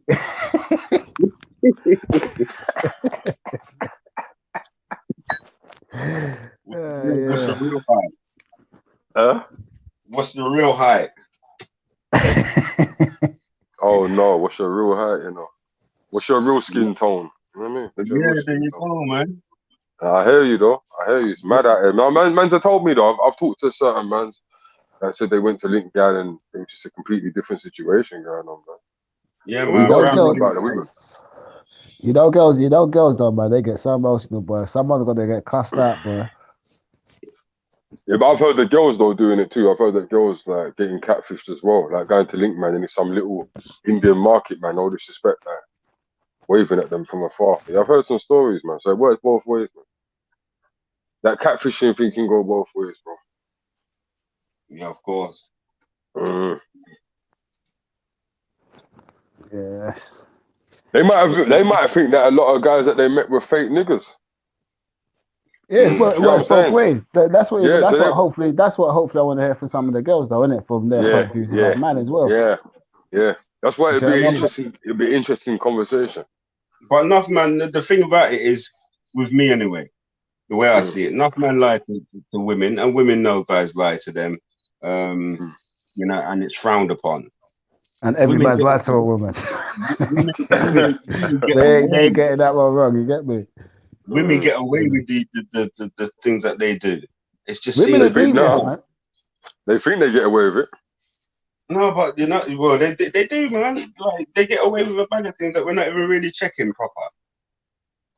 We just see it as no. That's what women wear high heels. It's nothing. Women wear You in this high heel thing? What's it with these high heels, bro?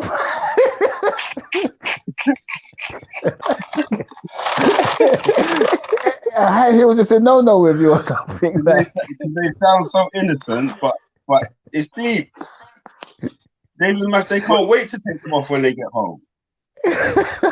What their foot. Oh, I know what he means. I know what he How means. many chicks have you seen walking with high heels? He's talking about with the chick that mash out their foot just to wear the high heels and come home with them in their hand. I know what you're saying. I know. That's some chicks with trainers though, bro. What? That's some girls with trainers though, bro. No, some girls like to wear 2 sizes smaller and all them. Fuck me, man. It's when girls have got Air Force One just look wrong on the man when you've had them longer than 2 weeks on your foot anyway. You know, some girls don't get that hint in that. Bro, that's the worst one on girls, you know. Effed up trainers with me still, I must say. So I kind of get what you're saying with the shoes thing, but nah, what? The heel thing does crap me up still. I remember I mentioned that a couple of times. You get me? My man's heels are leaning to the left like Bobby Brown. That's gonna be a funny show. Wish he's gonna be saying to the guy, so what shoes you got? The man's gonna say, put your foot on the camera. Put your foot on the Get me, show me your foot. Check.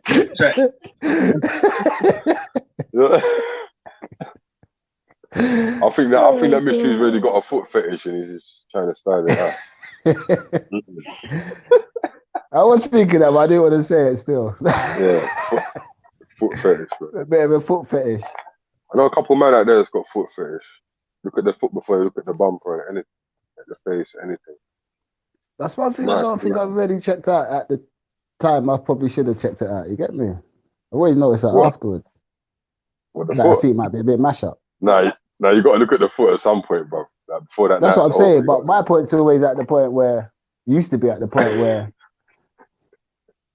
when you might go to the toilet or something and have a quick peek and be like, okay, you don't get pedicure then. But that ain't really stopping that.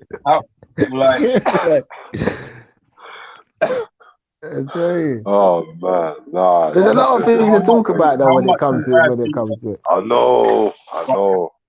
But how much can you be swayed by a woman having bad feet? It depends how bad her feet are. If they look like they can hang upside down in a tree, cause that's peak, bro. Let's just say she's real nice. Everything else is a 10, but the feet are like -4. But it depends. No, man, you can cover them up, man. Bro, if she's walking around with demon feet, cause like replicas of demons' feet, then there's gonna be a problem. I don't care what her face looks like. Nah, I tell her, man, you just wear something, cover up your shoe, man. If she said that, I'm I gonna tell ask cover, her, man. where is she from? You can cover up her feet. You get me? Ugly girl's face, you can't cover up her face. You can cover up her feet. That's a sick question. That's a sick question, you know, Rich. You get me? I tell you. Nah. Brother was scratching up man's foot under the covers. You know what I'm saying? Dry That's what I'm him. saying. Wish you have them walking in shoes. You know them shoes and them feet, them protectors you got to put over them. Bro, man, no feet. That guy that walk in the street with them on their feet with whiskey, bro. You know that their shoes, you better put them on. But what if her feet were stinking? What if they were stinking as well, though? No way, no way. You're getting told that as well. You get me?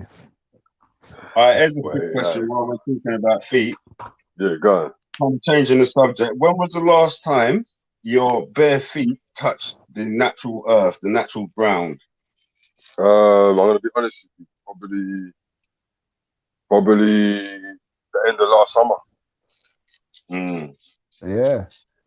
Because I do take off my shoe then when I go park, you know, when it's hot, you know. And Yeah, I know it's very important, Mystery. I know you're getting that. It's very important to be connected with the earth at the time when you ground can. ourselves.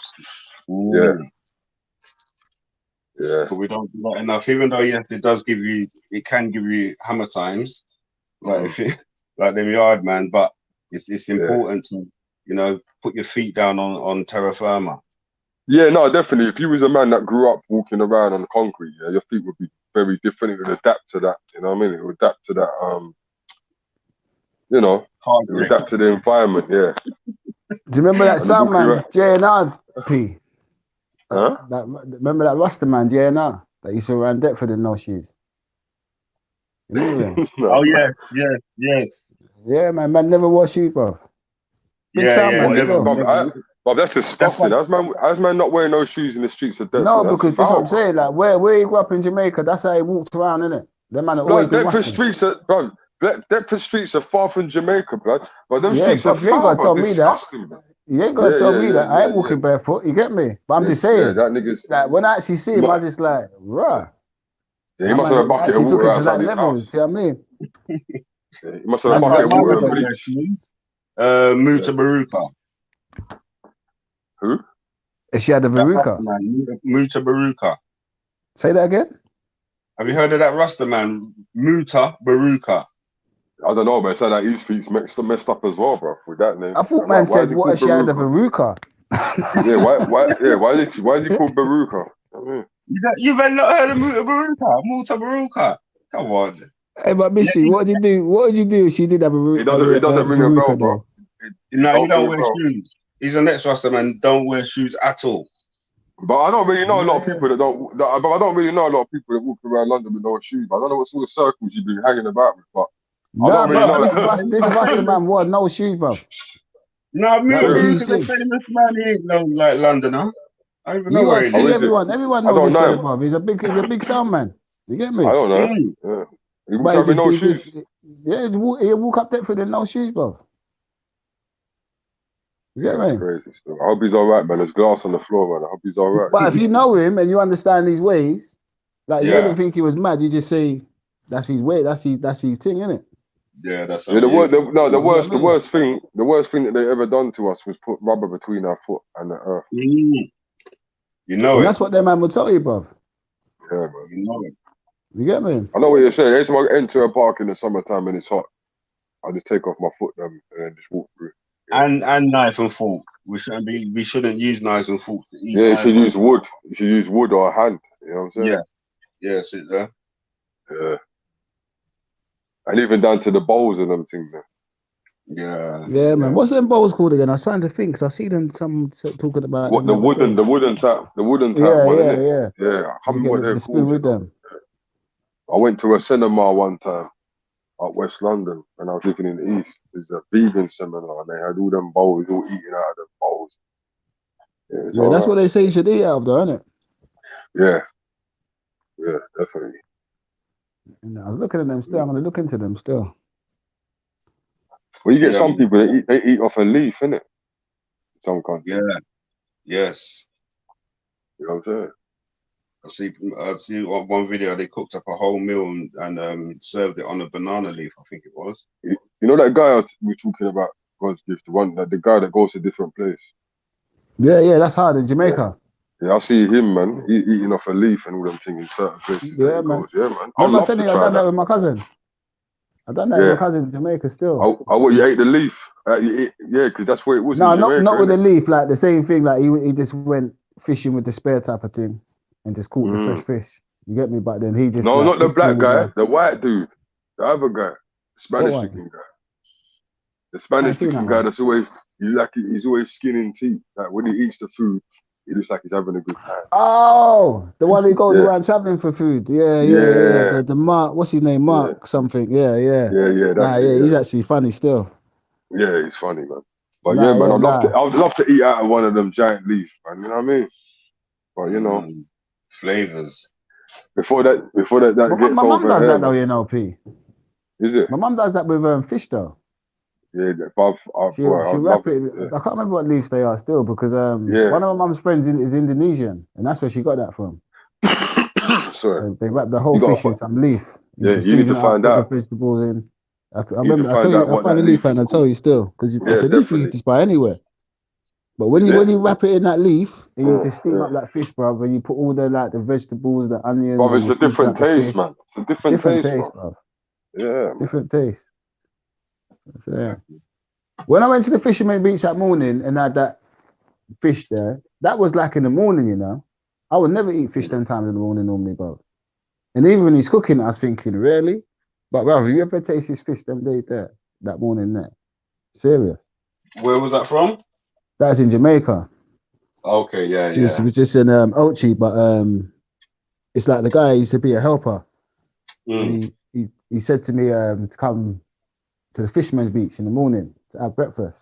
Is that when he first told me mystery? Was that little Ochi? Yeah. With the black sand. Yeah, the sand is black sand. I can't remember if it's black sand. Like the sand's really dark. Okay. But yeah, I've tasted some fish. They literally catch it and then cook it. Yeah, that's what I mean. He's literally gone out, caught this fish, come back, done what he done to it. He's gone off, come back with some whatever he's picked, cooked it up. That's the life. This is like 6 in the morning now, bruv. Wow. But when you taste this fish, bruv, it's serious, man. You get me? And I think because you're in Jamaica as well, it's just a different type of feeling. Do you see what I mean? Yeah, of course. Of course. Different type of feeling. Whole different kind of feeling. Wait, I was in the wrong country, bro. I'm telling you. We need to go there, P, man. I know. That's a holiday that a man them need. I need to go there, man, for real. It is different life over there, especially in the bush as well. I got a brother that lives in the bush. He's a joker, though. He's from over there. If you don't go to the bush, you ain't experienced Jamaica. That's what I'm trying to say. You gotta go to the bush. You see what I'm saying? Yeah, that's Jamaica then. The photos are going like Ochi and stuff where we're talking about. That's just like tourists go chill out in a hotel. Yeah, man can do that for a couple of weeks. Yeah, that's what we do that anyway. You get me? You gotta have a base. You get me? That's a sensible base, but we gotta travel out. Yeah. You see what I mean? I spent 3 days in the hills, brother. It's wicked, man. It's wicked. Even in Ochi. Sorry? In Ochi? No, I went to Moko over in St. Elizabeth. Okay, yes. Do you see what I mean? And see Moko, yeah? It's one of the only places that's actually still got the dark red sand. Sorry? I don't know if you've seen that type of sand before, like it's dark red. Oh yeah, man, it's got the iron in it, I think it is. Like when you see this sand, it's just different, man. Different. But when you hit them parts of Jamaica, that's when I actually got there, that's when I was like, whoa, this is Jamaica. Of course. You know what I mean? Like, no more town life. This is like Jamaica now. Yeah. It's a wicked thing to experience, man. So like when we go P, you go, I take you to the hills, yeah. And it's like the Rastas, where the Rastas are. One of my cousins is a proper Rasta, he lives up in the hills. When you're driving, a man pointing the same way where he lives, brother, all you can see is trees. It's a madness. But man knows where his house is. Do you know what I mean? Amongst these trees. But to us, we're just like, okay, see when we get there. But when you get and see like how these Rastas live, brother, Yeah. Like they're different, bro. Different form of human beings, them man there. Them man don't have to travel for nothing. Anything you need is growing around you. So when you look at them, man, and then when you like what we were talking about earlier, would you like have in their eyes, from their perspective, have they made it in life? Are they successful? Of course, because success to them is life. Yeah. Then that's what a Rasta man will tell you. It's not your riches. Riches don't mean nothing to them. Otherwise, they wouldn't be living how they're living. Yeah. Do you see what I'm saying? But when you actually sit down and you adapt and you actually watch, they're at better peace than anyone, most people, bro. That's what I'm thinking.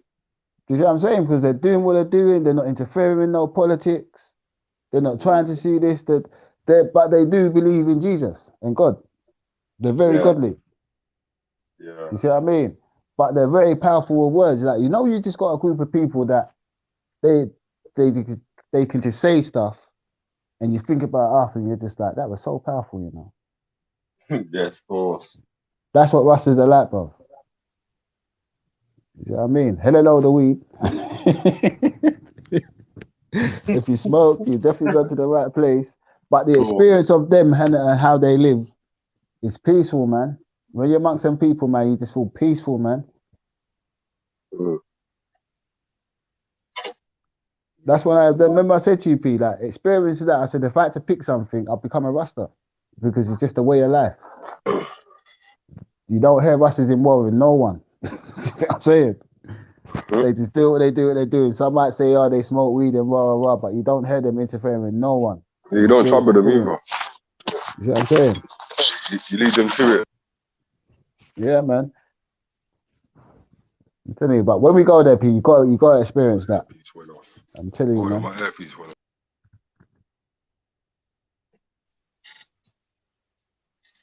You been Jamaica before, miss? Yes, yeah, man. I went on my own one. You didn't experience that, no? Sorry? You didn't experience that up in the hills of the Rastas? No, I didn't go up in the hills. I've been like in the hills in country, but not up in the hills with the Rasta man. Then nah. Nah, yeah, you got to experience that, man. Yeah, everyone who goes, you've got to experience that, man. Of course. And so even when you go like that deep into Jamaica, yeah. I remember I was going, I was leaving Kingston and had to go to Clarendon. And the time I was traveling, there was a storm 3 days prior. Yes. And my mum's uncle, cut the story short, he was the mayor of Clarendon. So he was just taking me. But what he had to do, he had to stop off in certain places and check the damage en route. Yeah.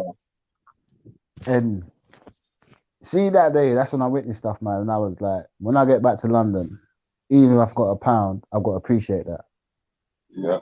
Because I'm witnessing like people that are saying they lost their house. Then when I'm looking, we wouldn't even live in that. What they've lost. Do you see what I'm saying? We'd turn our head at that.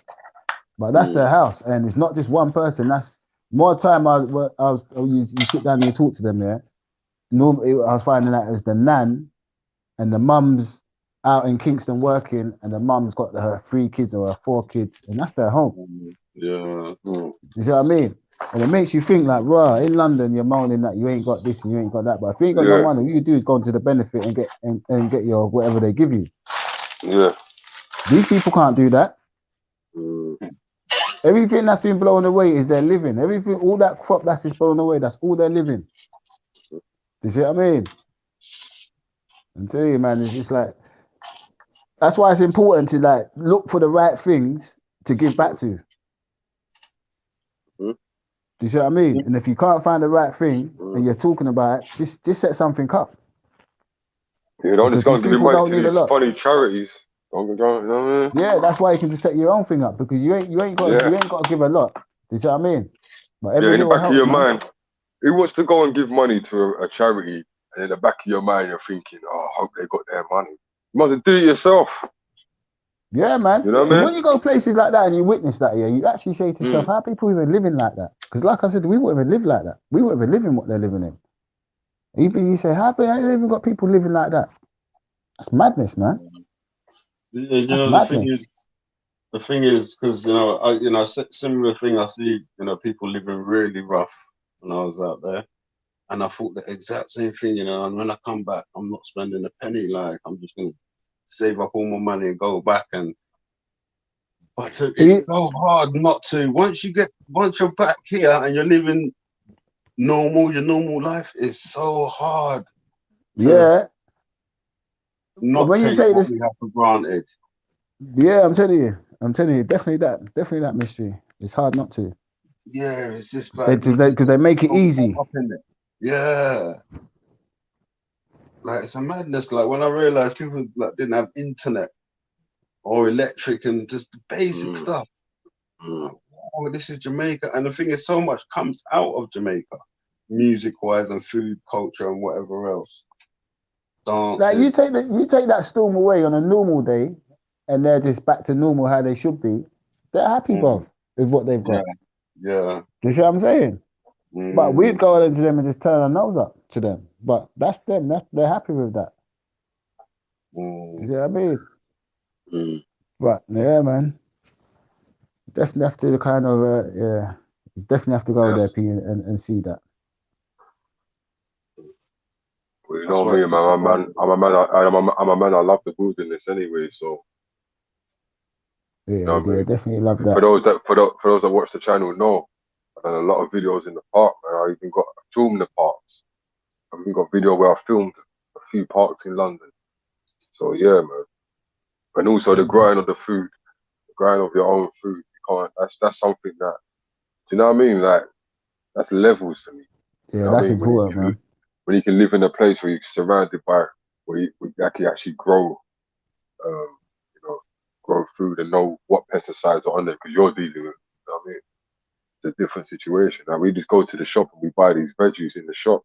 You don't know what they sprayed on that shit to keep it looking so fresh. You know what I mean? Yeah, So man. yeah, But even if you live in a small place these days, like if you YouTube it, they show you like little things you can grow just by living in a flat, by having something on your window ledge or something. You see what I mean? Like you might not always grow as much as the person with the garden or whatever, but there's still things you can grow in your house, bro. This is the thing. This again, that's part of the brainwashing. Once you get here, it's like, why am I putting this on my windowsill? Like, when I could just buy it. You see what I mean? Exactly. And then you get someone that comes and you've seen it. We're old enough to have seen people come over here, with that foreign mentality, and they're humble. And then slowly but surely, they start learning about football. They start learning about footballers' names, and they just get into the culture, and that's it. Yeah, man. They're indoctrinated into this system. Yeah. Blessings, Leah. Yeah, thanks for taking your time out of your life to come over and yes, Leah. Take care, darling. You know what I mean? I'll catch you up soon. But yes, people, man, it's getting to that time, isn't it? Like, getting to that time. That went fast, isn't it? Yeah, it went really quick, man. Don't forget, it's our first time back, so the first recording as well. I did do a video earlier on today, but I didn't pull it out. I didn't get a chance to pull it out, so this is the first recording since. You know what I mean? So what, should we just end it with a track or something? Yeah, end it with a video. Yeah. Okay, well, good die young. Yeah, man. All right, or dreaming. Yeah, dreaming, because you've had Venus actually. I forgot you had that one in there. Yeah, dreaming. Yeah. We do dreaming now. Yeah, then we're gonna cut out, man. So big up God's gift, man, for taking time out to come over as well. Big up yourself in there, man. Big up everyone in the chat. Big up Mystery. Bless up God's gift. Well, this is the team anyway. This is the team. Once again, you lot, man. Sorry, Pete. You know what I mean? Go on. No, I'm just saying this is all Survivalminds team on the panel right now. Anyway, there's other people involved in this too. Probably see them next time round. You know what I mean? Man. But once again, boys, man. Good chat. Yeah, man. Likewise, Jay. That's up. But yo, we say Espiness. Blessings, man. Big up yourselves. Big up.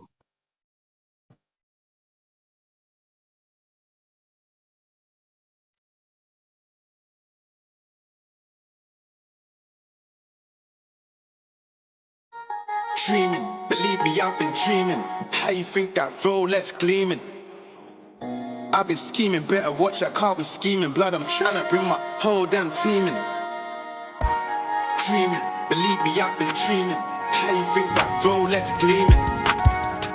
I've been scheming, better watch that car, we scheming. Blood, I'm trying to bring my whole damn team in. Searching for some meaning, out every evening. The life's intriguing, but I ain't grinding for no reason. My pockets need feeding, still I'm fighting through these demons. Like I gotta go hard, I'm the one that they believe in. Smoke's hot, yeah, I'm steaming. Heard them boy, they're preying. Ray Charles can't see him, drop the clutch and I'm leaning.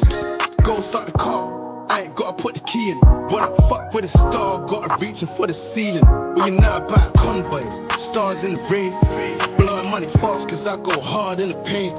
Everybody on me, I'm a star in the wave. Blood, they didn't give a fuck when I was starving for days. Now just laugh in the face. Mashed bricks, no Tetris. 500 grams, I put it all on my necklace. Lifestyle infectious, 5 bands before breakfast. Didn't want to accept us, now we started moving reckless. Blood, I'm talking ranges, Roses, McLarens. Bust down the road, now the glow up's apparent. Who would've thought I'd live this life I imagined? Come a long way from riding in a wagon. Blood, I'm talking ranges, Roses, McLarens. Bust down the road, now the glow up's apparent. Who would've thought I'd live this life I imagined? Come a long way from riding in a wagon.